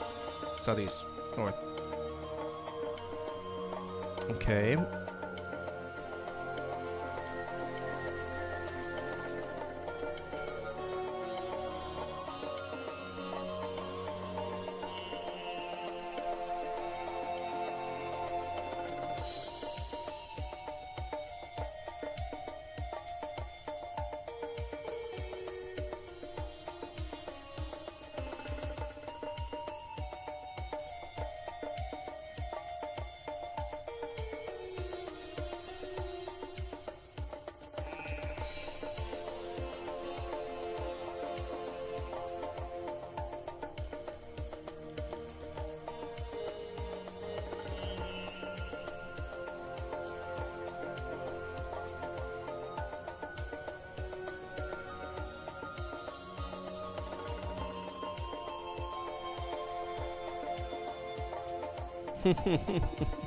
It's a poison. Alright, yes. Restore. Restore 5. Alright, drop the ring. We don't need the ring. I think the ring is probably just a red herring. North. West. Golden room.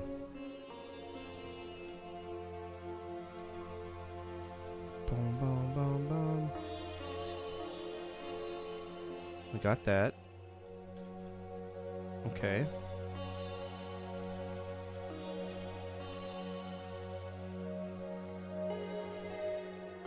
Oh! Oh! We can walk back up it, but why can we walk back up it now? I wonder if it's because we've got the weight of all of the things on us. Whatever. Save. Save like a fucking fiend, because I don't want to do that rolling thing all over again. Now we need to check out the barge, I guess. So west, south, east, north. And, This wooden beam is made of an extremely hard wood. It's 10 feet long and has a diameter 12 inches. Scratched into it is the following symbol. Well, I don't know what that symbol means. At all.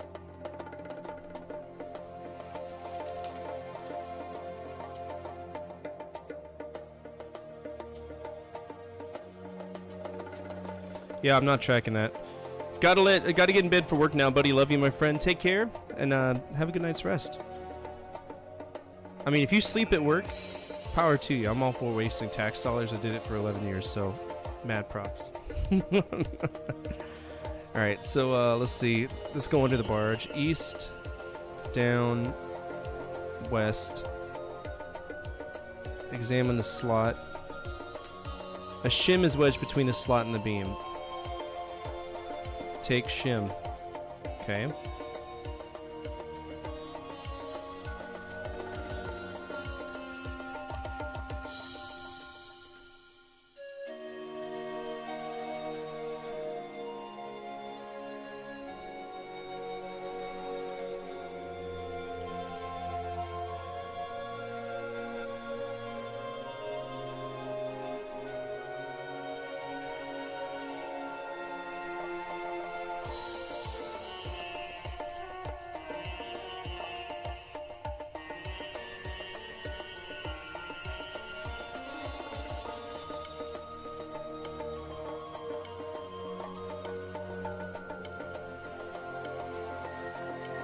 Ah, shit. It went out on me. Okay. Don't type restore in this one game, because if you do, it'll kick you out of the game every single time. C, Doom, Win95, / Infidel. Restore 6. Okay. North, north, north, north, north. Get sack. Take jar. Open jar. Dip torch in jar.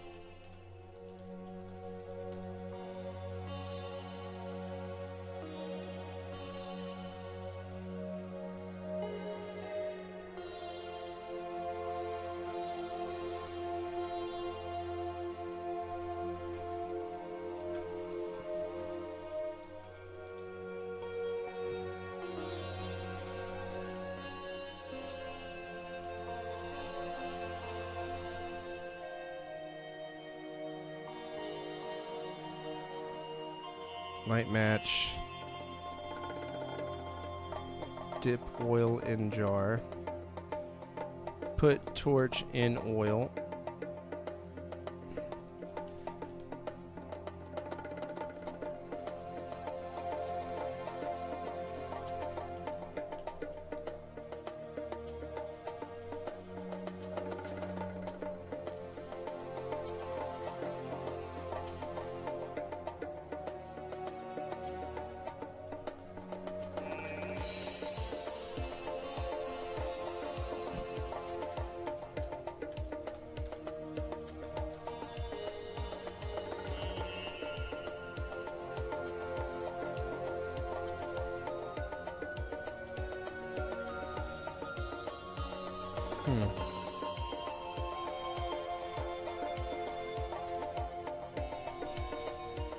I could take the whole ass beam? Okay, cool.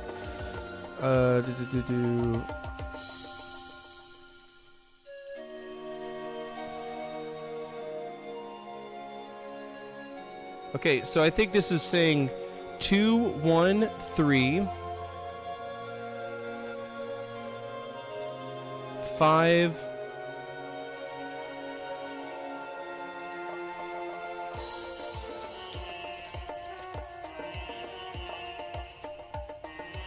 Through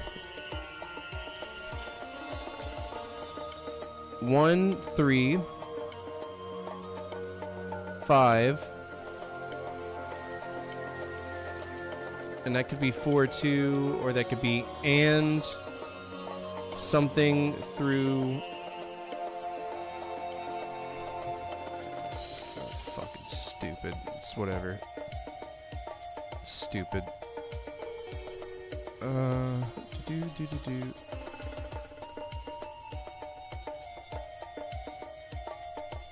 Did I drop the beam when I walked west?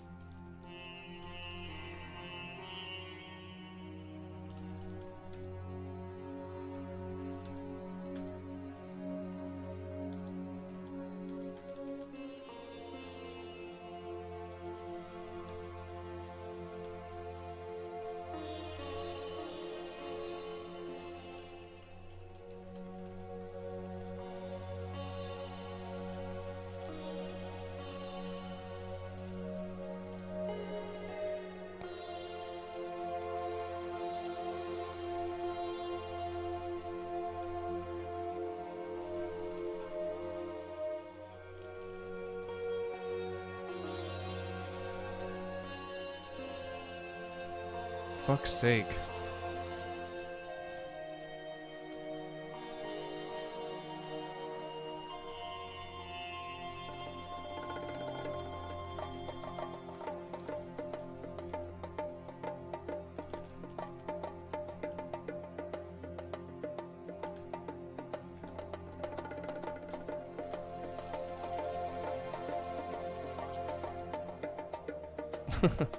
Okay.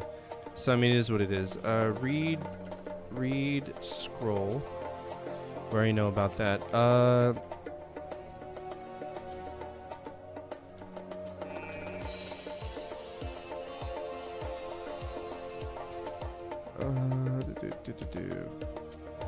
I think our next puzzle is going to be in the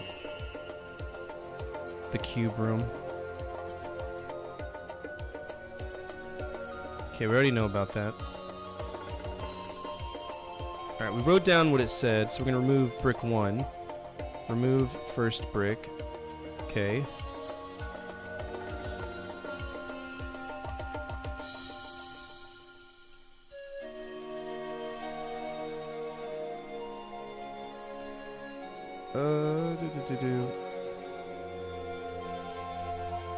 The 5th brick.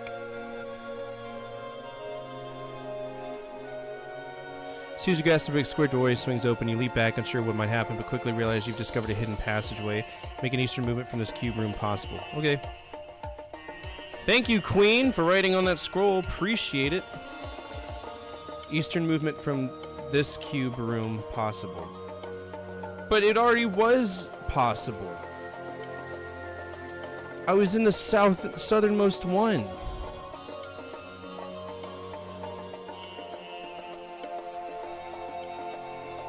What?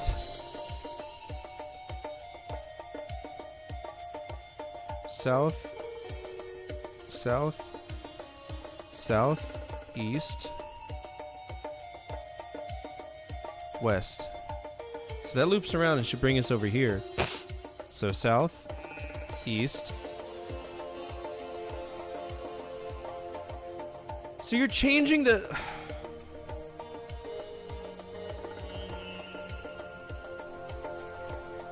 turning passage. Stupid.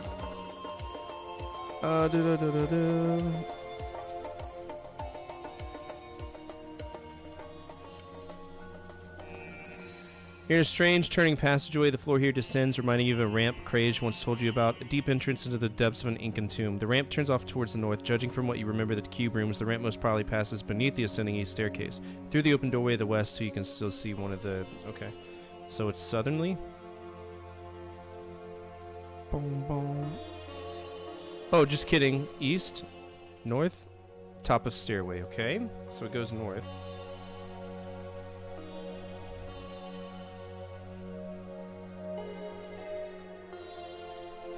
I'm having to draw another level. Imagine that.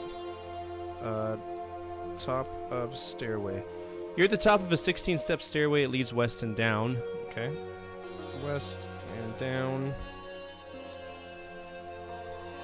TP, and it goes up. These walls here are painted in somber colors, deep ochres, browns, and blacks, but the paintings depict are oddly gay! Priests smile, their hands lifted up high to Amun-Ra, offering flower petals in their palms, while a young girl bedecked in black stands by watching a twisted smile on her face. That's creepy as shit.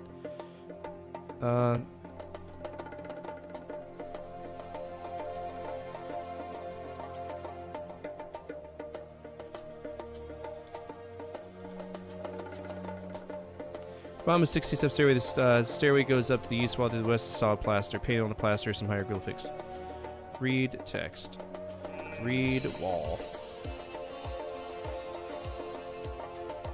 Let's try to use axe on plaster. Hit plaster with axe. Your chips fly where they may as you relentlessly flail at the plaster with your trusted pickaxe. Just a few minutes may to clear out the plaster from the doorway. Okay.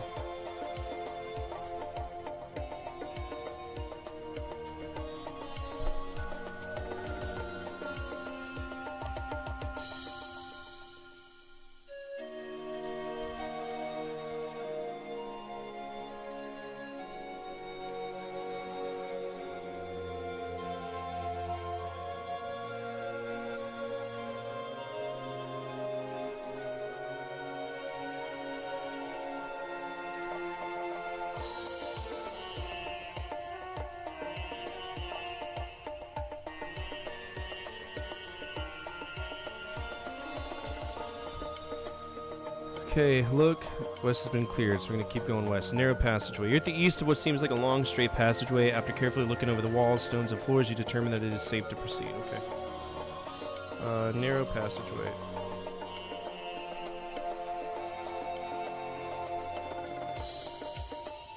You're in the middle of a long east-west passage. The passage is narrow and seems to be a little bit more than a hallway soon of stone. Okay. Narrow passageway. We've reached the west end of the passage. Before you is a door surrounded by heavy timber frame. The door is entirely blocked up with plaster. Toward the bottom of the north wall and the south wall, about 3 inches off the floor, are 2 small niches. There's some hieroglyphs on the plaster. Read plaster. Read hieroglyphs. Read hieroglyphs. I don't know what that means, but I'm just gonna keep fucking around with the fuckery.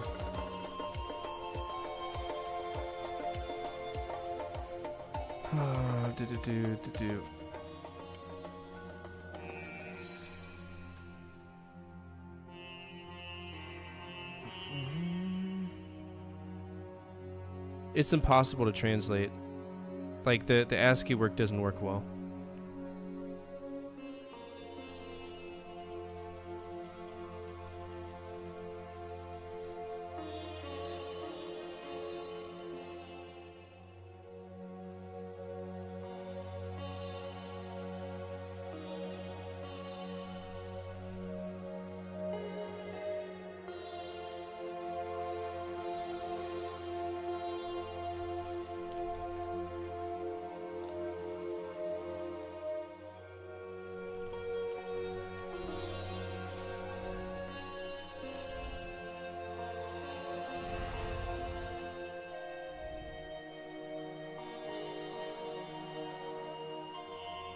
I think we need the beam.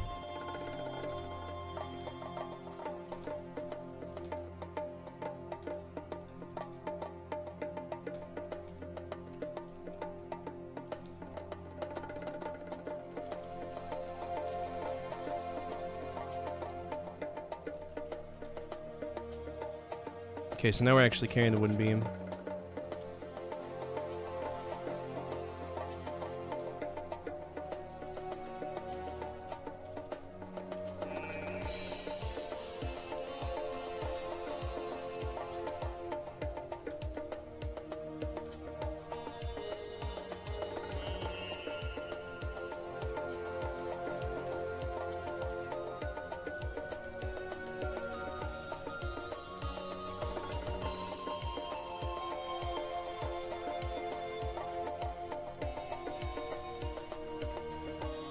Plaster chips fly from the floor as the incessant tapping your pickaxe does its work. The tapping has started some sand flowing out the bottom of the doorway, and the floor starts to give way. In a few short moments, the floor has disappeared, but thankfully you're safe while standing on the beam. I thought I couldn't reach it, but good to know. Thanks for the attempted cheap death. Appreciate it. Open the door. Door opens and you're overwhelmed by a musky odor. Smells like some of that dank stank, huh? By a musky odor. Okay, go west. You're in the middle of a chamber of eternal royalty, the antechamber. The walls in the section of the antechamber are covered with beveled tiles of deep blue lapis lazuli and pink alabaster. At ceiling height on the west wall are paintings depicting the marriage of the goddess Isis and the god Osiris. The antechamber stretches out to the north and the south. There's just enough light cast for you to see the outline of the bottomless pit in the passage to the east. Oh dear! Wait. Through the door you can see the beam spanning the pit. Oh yeah, because it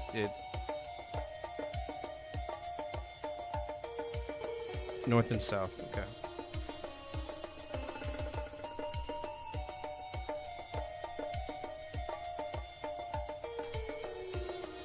Okay, so this is just continuing the antechamber. You're in the north end of the Chamber of Eternal Royalty. On the eastern and western walls are scenes carved in the high relief depicting a royal figure possibly meant to represent a new ruler, performing the ritual of the opening of the mouth and eyes. Ceremony of restoring the mummy of the departed queen.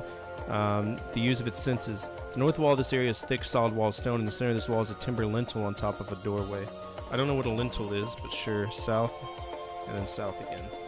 In the southern end of the Chamber of Eternal Royalty, from here you can see the room stretching out towards the north. The south walls painted resemble large baskets of lotus flowers with their blue petals framing an image of the sun god Amun-Ra. The west wall is a timber doorway inset several feet into the rocks, outlining a door. Okay?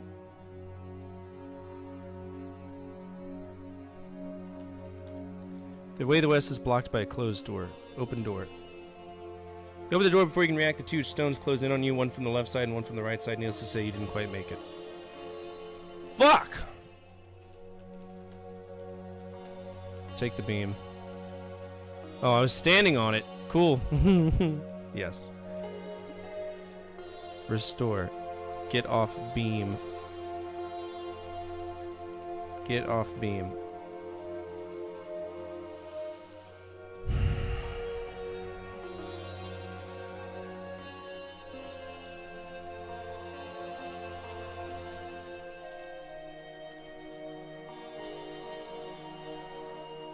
Okay, so I got my beam back.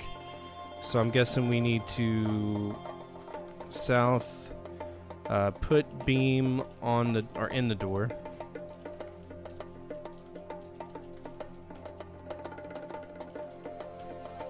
You open the door, and two stones start to close on you from either side. Thankfully, you had the foresight to wedge the beam in the doorway to prevent a flattening experience. Alright, open jar. It's already open. Blow out torch. Dip torch in oil. Light match. Light torch. Easy. Close jar. Put jar in sack. Drop sack. Put jar in sack. Close sack. Okay. Annex.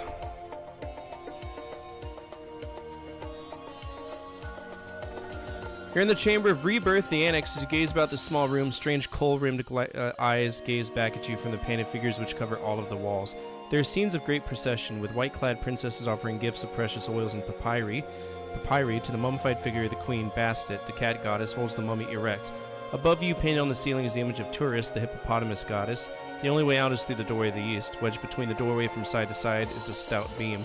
Sitting in the middle of this room is a huge stone slab. Around its side runs a seam which is barely detectable.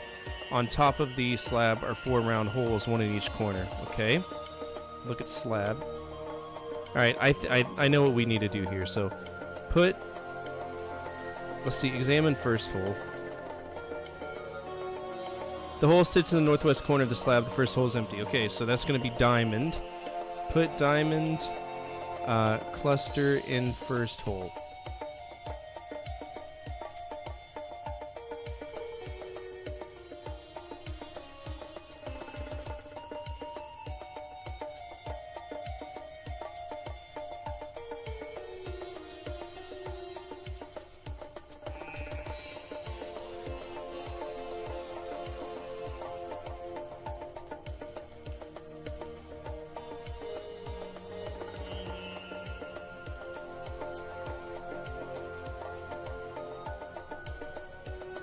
Light click comes from beneath there. Cool. This is going to be easy. Put ruby cluster in second. Yeah. Put emerald cluster in third. And put opal cluster in fourth.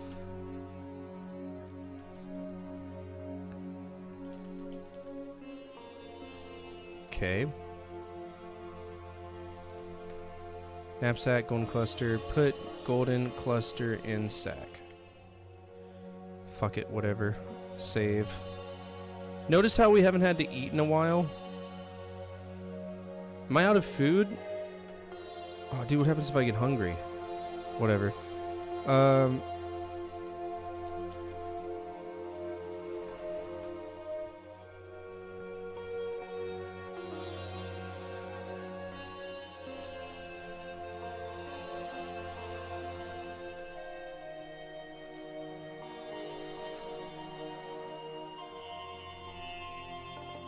Okay, so we did that. That's fine.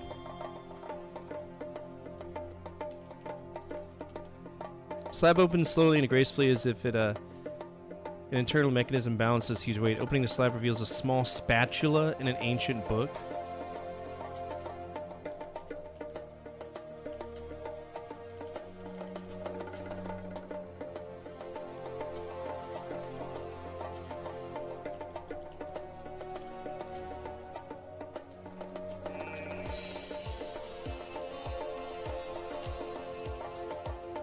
Okay. Alright.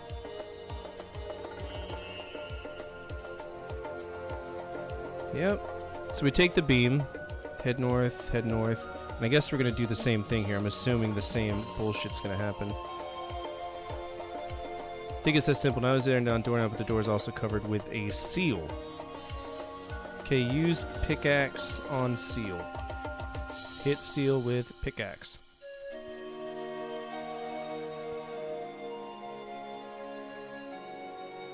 Good!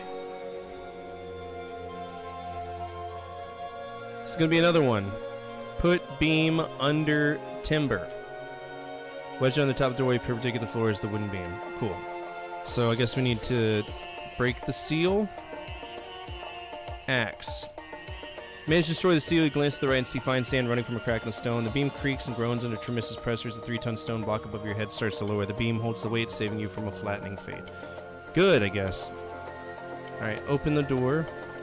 Assaulted by a deep, musky, dead smell. Another one. Burial chamber. Okay. Burial chamber. You've entered the chamber of departure towards the funeral destiny. It's the burial chamber.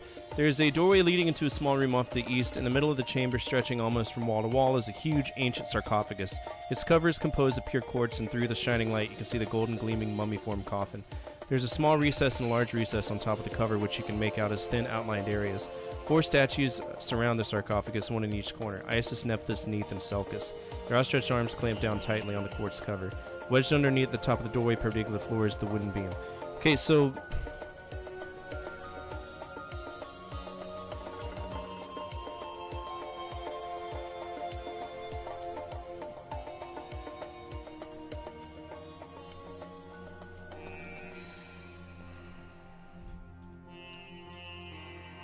Oh, it does say, yeah, okay. Let's go to the treasury. You're in the chamber of reconstitution of the body, the treasury. To the west is a doorway leading back to the burial chamber. In the room is a large granite table. Cut out from the top of the table are 3 circles of polished granite. Left disc is empty and it's 1 inch above the top of the table. Sitting on the middle disc is a scarab. And the middle disc is slightly below the top of the table. The right disc is empty and is 1 inch above the top of the table. Okay, so drop sack.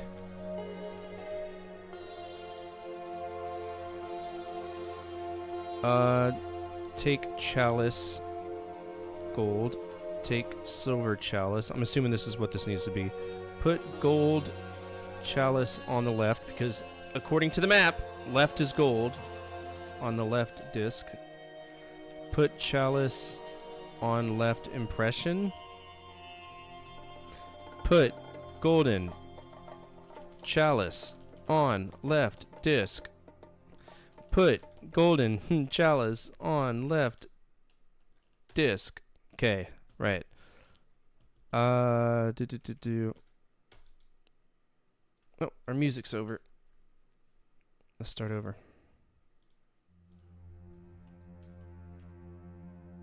Alright, we're gonna save just in case I mess this up because it seems like a puzzle. Put silver chalice on right disc.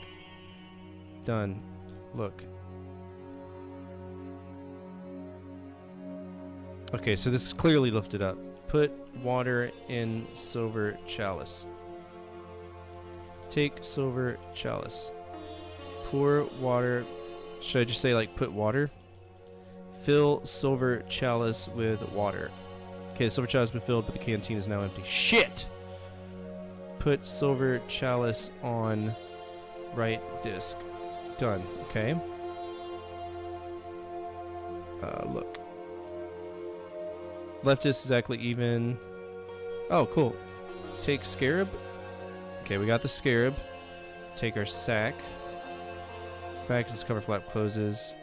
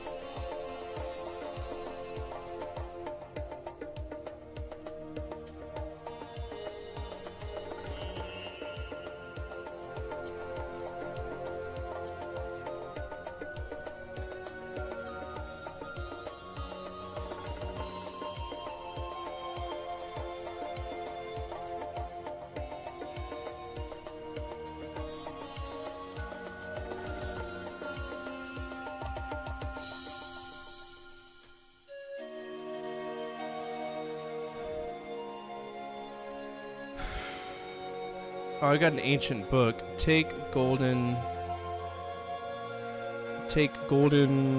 cluster. Put ancient book in large recess. Reach to this 4 statues comes a lot of click. Okay, turn Isis statue. Turn Nephthys statue. Turn, I don't know how to spell this. Neath statue. Turn. What was their other names? Turn Nephthys statue. Turn Selkis statue. Selkis statue moves quietly, pivoting about in space, releasing its hold and force to cover the 4 statues heavy through they are, effortlessly swing back in unison to clamp down on the sword. Okay, so this is obviously it's a puzzle. Turn the Neath statue. Turn the Selkis statue. Turn Isis statue. Turn Nephthys statue. Okay, Nephthys statue is clearly statues freeze in their current positions. You hear a light click come from the cover of the sarcophagus. Okay. Open sarcophagus. You lift the cover with great care, and in an instant you see all your dreams come true. The interior of the sarcophagus is lined with gold and set with jewels glistening in your torchlight. The riches and their dazzling beauty overwhelm you. You take a deep breath, amazed that all of this is yours. You tremble with excitement, then realize the ground beneath your feet is trembling too. As a knife cuts through butter, this realization cuts through your mind, makes your hands shake, and cold sweat appear on your forehead. The burial chamber is collapsing, the walls closing in. You'll never get out of this pyramid alive. You earned this treasure, but it cost you your life. And as you sit there gazing into the glistening wealth of the inner sarcophagus, you can't help but feel a little empty, a little foolish. If someone were on the other side of this quickly collapsing wall, they could have dug you out. If only you'd treated the workers better. If only you'd cut Crasian on the find.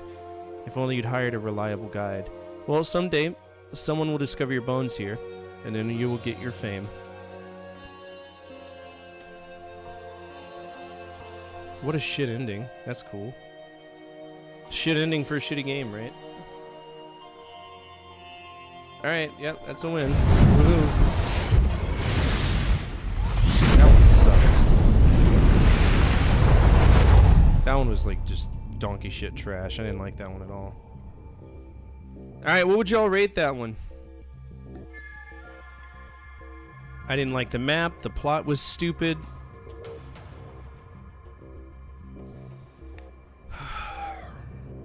The map was stupid.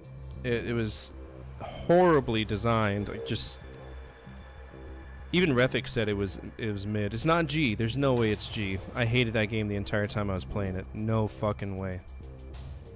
Absolutely not. Hell no. M for music? Well, the music was YouTube. There is no music for these games.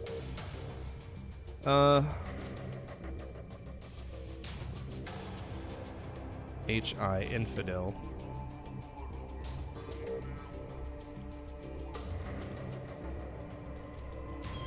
We did beat it.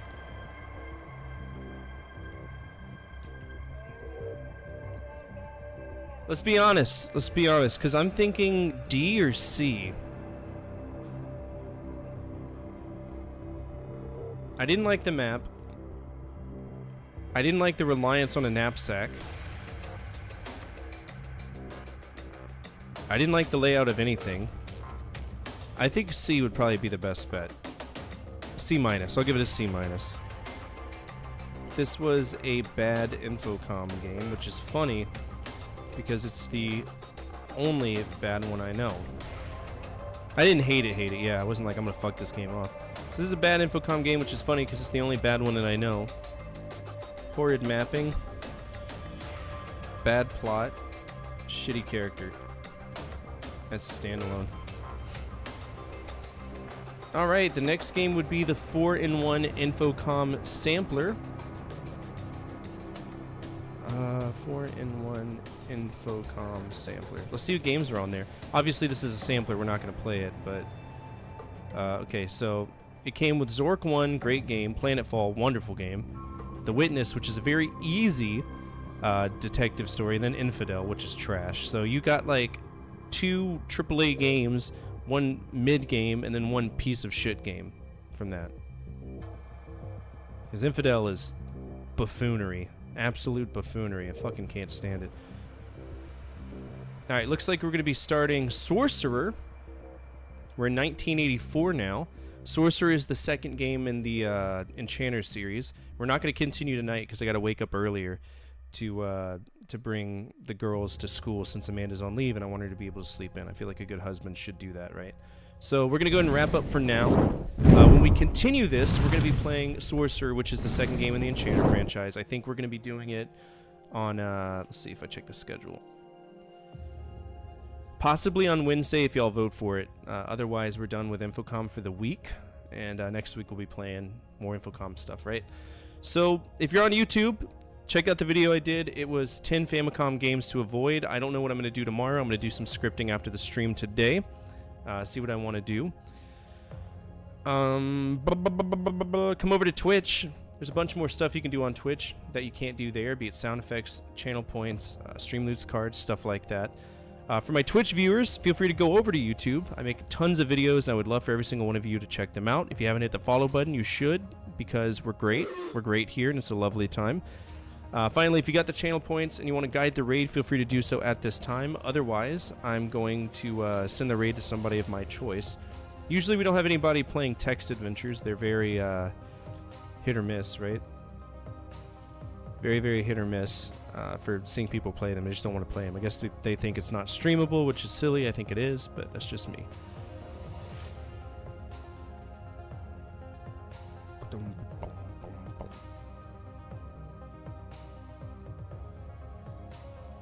I don't see anybody playing anything special. So let's see. Who do we have? We'll go hang out with Digidoggy. She's a sweetheart. Or maybe not. We got Cyber Org. We got a bunch of things we could do. I want an adventure game. Not an RPG, an adventure game. Everybody's playing RPGs right now. Why is everybody playing RPGs? Oh, fuck, dude. He's trying Chrono Trigger. everybody go check out Tallow. He's playing Chrono Trigger. Let's read to Lofted, checking out Chrono Trigger for the first time. As always, from my family to your family, good energy, good vibes, fortify out, keep the flames of hope burning, and the flames of retro gaming burning even stronger. Don't forget, tomorrow is Wildcard Wednesday. Go to my YouTube channel. On the community page, you can vote for what we play, all right? Take care, guys.